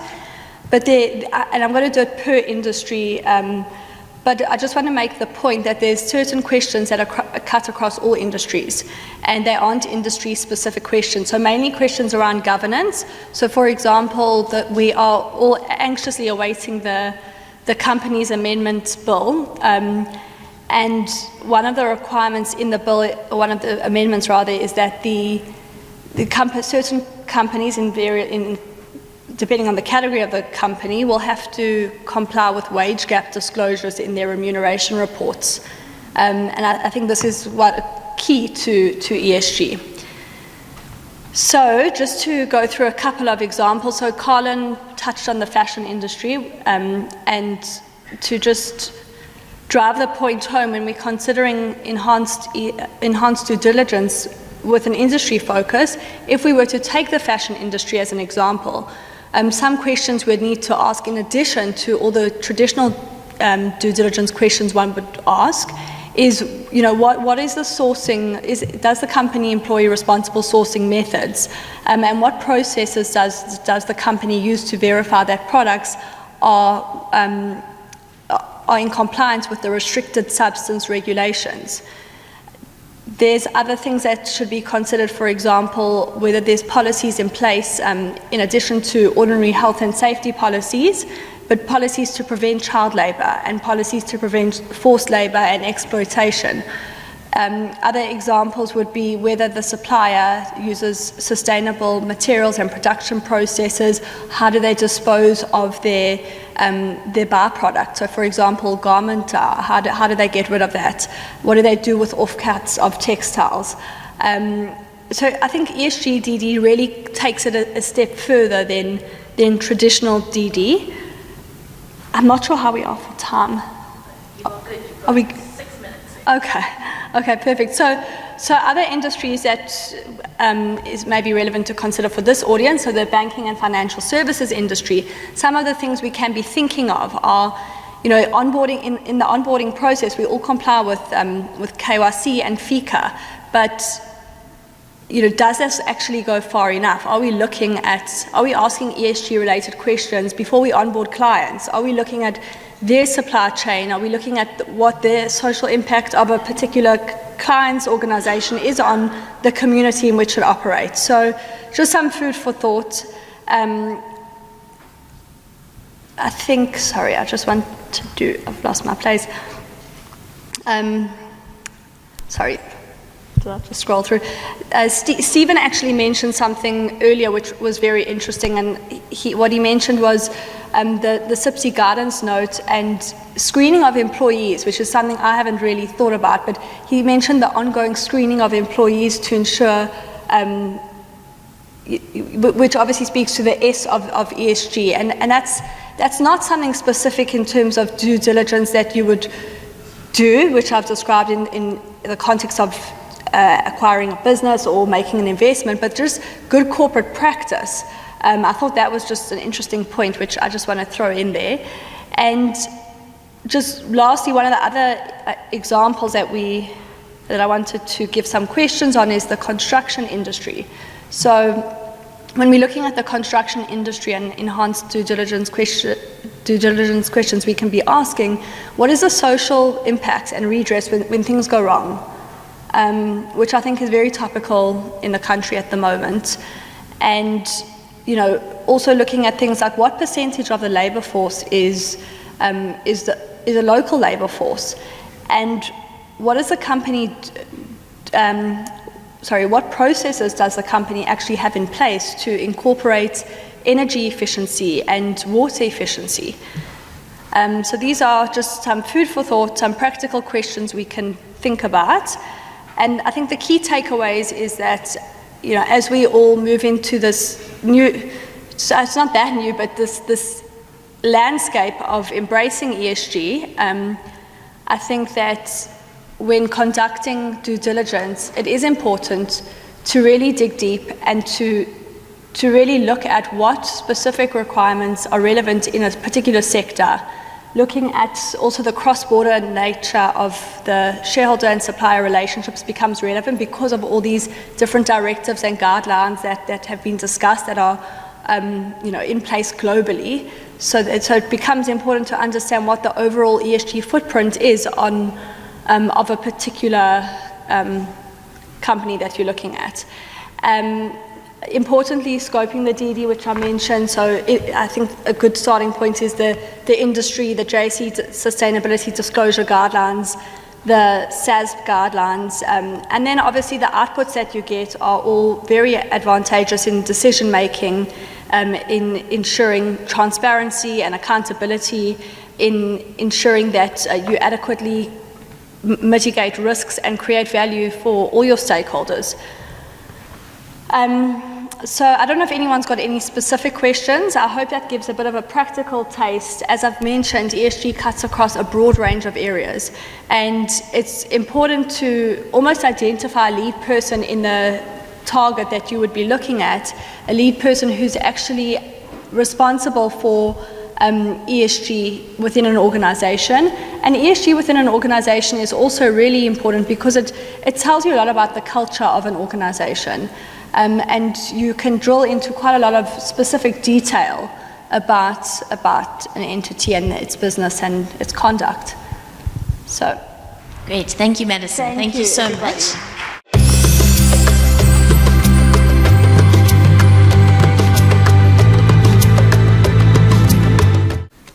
Thanks, Jess. I don't have slides, so you'll have to just memorize.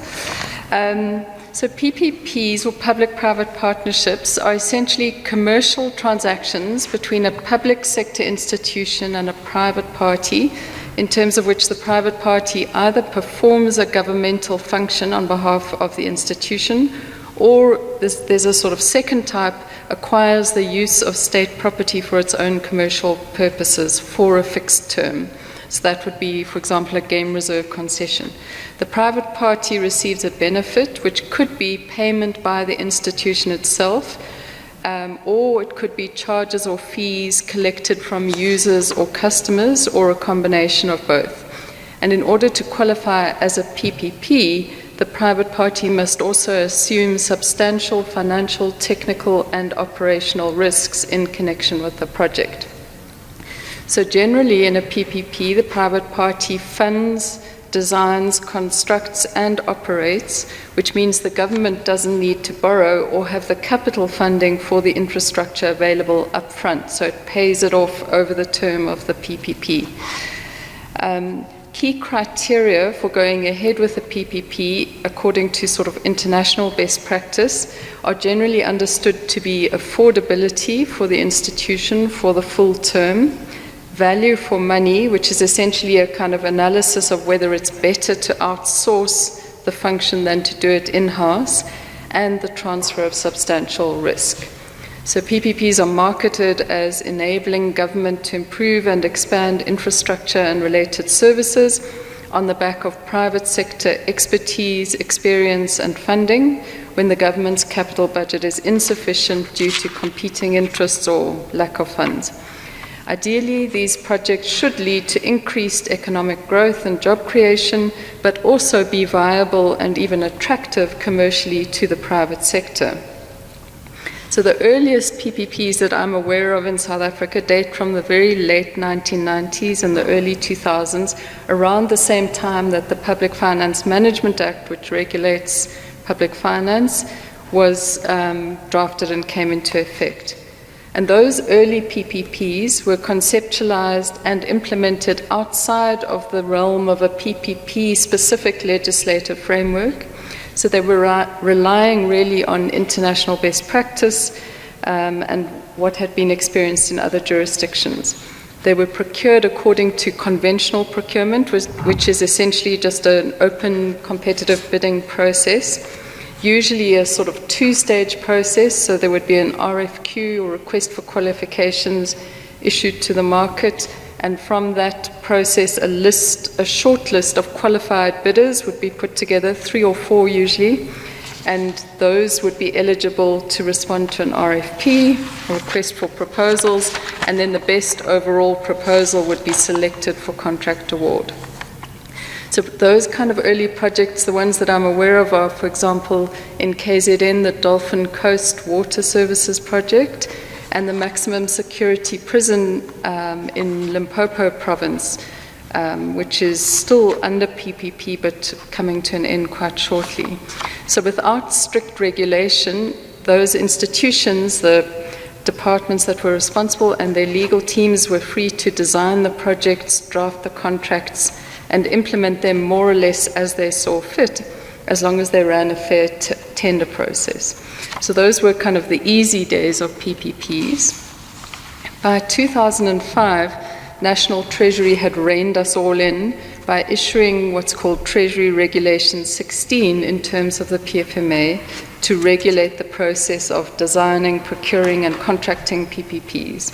So I think it was becoming clear to Treasury by that time that there was a lack of consistency in the process of identifying projects and testing their feasibility. And also there was extreme variation in the contracting terms and conditions. PPPs were experienced as being expensive relative to provision of in-house services. And another issue for National Treasury was that PPPs potentially create substantial contingent liabilities for government because of the possibility of termination compensation having to be paid even in circumstances of termination for private party default. So because the private party is funding the project but government owns it from the beginning, even if there's early termination because of private party breach, government sometimes has to pay out to compensate the lenders. So this was creating problems for government because of the impact on the National Revenue Fund and them not being able to control the extent of those contingent liabilities. So Treasury realized, I think by then, that it had to perform not only an oversight role in order to ensure consistency, but also an approval function so that it could control and record the extent of the contingent liabilities. So Treasury Regulation 16 was put in place, and it provides for quite a heavily regulated process which is overseen and adjudicated. It was at that time by a PPP unit in the National Treasury, and it involves various phases and at least 4 decision points at which Treasury approval is required before you can proceed to the next phase. So in summary, that process under Treasury Regulation 16 involves initially a project inception phase where a project which has been identified by a department or a public entity is registered. There's a project officer in the institution appointed to run the project. There's often transaction advisors appointed. And once those are all on board, then the feasibility study phase commences, and there's a fairly rigorous feasibility study process that's followed with financial, technical, legal, environmental and whatever sectoral analysis is required. It's kind of a DD plus. And that includes a financial model that's compared with the cost of doing the service or infrastructure in-house, and ultimately a recommendation as to whether the project is affordable, value for money, and transfers substantial risk, or would transfer substantial risk. And if the recommendation is positive in relation to all of those areas, you can apply for what's called Treasury Approval 1, which allows you then to proceed to procurement. After that, the procurement process follows, and that involves drafting of bid invitation documents and a draft PPP agreement, at which point you have to go back to Treasury and get another approval before you can issue the bid documents to the market. Then follows bid preparation and receipt, bid evaluation, and identification of a preferred bidder if the project all works out. And at that point, you have to go back to Treasury again for Treasury Approval 2B, it's called, in order to be able to confirm your appointment of the preferred bidder. And you have to satisfy Treasury at that point that based on the preferred bidder's proposal, the project is still affordable, value for money, and transfers substantial risk. So if you can get through all of those hurdles, you proceed to final contract negotiations, but before you can sign the contract, you have to take the final contract back to Treasury again for Treasury Approval 3, after which you're allowed to sign the contract. And then the contract management obviously begins. So that Treasury Regulation 16 has been the framework for procurement of PPPs since 2005. And initially there was quite a lot of PPP action, including a number of government head office buildings or campuses, a couple of hospitals, a couple of prisons, the Gautrain, various concessions. But as at the date of the 2023 budget review, which is the sort of most recent analysis, there were 34 PPPs which had been completed, valued at 89.3 billion rand altogether. But the number of PPPs has been declining steadily in the last 15 years or so, and there are a number of reasons for that, including state capture related. There was just a kind of very strongly marked slowdown in service delivery and infrastructure projects, and partly because of this very onerous and expensive procurement process, and then also projects that sort of start, go through feasibility, and then get kind of suspended or halted midway through the process and never get to the end, and that leads to private sector skepticism and loss of interest and potentially pricing for a premium because of government risk.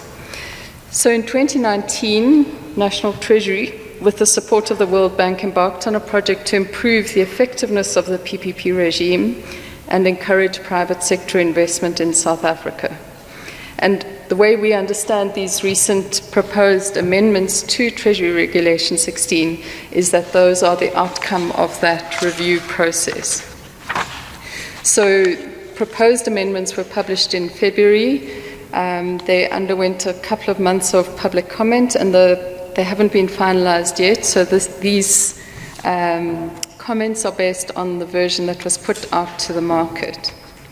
And these amendments, I think, introduce three notable changes which seem to be aimed at facilitating new PPP projects and making their passage through the Treasury process smoother, and then a number of smaller amendments. I'm going to talk mainly about those three. And the first one, I think, seems to be designed to generate new or revive private sector interest in PPPs as a way of doing business with the state.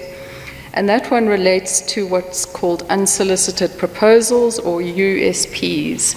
So whereas until now USPs have been discouraged strongly in procurement generally and have really not been accommodated in the PPP environment, there's a new Treasury Regulation 1611 which expressly provides for USPs to be considered. So a USP must be either innovative, and there's a definition for that in these amendments, or it must pursue a project within one or more strategic sectors identified by National Treasury. And if it does one of those two or both, then a proponent or author of the USP can submit it to the institution that's responsible for that function or area.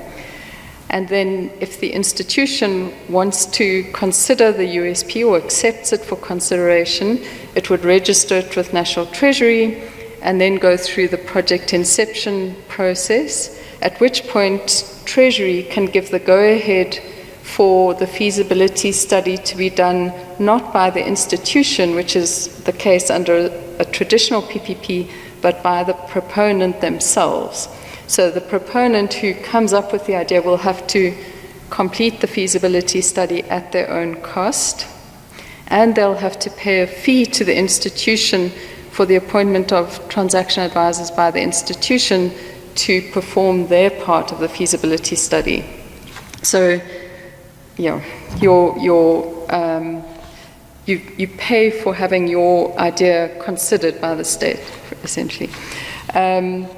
At the end of that feasibility study phase, if Treasury approval 1, the sort of go, no-go decision is positive, then the project will proceed to procurement by the institution, but the proponent that originally submitted the unsolicited proposal will be automatically shortlisted at the RFQ stage. So their reward for having brought a project to the institution that can be feasibly implemented will be that they will qualify automatically to put in a bid at the final stage. They won't be guaranteed the contract, but if they submit a compliant bid at that final stage and they're not selected as the preferred bidder, then they'll be paid a development fee, assuming that the project actually closes, to compensate them for the costs that they've incurred in doing the feasibility study, etc. So that, I think, has been considered a kind of fair trade-off for allowing these USPs to be considered. So it does provide keen private sector parties who have novel ideas to get a foot in the door, as it were, and it may well stimulate some market interest. Of course, it's still a long road to commercial or financial close, but it does bring about a real shift in the PPP landscape by allowing the private sector to initiate projects themselves. In my view, being a sort of public sector lawyer mainly, I think this does represent some risks for the public sector, in particular the risk of corrupt relationships between officials and proponents being facilitated by this mechanism. Also, having the private party doing the feasibility study themselves means that that study is not properly independent, and it may only end up telling the institution what the proponent wants them to hear. And I recently did some PPP training in Zimbabwe for government officials, and they were actually all complaining, because that's more or less how it works in Zimbabwe, is that most of their PPPs come from unsolicited proposals. And the officials were complaining that the projects are initiated by the private sector, usually friends of the politicians, and then the feasibility studies are funded and prepared by the private businesses, and they lack rigor and independence. So it will, I think, take some additional capacity on the part of Treasury and the institutions to be able to properly interrogate and assess the recommendations that come out of these studies in order to be satisfied that they are in fact good projects. So that's the one key change in these amendments. And then the other two that I think are designed to help sort of facilitate the actual process. The one is that there will be a sort of re-establishment of a PPP unit. It will be located within GTAC, the Government Technical Advisory Centre, which is part of National Treasury. But the PPP unit, instead of being an approval body as the previous PPP unit was, it will be more of a support facility. So it will offer advice, guidance, and support to institutions during project inception, etc., the whole life cycle of the project. It It will also offer technical support to Treasury in relation to all of the Treasury approvals that have to be obtained, and it will provide knowledge management generally to institutions and interested stakeholders about PPPs. So I think that unit, which is not itself the functionary responsible for the approvals, is a welcome resource, and I think depending on its responsiveness and accessibility, it may make a real difference in the attractiveness of PPPs and the ability to get them through that process. So the other amendment to Regulation 16, which I think is designed to simplify this rather onerous regulatory process, is in respect of projects with an estimated total project cost of less than 2 billion rand. So those are considered sort of small projects. And if the feasibility study indicates that the project value is less than 2 billion and it gets Treasury approval 1, so it can proceed to procurement, then the institution responsible is exempt from having to get the next 2 Treasury approvals. So they don't have to go back to Treasury for approval to issue the bid invitation documents or to appoint the preferred bidder. The regulation does, however, say that they still have to get the views and recommendations of this PPP unit before they make those decisions to issue the bid docs or appoint the preferred bidder, and that the accounting officer, that's the DG, or the accounting authority of a public entity, that's the board, has to sign off on those decisions and, in other words, take responsibility themselves for those decisions. So I'm not sure that this sort of PPP light is really a major change, but those Treasury approvals are difficult to get, and Treasury is quite strict about, following up on every little issue that they've raised. So I think this does make it a little bit easier for the institutions. It does seem like they would still have to get Treasury approval 3, so before they sign the final agreement, they'll still have to go back to Treasury with a clear indication of the contingent liabilities and all the terms and conditions. Then there's one more change that I just want to mention. I'm nearly finished. That's also proposed in these amendments, and that relates to the continuation of PPPs that were approved to proceed at the Treasury Approval 1 stage. So at the end of feasibility, if you get Treasury Approval 1, indicating that you can proceed to procurement, in terms of this amendment, you then have to proceed to procure the project, unless there's a sort of carve-out for justifiable reasons for suspending or abandoning the project, and you have to consult with National Treasury on those reasons before you actually make a decision not to proceed. So I think that's quite interesting, and I'm sort of curious to see whether that addition is workable in practice and whether it shows results in relation to the rate of PPP project completion, so whether institutions actually adhere to that requirement. So just a little anecdote to illustrate this issue. Through ENS, I was involved in doing a feasibility study for the revitalization, which is like refurbishment and expansion, of the Chris Hani Baragwanath Hospital about 18 years ago.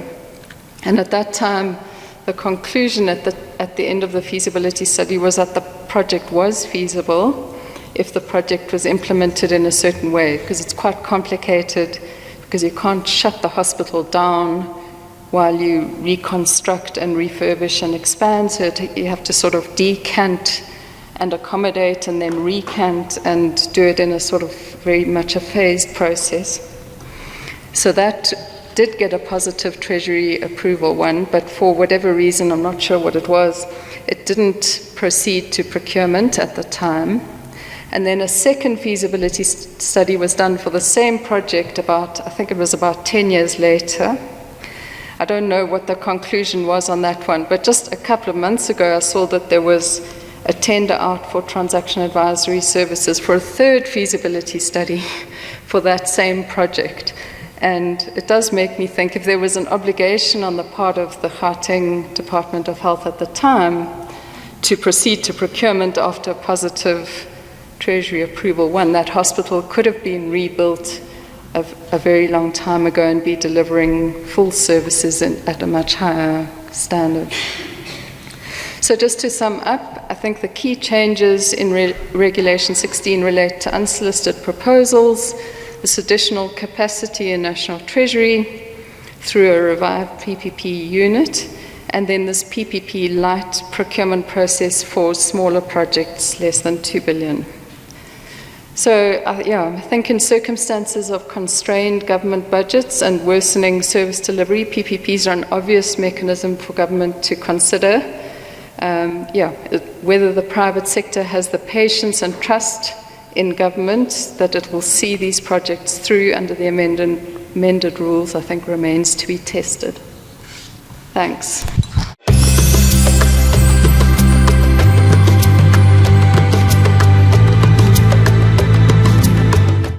Thank you. So I certainly hope we're going to be able to tell you something new and from a slightly different perspective. I see Erhard is in the audience, so if I get anything wrong about auditors and accountants, I'm sure that he will correct me.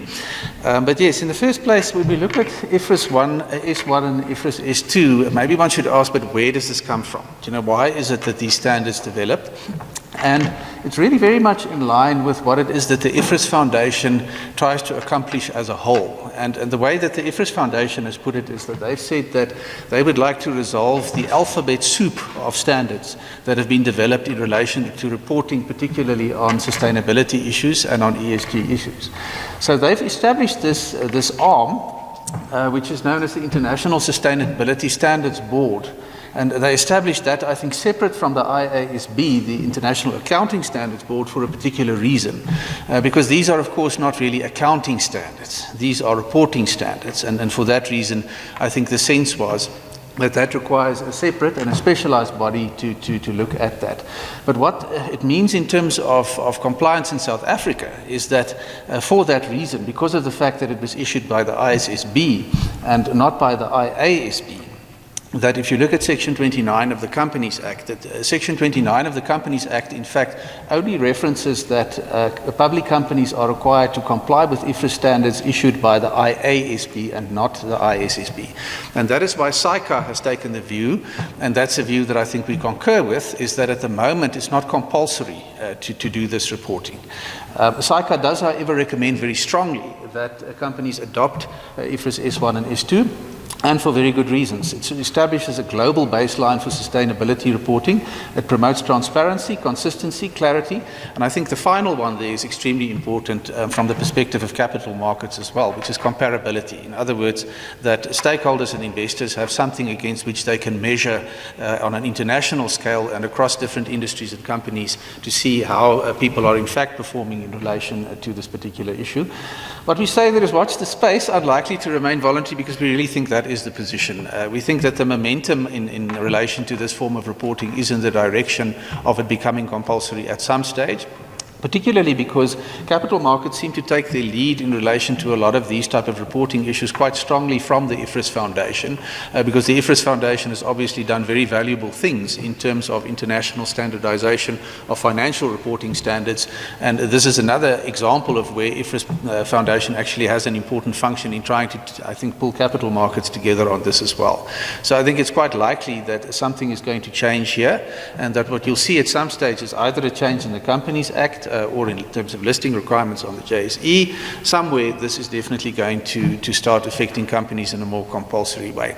And I think for that reason also, it's probably good foresight, not just from the selfish perspective of the sort of institutional investors that you have these days that have mandates in relation to ESG issues in particular, but also from a selfish perspective in terms of what will be required in future, and perhaps to be somewhat of a step ahead of the game in terms of that.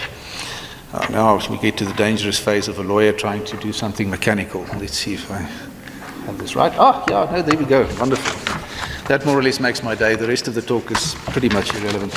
But yes, maybe we should just go through what the objective of IFRS S1 as stated in the standard in fact is.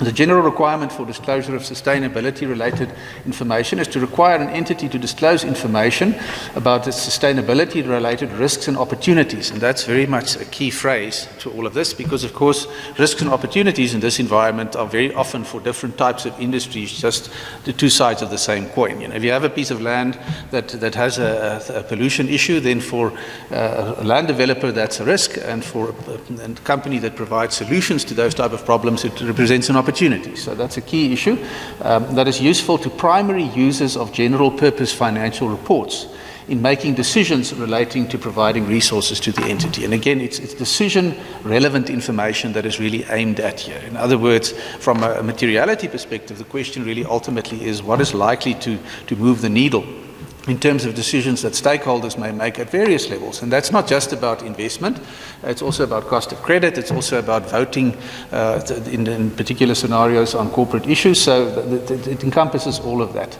In the second part, it says the standard requires an entity to disclose information about all sustainability-related risks and opportunities that could reasonably be expected to affect the entity's cash flows, its access to finance or cost of capital over the short, medium or long term. And what will definitely for auditors and accountants prick their ears immediately is that you can see that there are going to be significant elements of judgment involved in what happens here. And that is why you will find that, and I mean, we're giving you here the very basics. If you actually unpack the standard, there's a lot of detail about exactly how you give effect to what is required in terms of the objective here. Well, it's quite detailed standards that have in fact been developed. And in terms of the definitions of key concepts, how the two, IFRS S1 and S2 tend to interact, is that the conceptualizations of key concepts really sit in S1. And is then when you apply S2, you will look to S1 for a lot of the definitions of relevant aspects that you need to deal with in terms of S2. And in terms of the overall formulation, I think that people who are familiar with the IFRS drafting style and the IFRS wording that is used in IFRS standards generally will find this very familiar. A lot of the concepts are very familiar, and a lot of the style of drafting is very familiar. And when we talk later a bit about the role that auditors and accountants can play in terms of the implementation of this, then we'll again just reference that issue. So what one must remember is that this reporting also, this doesn't form part of the annual financial statements. It obviously covers the same period, a particular report under this standard, as the financial statements for that same period. It gets published at the same time, except for a transitional arrangement where there's a certain amount of flex in terms of the timing of reporting, 9 months instead of 6 months after the year end. But apart from that, it sits in the general reporting, but it does not sit in the annual financial statements. And that's where, again, to just emphasize, it's not an accounting standard per se. It's a different kind of animal in that sense. And then just in terms of course, the reason why IFRS as a set of standards, as I've already emphasized, is of such import, and why one takes a lot of cognizance of what the IFRS Foundation has to say, is because of the fact that it's so universally adopted almost in the world. The one exception, the most notable exception, and there's two really that I can think of that are of import, but the most notable exception is, of course, the United States, who does not, in fact, use IFRS. In the US GAAP, is US generally accepted accounting principles is what is used, but in a certain sense, the nice sort of tell-in to observe about these two standards is that they can live with US GAAP. Because they aren't accounting standards, what one might very well find is that a lot of US companies might voluntarily adopt these standards anyway, just because of the fact that they don't fight with the accounting that you actually represent in your financial statements. So from that perspective, it might very well be that it has a life in that environment as well. Okay, so enough from me for now. So I will allow Perrine to carry on with S2.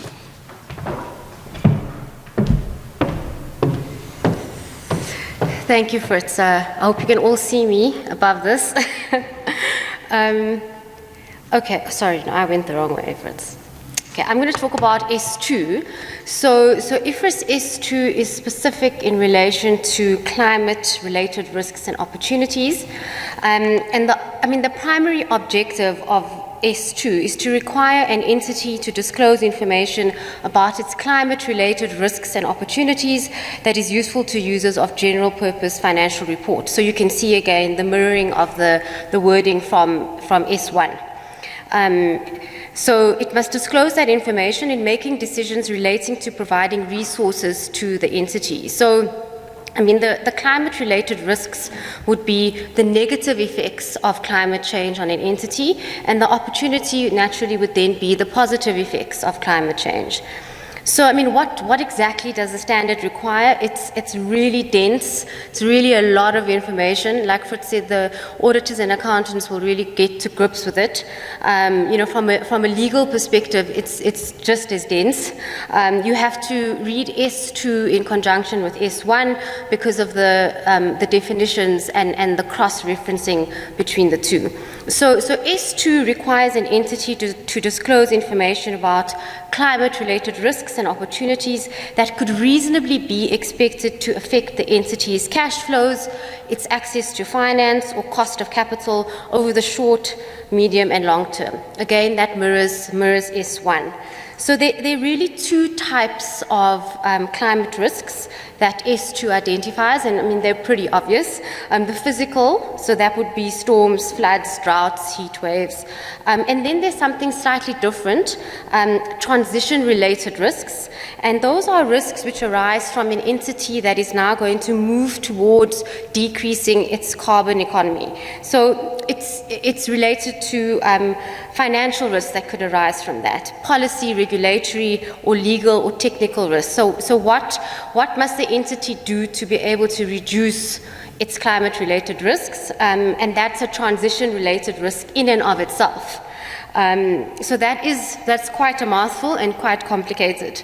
So S2 has got sort of, in my view, in reading of it, has got four major pillars. So it's got governance, strategy, risk management, and metrics and targets. So governance is really just about disclosing information about what is the entity doing about the climate-related risks and opportunities. The strategy is what is the strategy of the entity, and then importantly, the risk management part is you need to actually identify what are these risks and how can that affect the company's prospects and prosperity and sustainability. And then lastly, the metrics and the targets. So what are you doing to, and how do you measure yourself as an entity to progress yourself towards achieving the targets that you've set. So, as Fritz has said, it's interesting because it's not adopted officially as an auditing standard, it's a reporting standard, and so it requires you or the entity to use reasonable and supportable information, but without undue cost to the entity. So, I mean, that's going to be interesting to see how that unfolds and how that is interpreted.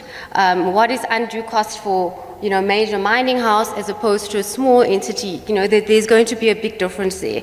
And the standard says you can use past events and current conditions to be able to track that pattern.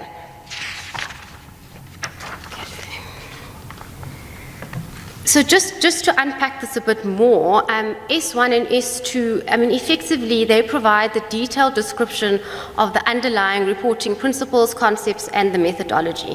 It's aligned to the IFRS approach, and I think this probably is critical, a critical takeaway from what we have to say today, is that it emphasizes the information needs of users and the overall economic impact disclosures, and the reporting will influence investors, and importantly, including institutional investors. So, I mean, there's really a drive towards sustainable financing. And I think that there's pressure from institutional investors to exert positive ESG changes. So to call on corporations to take a broader purpose, to have a sustainable economy and to mitigate climate change. Our view is that the absence of information on ESG is really going to be an investment inhibitor. And there is a growing expectation from the investment community that you need to start to make these disclosures, which goes back to having S1 and S2 in the first place. Fritz is going to talk briefly about two items, and then hopefully I'll wrap up after that.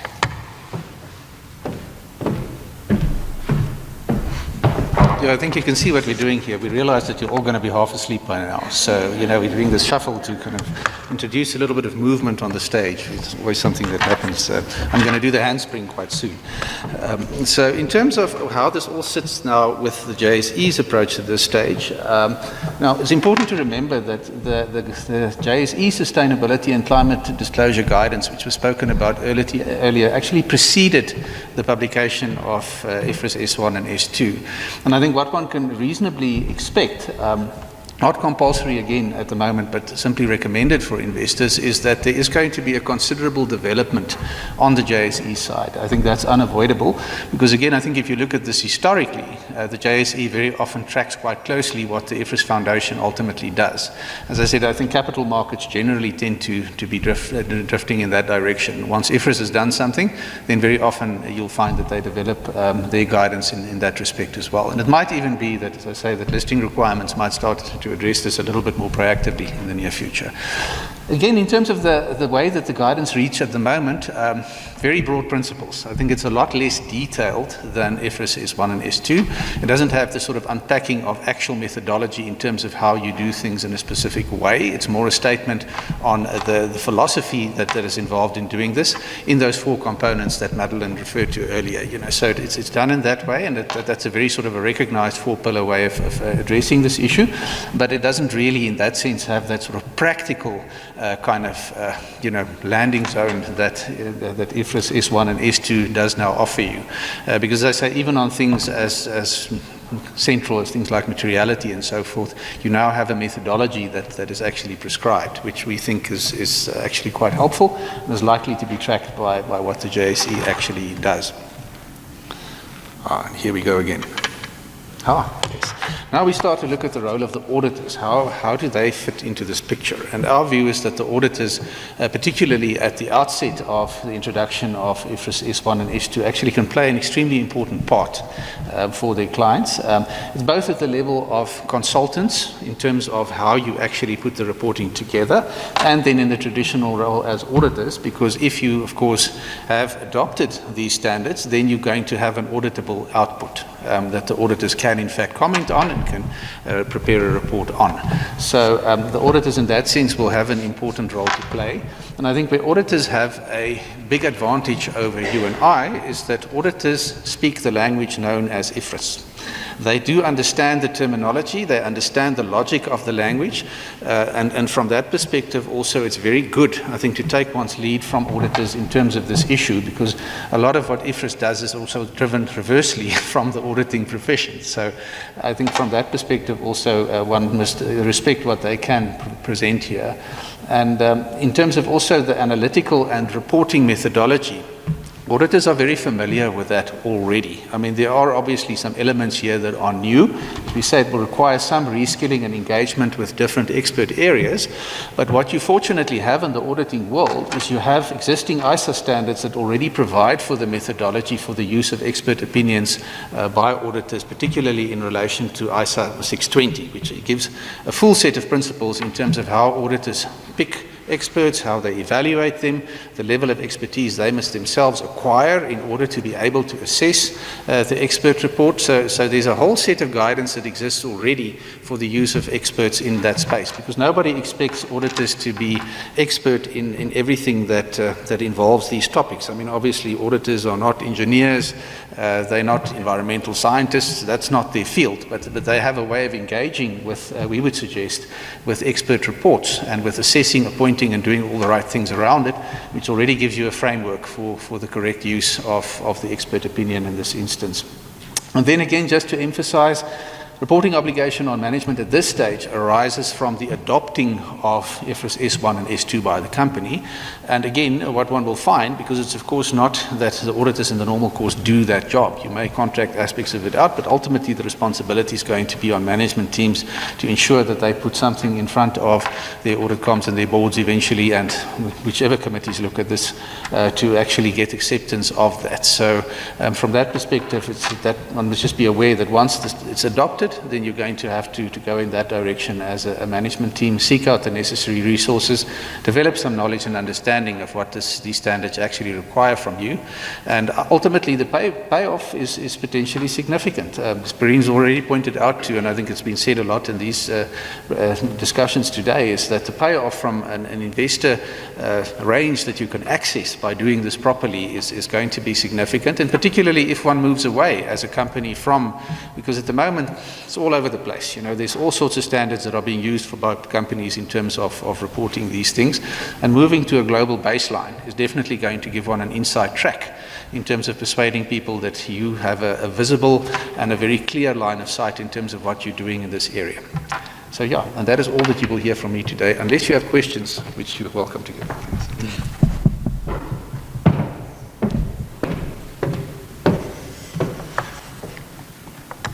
Okay, it's the last slide of the day, so hang in there. So what if it all goes wrong, I guess? What if it goes wrong and there are a significant, there's reporting done by management on ESG and the auditors miss it?